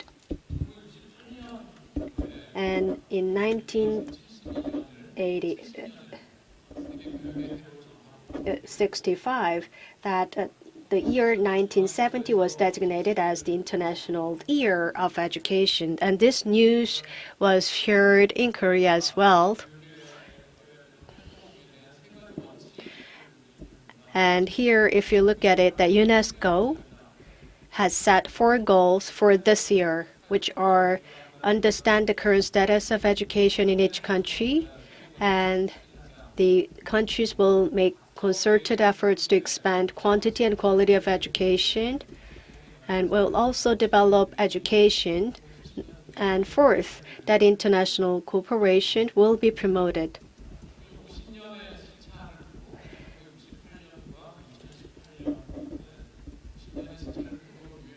So in 1968 and in 2018, the UN reminded people around the world how education is important and the importance of education.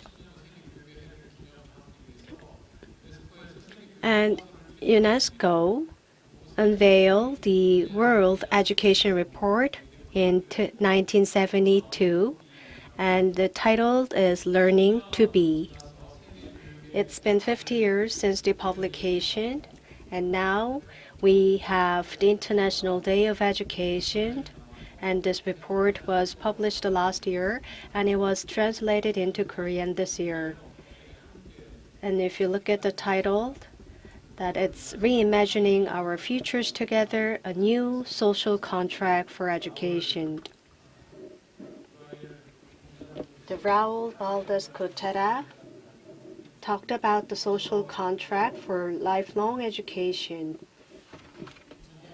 And this concept was also covered in this publication. And there have been a lot of changes over the last 50 years.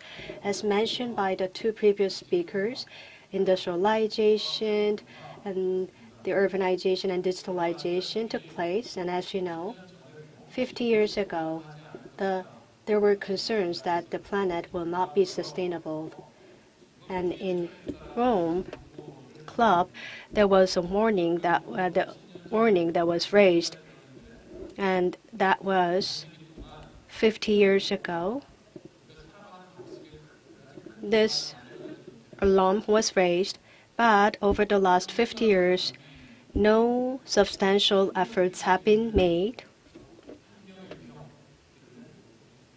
And we're now seeing the serious threats that are becoming the reality. And 50 years ago, it was unimaginable for children to be engaged in the green climate action.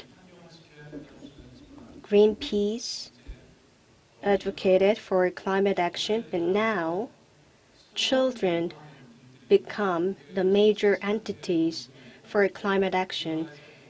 They sabotage attending classes advocating for climate actions because children now realize that if they leave the planet to the hands of adults, this planet will not become sustainable for the future.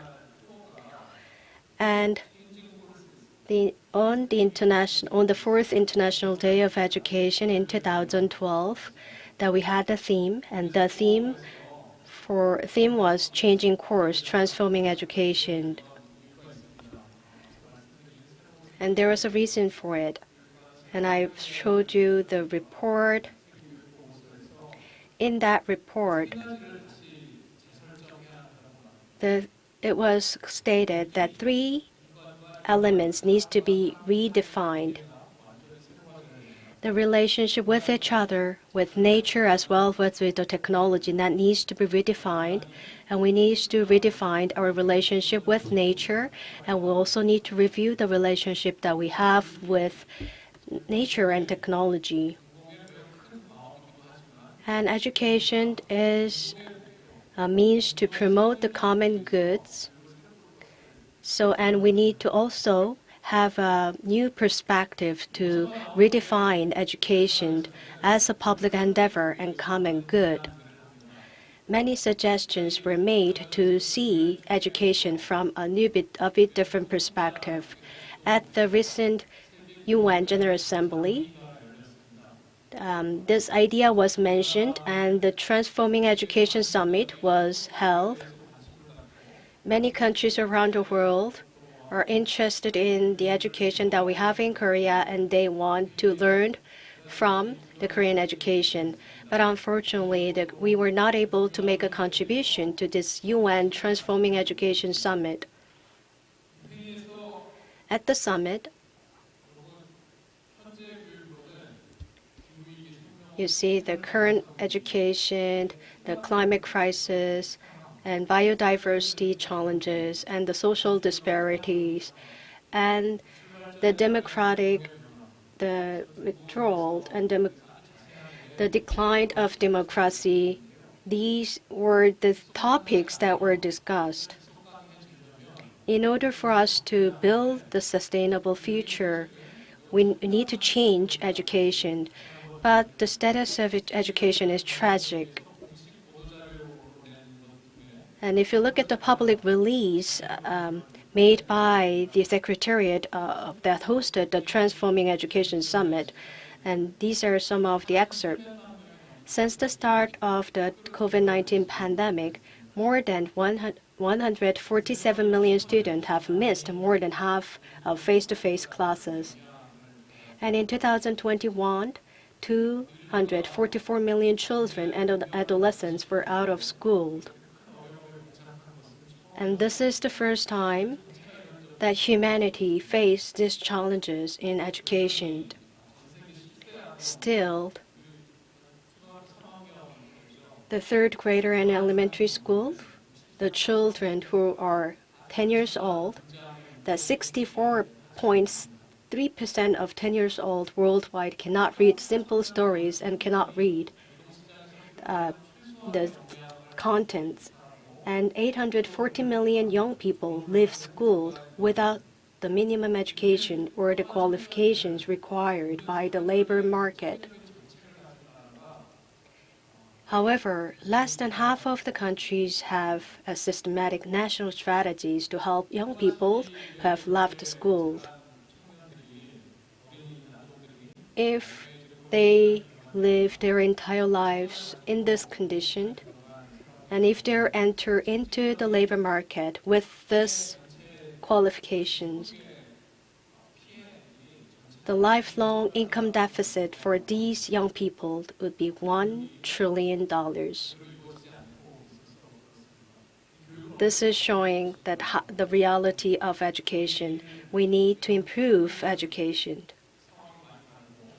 And Korea, we have a bit different circumstances, and as mentioned by Mr. Sulaher, that many countries are paying attention to the education of Korea. So you might think that things are different in Korea. And Democratic Party, the Representative Ho made a statement, and the 6%, 1% of students left school in Korea as well. So an average of 1% left school and dropped out of school last year. And you might think this is not that much. So for the last decades, that 0.5, 0.6, or up to 1% of students left school. So let's say 100 students become the elementary school students, and 10 people left the school in the when they become the second grader. So think about it. Out of 100, over 10 students fail to graduate from high school and get a high school diploma. I think this is a very serious issue that we have. And this is leading to the issue that people have when they become adults. And this is the statistics that is showing the Korean adults' literacy.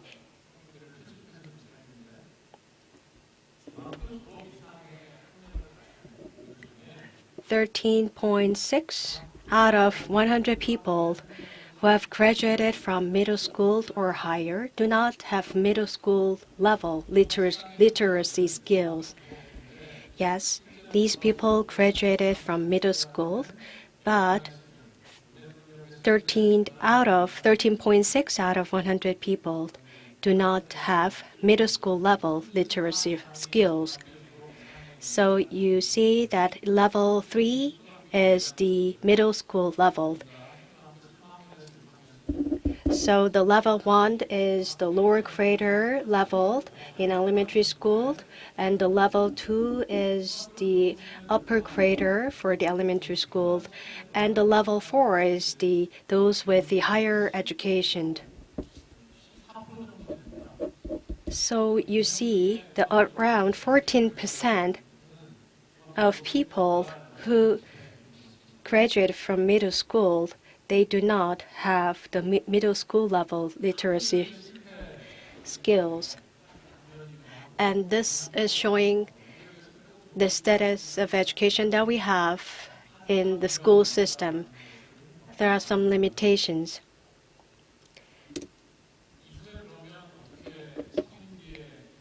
So for adults, how can we provide lifelong education for these adults? And how we should deal with the challenges that we face globally. And you may be probably familiar with this SDGs. And if you look at the goal number 4, it says the quality education. So SDG 4, it's about ensuring inclusive and equitable quality education and promoting lifelong learning opportunities for all. We need to achieve this SDG 4, and this is a prerequisite. And in order to achieve these remaining goals, and that was made very clear and declared by the UN General Assembly back in 2018. Yes, everyone agrees that we need to change course to transform education. And a decade ago, that this course began, but little has been changed over time. When we would like to change the course, yes, there could be the multiple different courses. We are going through digitalization. The reskilling and upskilling is required even for adults. And the social development course needs to be changed as well. And also the human evolution course needs to be changed. And the earth course needs to be changed as well. The schools that are provided by school, the education provided by school and lifelong education are very important. I would like to make 2 policy suggestions. I looked at the website of Goyang City. There are 2 vice mayors, and there were many different divisions and the bureaus. If we fail to ensure inclusive and equitable quality education and provide opportunity for lifelong learning, we will not be able to guarantee the better future, and that, I believe, is the common responsibility for all. We need the environment education, and that cannot be taken by the lifelong education division. We need to think about how we can provide environmental education and the lifelong education at the Goyang City level. So let me make 2 policy suggestions. First, I propose Goyang City establish the Goyang City Lifelong Learning Citizens Committee. So at this committee, the discussion on ensuring quality education and lifelong learning opportunities can be made. And today I visited Hanyang bookstore, and at Walt Elementary School, there was a literacy education provided for the elderly, and the cafe space was used as a place for lifelong education. By 2024, that Goyang City has a plan to expand this number of lifelong facilities to 240. I think we're quite on the path, and I hope by establishing this committee, we can accelerate this process. For those who miss the educational opportunities in school and those who cannot afford this education, the Goyang City can provide lifelong education vouchers. Second, I hope Goyang City establish a policy to guarantee lifelong learning opportunity for parents. Changing course for education requires the change of the mindset of parents. Parents should not think about education as not as the competition. They need to think about the future course and the career path for their children, and they should think the education as an energy creation means, and think about education as a means to create the common goods. So it's important to provide education sessions for parents as well. Thank you very much for your attention. Yes, that was a quite insightful presentation made by Mr. Kong. Thank you very much.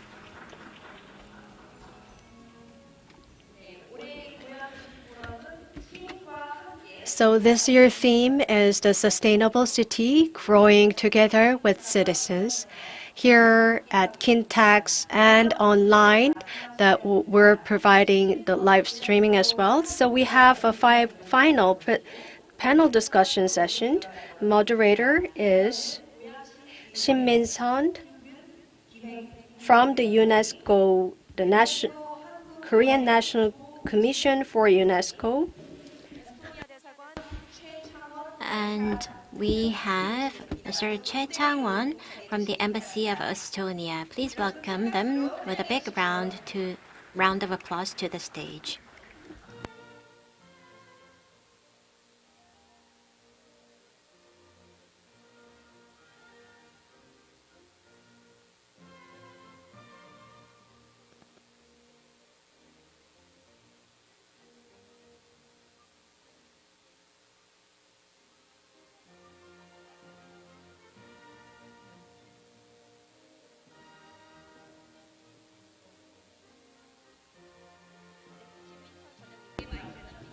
Shin, I turn over the mic to you. Good evening. I'm the moderator for session 2 on the topic of lifelong learning. My name is Shin Min-sun, professor of Seoul Women's University. So you actually gave me a promotion. You said that I am the head of the Korea Committee of UNESCO. Thank you. So Goyang has its very special slogan, and this Goyang City Forum has been held to think about the future development of Goyang, and it's an honor to be invited here. And I'm also very honored to be a part of session 2, which is about lifelong learning, where we will think about a better future of cities and the role of lifelong learning and municipalities. I would like to extend my gratitude to the organizers for this meaningful event. So we've just listened to 3 different presentations on the direction for lifelong learning for future direction. So based on the presentation, we are going to spend 60 minutes for discussion with 3 panelists. So here we have 3 panelists and our speaker who have joined us offline.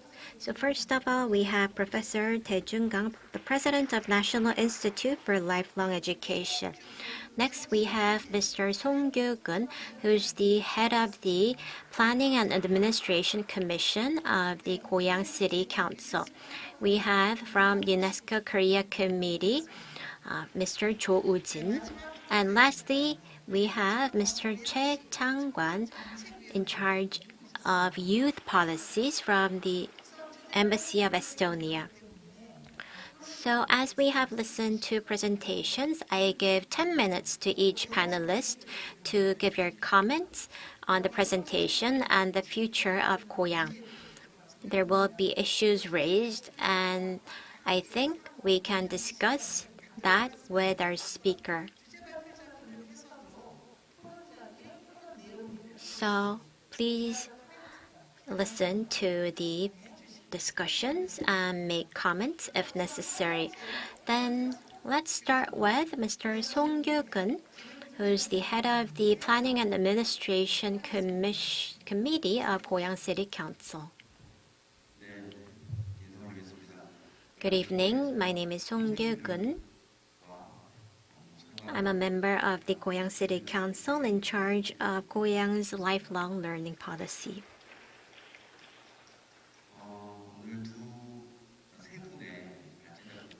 So we have listened to 3 great presentations. I've actually prepared my comments for this discussion, but the presentation inspired me to talk about something else, because actually the presentation left me with a heavy heart. So I did make preparations, but while listening to them, I thought about my past that led to me as one of the policy makers in Goyang. After my military service, I became a university professor at a relatively early age. Of course, it was a delight, but soon after, I became regretful because the first university I started to work at was a college. I was teaching students and also working with academic foundations, and started to face structural issues of our society, which are the inheritance of wealth and poverty, and could understand that our students are not ready to go out into the society. So it naturally led me to think about solutions, which was the wise leadership of politics. So that led me to start my career as a politician. So that's what brought me here. And to be frank, after I became a member of Goyang City Council, well, if you're a member of the Provincial Council, you have a lot to do with education because you need to supervise the educational agency. But as a member of the City Council, I didn't have a lot of chances to actually deal with educational agenda. So it made me think that, what am I really doing to change the world as a politician? And being able to participate as a panelist in this session and listening to the presentation of the 3 speakers had me understand the 3 common denominators. Within rapidly changing society, there will be people left behind who are the underprivileged.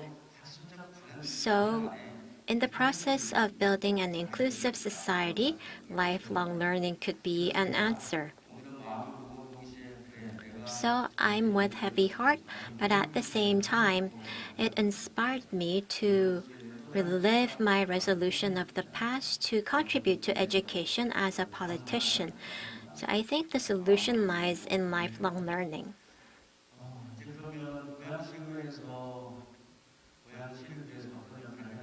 So what should Goyang City Council do? So let me first touch upon lifelong learning of Goyang.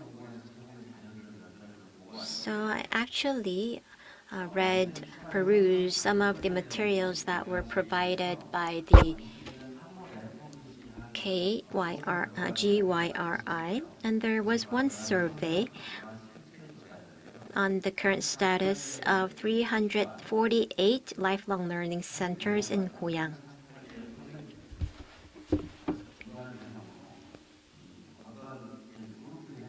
So the survey grouped them, and 14.9% were job skill education centers, and it was followed by culture centers. And 33.9% of the centers were run by an individual, and local government was focused on running cultural facilities. And in the same survey, there were educational programs run by institutes. And 34.5% of the programs were focused on culture and arts, followed by liberal arts. So in terms of facility, job training centers led the number, but local governments were focused actually on culture and arts training and liberal arts education.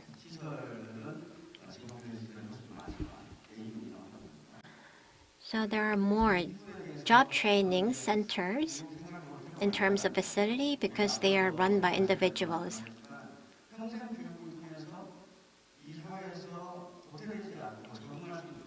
So if we can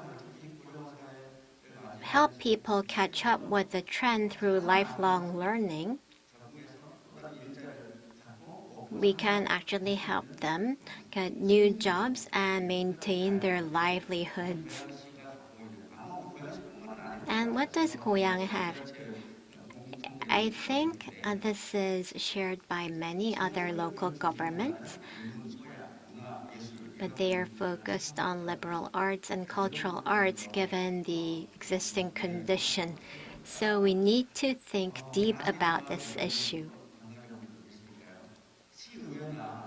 City councils and civil society are always criticized for this. The programs provided from lifelong learning centers, are they actually education or just culture and arts programs? Is it just an experience or just a simple piece of knowledge? Can we really describe them as education? I think it's worth thinking about.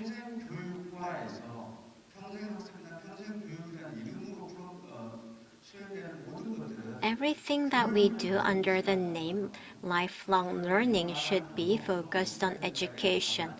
Of course, I do not have the solution. It's a very difficult issue. But at least culture and arts facilities must refrain from, they can of course run programs that provide volatile knowledge, a simple piece of knowledge, it's okay. But if you call yourself an educational facility, you need to actually plan and devise programs that can provide education as in the form of lifelong learning. Education is about, first of all, turning people over to the state of knowing from the state of not knowing. We currently face with the issue of climate change. Of course, we need to know about it, but if we are not able to turn this into action, that is not enough. We need to see whether our education is translated to action and is actually usable at business sites. And the city and relevant divisions must monitor and confirm this. Of course, this is not easy. Unless we do this, unless we carry out evaluation, which is difficult, we won't be able to make progress. So we need to help people actually translate their knowledge into action through lifelong learning. Let's take climate change, for example. In the past, We always said that the earth is sick and our earth could be submerged in water. We didn't know back then, but even when we know now, it doesn't naturally push us into action. We need to think about how to encourage people to change their behavior and take action through lifelong learning. So the education of the past was about translating not knowing stage to the state of knowing. But now it should be about turning knowledge into action. In this sense, I think today's forum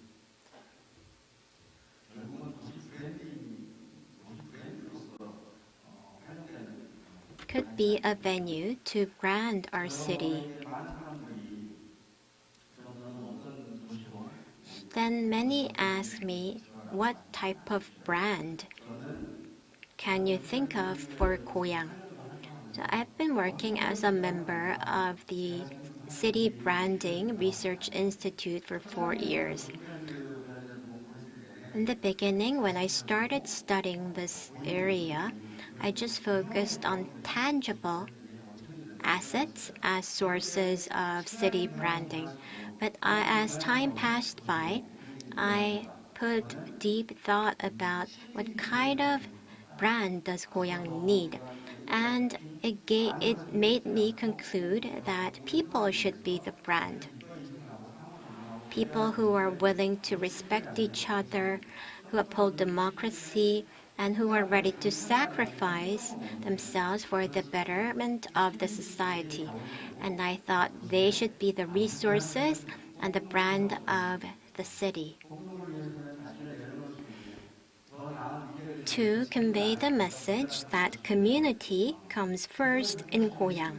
People are willing to let go of themselves for the bigger good.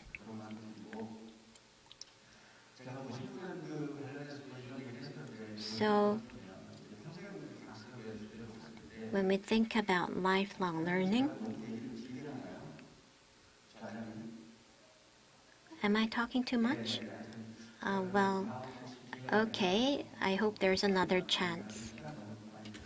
I don't want to waste too much time. Thank you. So later on, we have a time for comments, so you can use that time. Yes, the representative song highlighted the importance of lifelong education and the status of the lifelong education in Goyang City. You mentioned the absolute dominance of culture and arts education and whether our training leads to action. But lifelong learning is not just about knowledge, it must be translated into action. That is one of the key challenges. And you also mentioned some of the regretful issues of Goyang and people becoming the brand of a city, responsible citizens working for the bigger good. Now let me invite the second panelist, Jo Woo-jin from the UNESCO National Commission, Korean National Commission for UNESCO. So I have 10 minutes for the discussion, right? I am working at the Korean National Commission for UNESCO, and I attended many conferences, seminars, and the forum as the panelist. And whenever I make the comments, and after that I regret making such comments. And after making the discussion, I regret because what the listeners and the participants will remember from my discussions. And today, so that's why I would like to focus on the one keyword. So you will be listening to what I'm going to say, but when you go home, so you've listened to the great presentation made by Mr. Sulaiher and Mr. Kotra and Professor Kong, and the previous panelists made a great comments as well. And for the participants here in the venue and online participants that transform our way of life and transform the way of life. That is the keyword that I would like to give to you as the takeaway for today. So transform is the keyword for my discussion. So we've listened to the experts on lifelong education, and SDG was mentioned as well. So keyword that I would like to highlight again is the transform. Transform our thoughts and our mindset and transform our way of living. And I would like to make 3 comments. First on SDG, second on economy, third on the local governments and lifelong education. First, SDG and SD. So sustainable development. When you think about sustainable development, the people think of environment first. So that is what is mentioned by. So too many people, SDG and sustainable development, these are about environment. And actually the Ministry of Environment was in charge of SDGs, and at the local governments as well. The local governments, they view SDG as an environmental issue, but I would like to tell you that's not the case. Sustainable development, this concept and the definition for sustainable development was made in our common future. So the definition from this report is the one that is most widely used. So the sustainable development, it's about fulfilling the needs of the current generation without undermining the resources available for the future generation.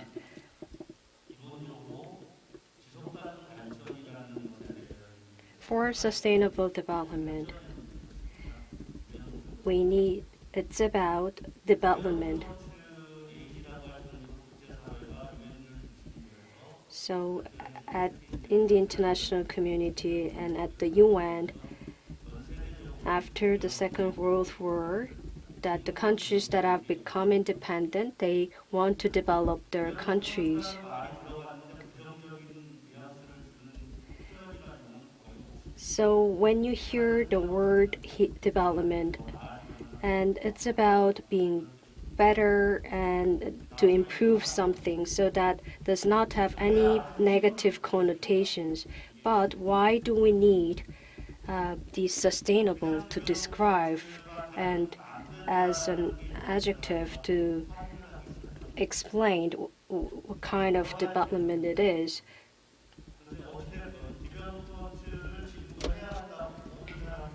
So everyone agrees that we still need this development, and the UN did not give up on development. I'm not saying we should give up on development, but anyhow, there is the new word that is combined with development. We have sustainable. So we need the development, but of a different kind of development. We're in a dire condition. So this concept of sustainable development, it's not about just the environment. It includes other aspects as well. The 17 goals were shared. And if you look at the other goals, not all the goals are about the environment. If we just regard sustainable development goals as the environmental goals, that we cannot really approach this SDGs properly.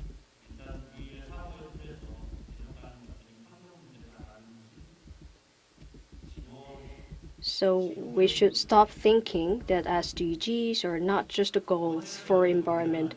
And second, economy. But I'm not an expert on economies. I majored in education. So that's why I work in this field of education for over 2 decades. And I talk about economies. Why?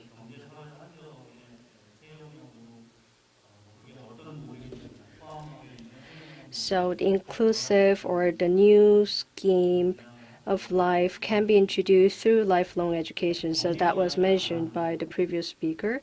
But the economy was not mentioned when people talk about sustainable development.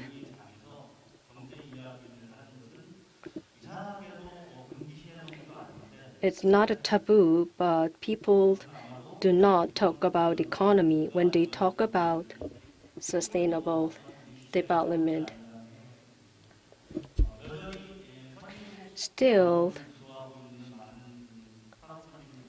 many industrialized nations who are leading the social discourse, they compare the economical figures and statistics.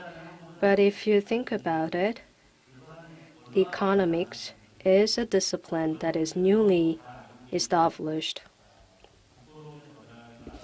You see the Adam Smith, who is the author of The Wealth of the Nation, and I asked my student about the background of Adam Smith, but students, they do not know.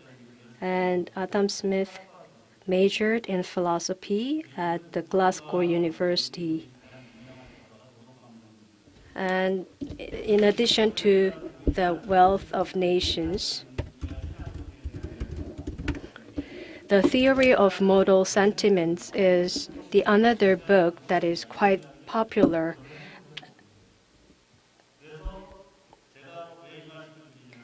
So I'm talking about Adam Smith's publication because the economy and ecology are the two different words. But these echo has the same origin, which means habit in Greek. Ecology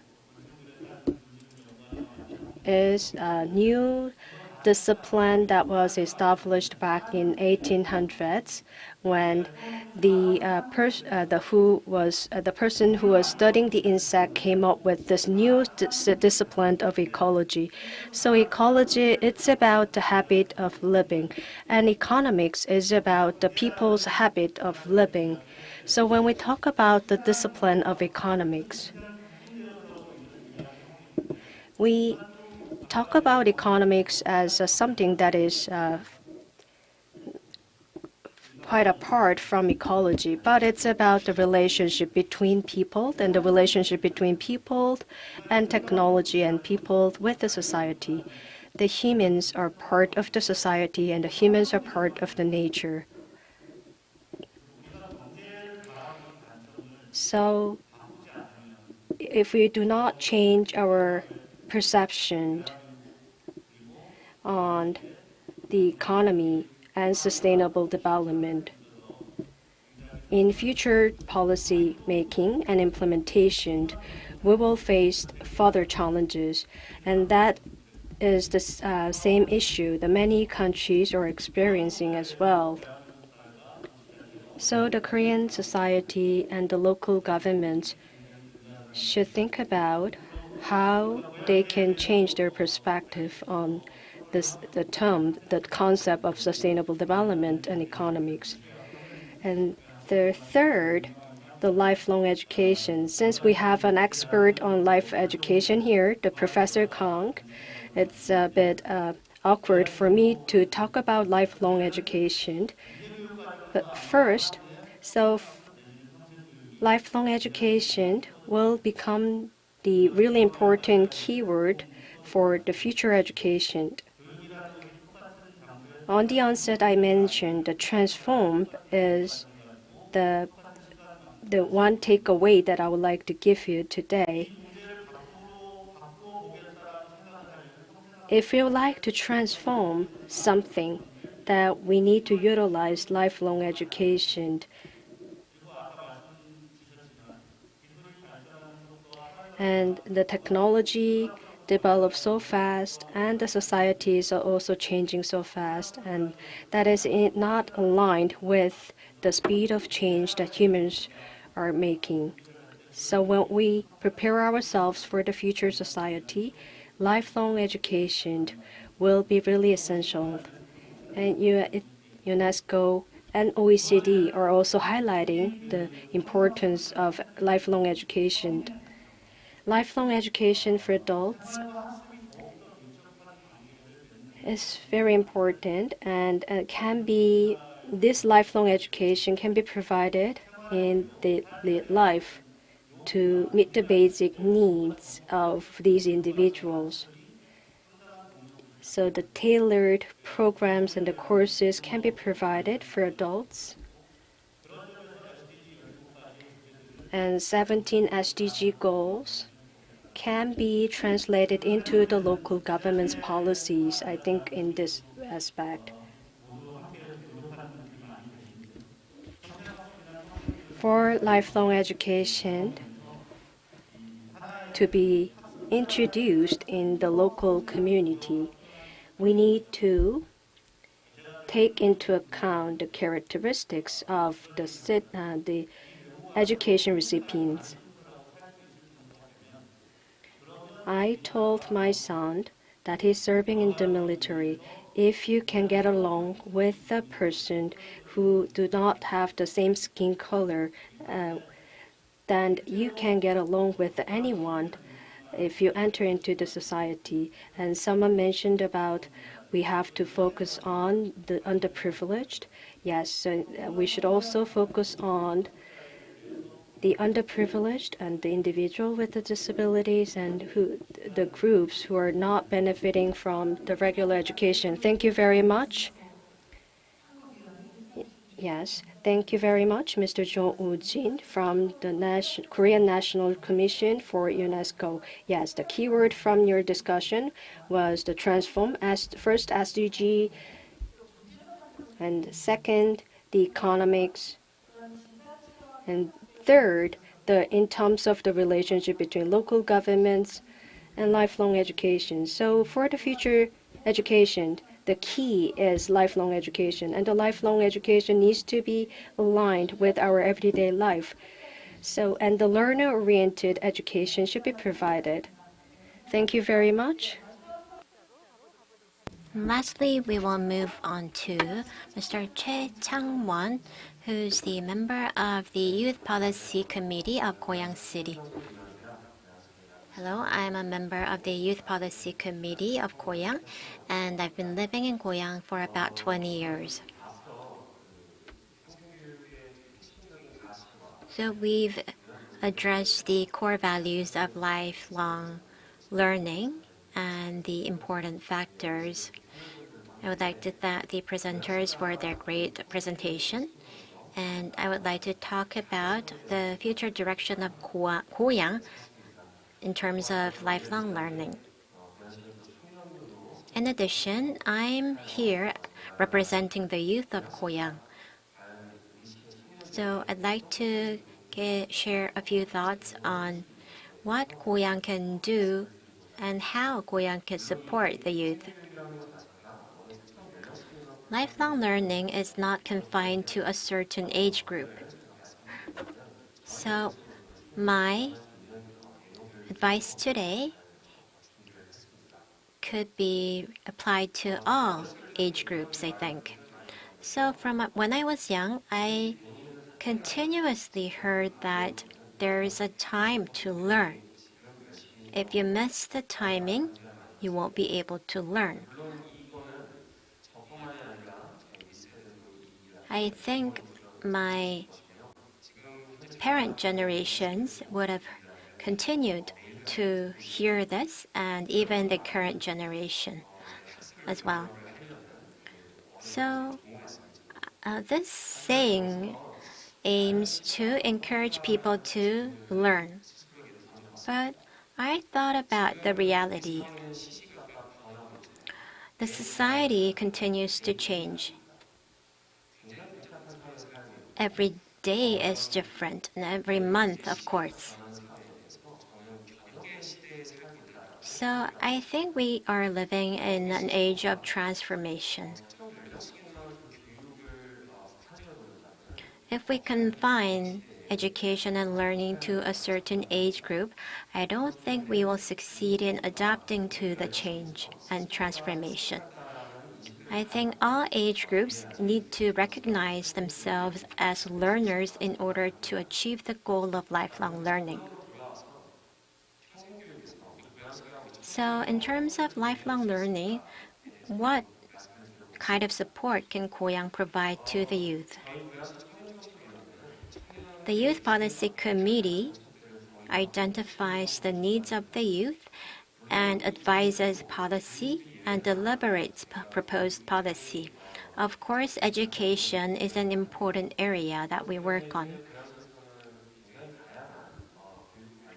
So currently, Goyang runs a lot of educational programs that are targeted at the youth.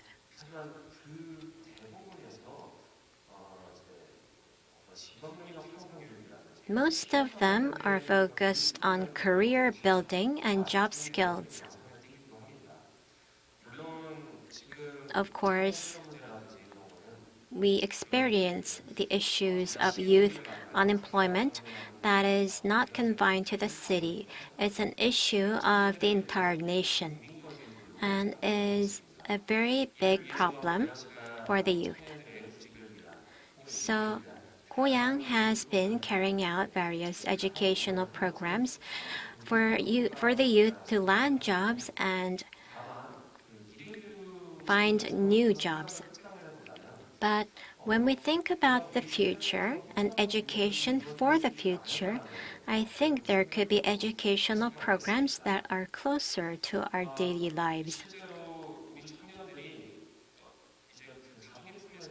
In fact, the youth will someday be independent away from their family, and one of the biggest challenges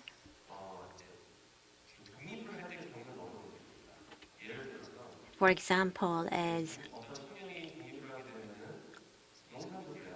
they need to find housing and sign a contract in that process, understand the difference between rent and lease, get a loan, and understand what kind of loans are out there and the kinds of youth lending programs. They also need to pay taxes. They need to understand the types of taxes and how to pay taxes. So these are the basic issues that the youth do not know. Of course, in terms of lifelong learning, you may say those topics are not fundamental knowledge, but I think they're more important because they're closely related to our daily lives.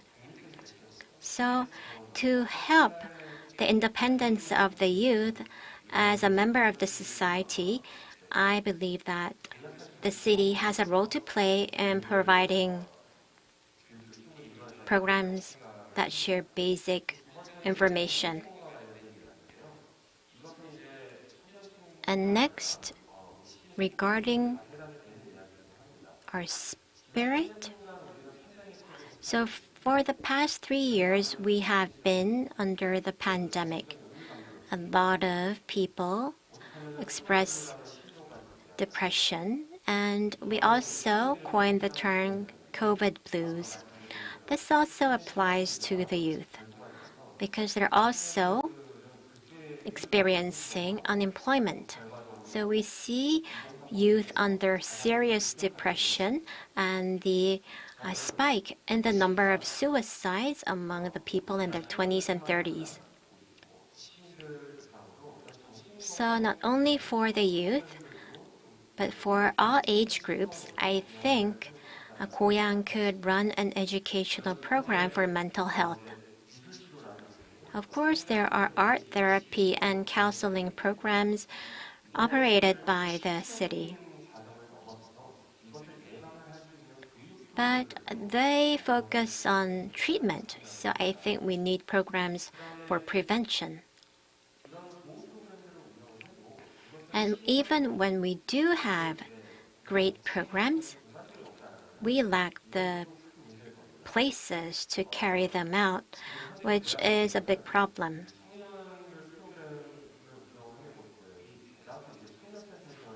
Most of the youth programs are run at youth centers in Goyang. And they are all in Goyang district. Whereas Donggu district and Seogu district of Ilsan lack the accessibility. Then how can we resolve this issue?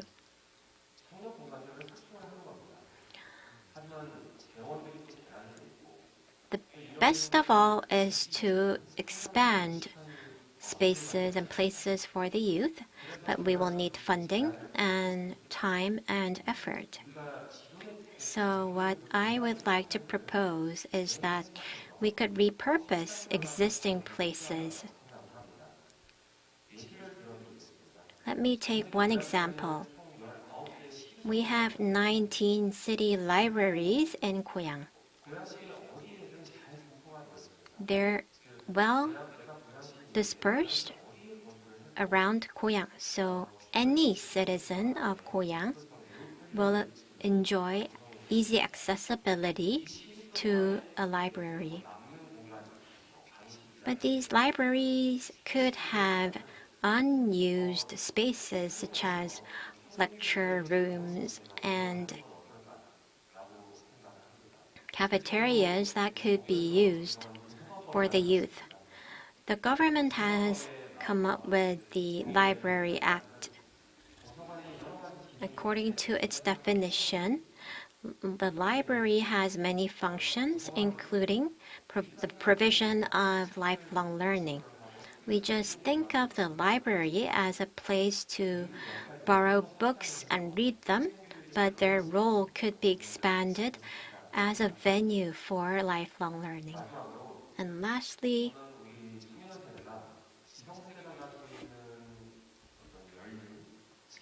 the youth lack the wisdom and experience of the elderly that could be combined with their own experience, developed, and then handed over to the next generation. I think the youth should take the initiative to redefine education and to make improvements in Goyang. Thank you for listening. Thank you very much.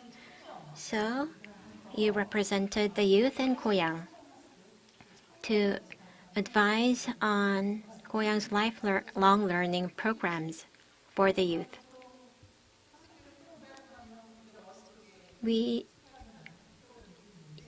There are programs that we naturally think of when we talk about lifelong learning, but it made me think whether they are really needed by the youth.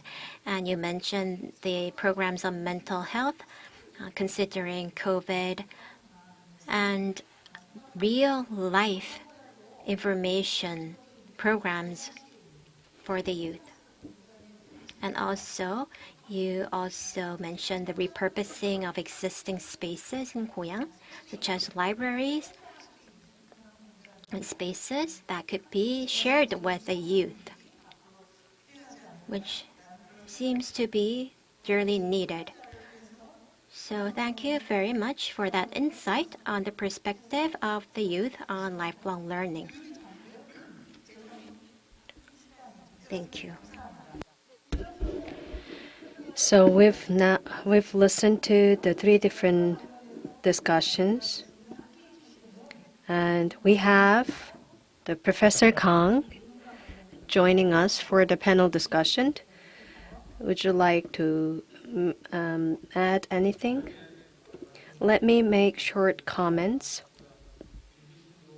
Goyang City is developed as the first new town. Ilsan, Donggu, Seogu were developed as the first new towns, and the Goyang is now has become the special status city. So to take a leap forward as the special status city, that is the slogan for Goyang City. In order to take a leap forward, what does Goyang City need? So the urban infrastructure needs to be improved. The aging infrastructure needs to be improved. And second, within Goyang City, there are disparities between the districts and cities. Compared with Ilsan, Donggu, and Seogu, Goyang district are relatively underdeveloped, and within the city there were disparities as well, and these needs to be addressed as well.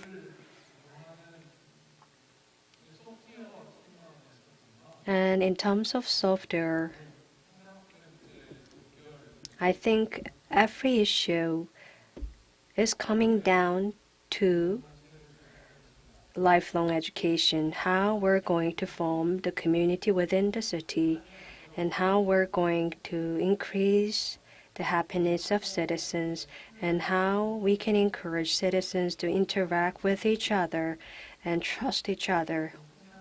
And I think all of these can be achieved through lifelong education.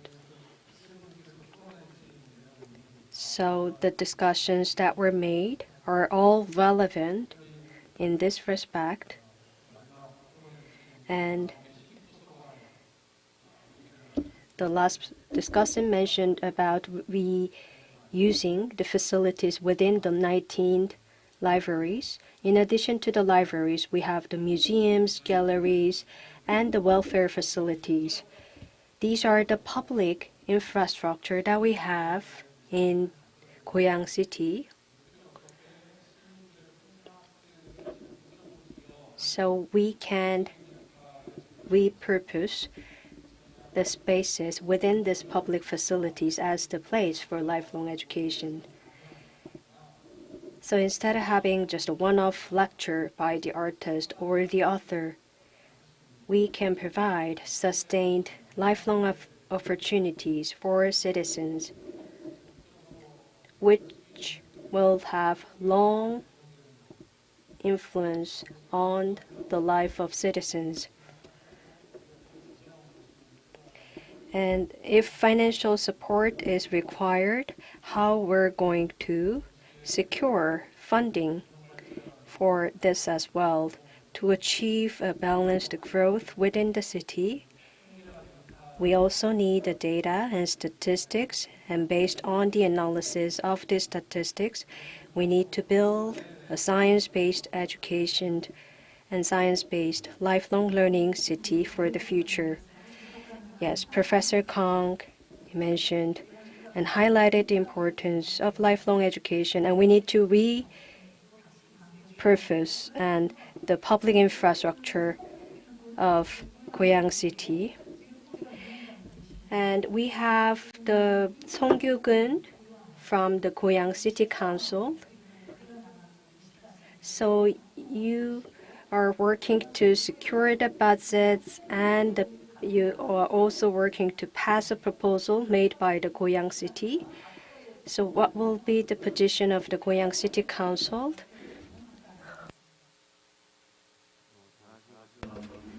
So as you've mentioned, Goyang has a budget of about 3.8 trillion won. And our own funding is about 30%, which is about 927 billion won, which is quite shocking that we are receiving 70% of our budget from outside. That's because we don't have companies in Goyang. And last Thursday, I met with GYRI. We are nearing 1.7 million people, and actually we are losing people. So who left? The people in their 20s, 30s, and 40s left for jobs. In terms of lifelong learning, I think it's fortunate that these people are leaving for jobs, but what about the people who are left behind, the elderly? So as I've mentioned, we need to provide knowledge or skills, and lifelong learning should be a means to provide knowledge and skills that help ends meet. Unless we do that, more people will leave Goyang. We will only be left with the elderly waiting for welfare. So we need to help them learn how to look for jobs and find their way. Thank you very much. While listening to what you said, Mr. Che, you mentioned the lifelong education for the youth in Goyang City. It's focused only on vocational training and job skills training. But Mr. Song, you're saying that making ends meet is important, and I think you focus on vocational training as well. So, Mr. Che, what's your take on this? Yes, I think that was a very good point, and I absolutely agree with what you said. And as I've mentioned earlier,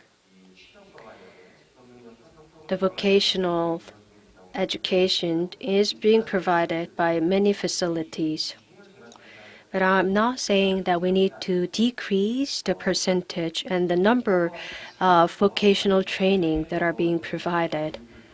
What I'm saying is that other types of education should also be provided as well, so that young people can develop their skills and get a new job and can enjoy more enriched life. Yes, so the two citizens representing the city of Goyang made a great remarks. You mentioned the relationship between the economy and ecology. So what is your take on this issue? So it's, well, very difficult.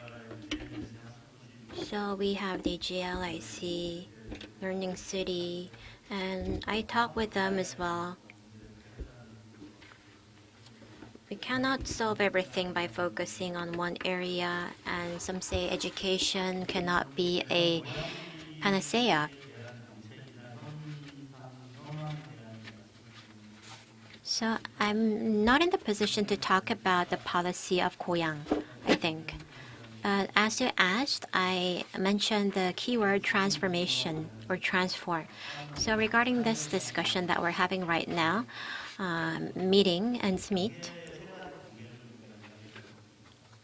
there are three relationships: human to human, human to nature, and human to technology. They are all related to livelihood. Now, in the economy, goods and services all come from the nature. It's not somewhere far away. So what kind of goods and services that we received from the society and the nature, and there's something called key concept in SDG, and there's also the term essential need. Now, what are the essential need? It's something we must ask ourselves. I think Goyang is an excellent GNLC in Korea in terms of education plan and monitoring. It has been carrying out various research programs, and based on that, with the coordinating city, it held an annual workshop. I think Goyang is showing great leadership in GNLC and also in Korea. I'm saying this because every time I meet an employee from a local government, they're very hardworking. But I ask them, what about the city next to you?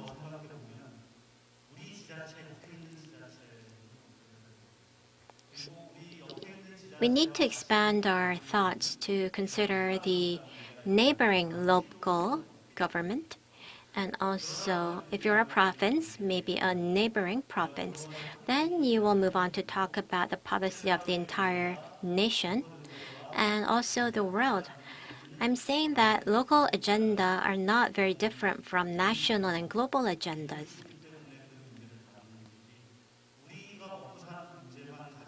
If we just focus on living and making ends meet, we don't really need to think about global cooperation and global relationships. And that applies to Goyang, which has a great tradition, and it applies to any other city. If you are an elected official, you'll be working on this issue. And of course, because you're elected in that area, you would need to focus on your local issues. But I dare say that such leadership from great members, if that local community is able to think about a larger scope or a wider local community, and if Goyang sees potential of such way of thinking in other areas, I think they can find a way forward there. It's not something we can force. They need to expand their scope to think about the local area and the regional area, then the national area, and then the global area for Goyang to become a global city.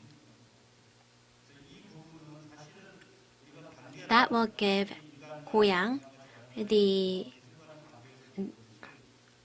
capability to talk about their role and position on the global stage. If we are too focused on the fickle daily lives, it will just confine us.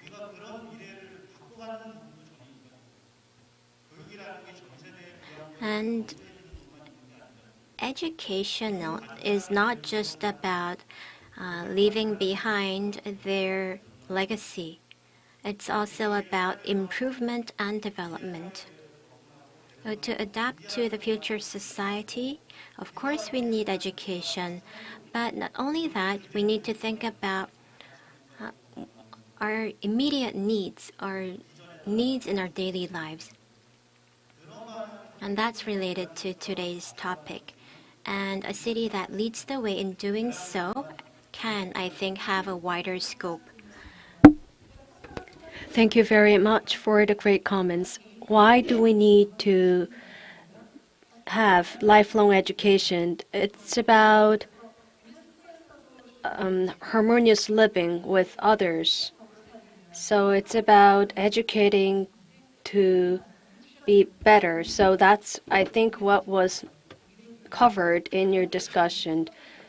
So Goyang City will have some takeaway from what you said. We're already behind of our time. So so that's it for the panel discussion. So in the past, when we talk about the city development and the city policy, the priority was placed only on the development.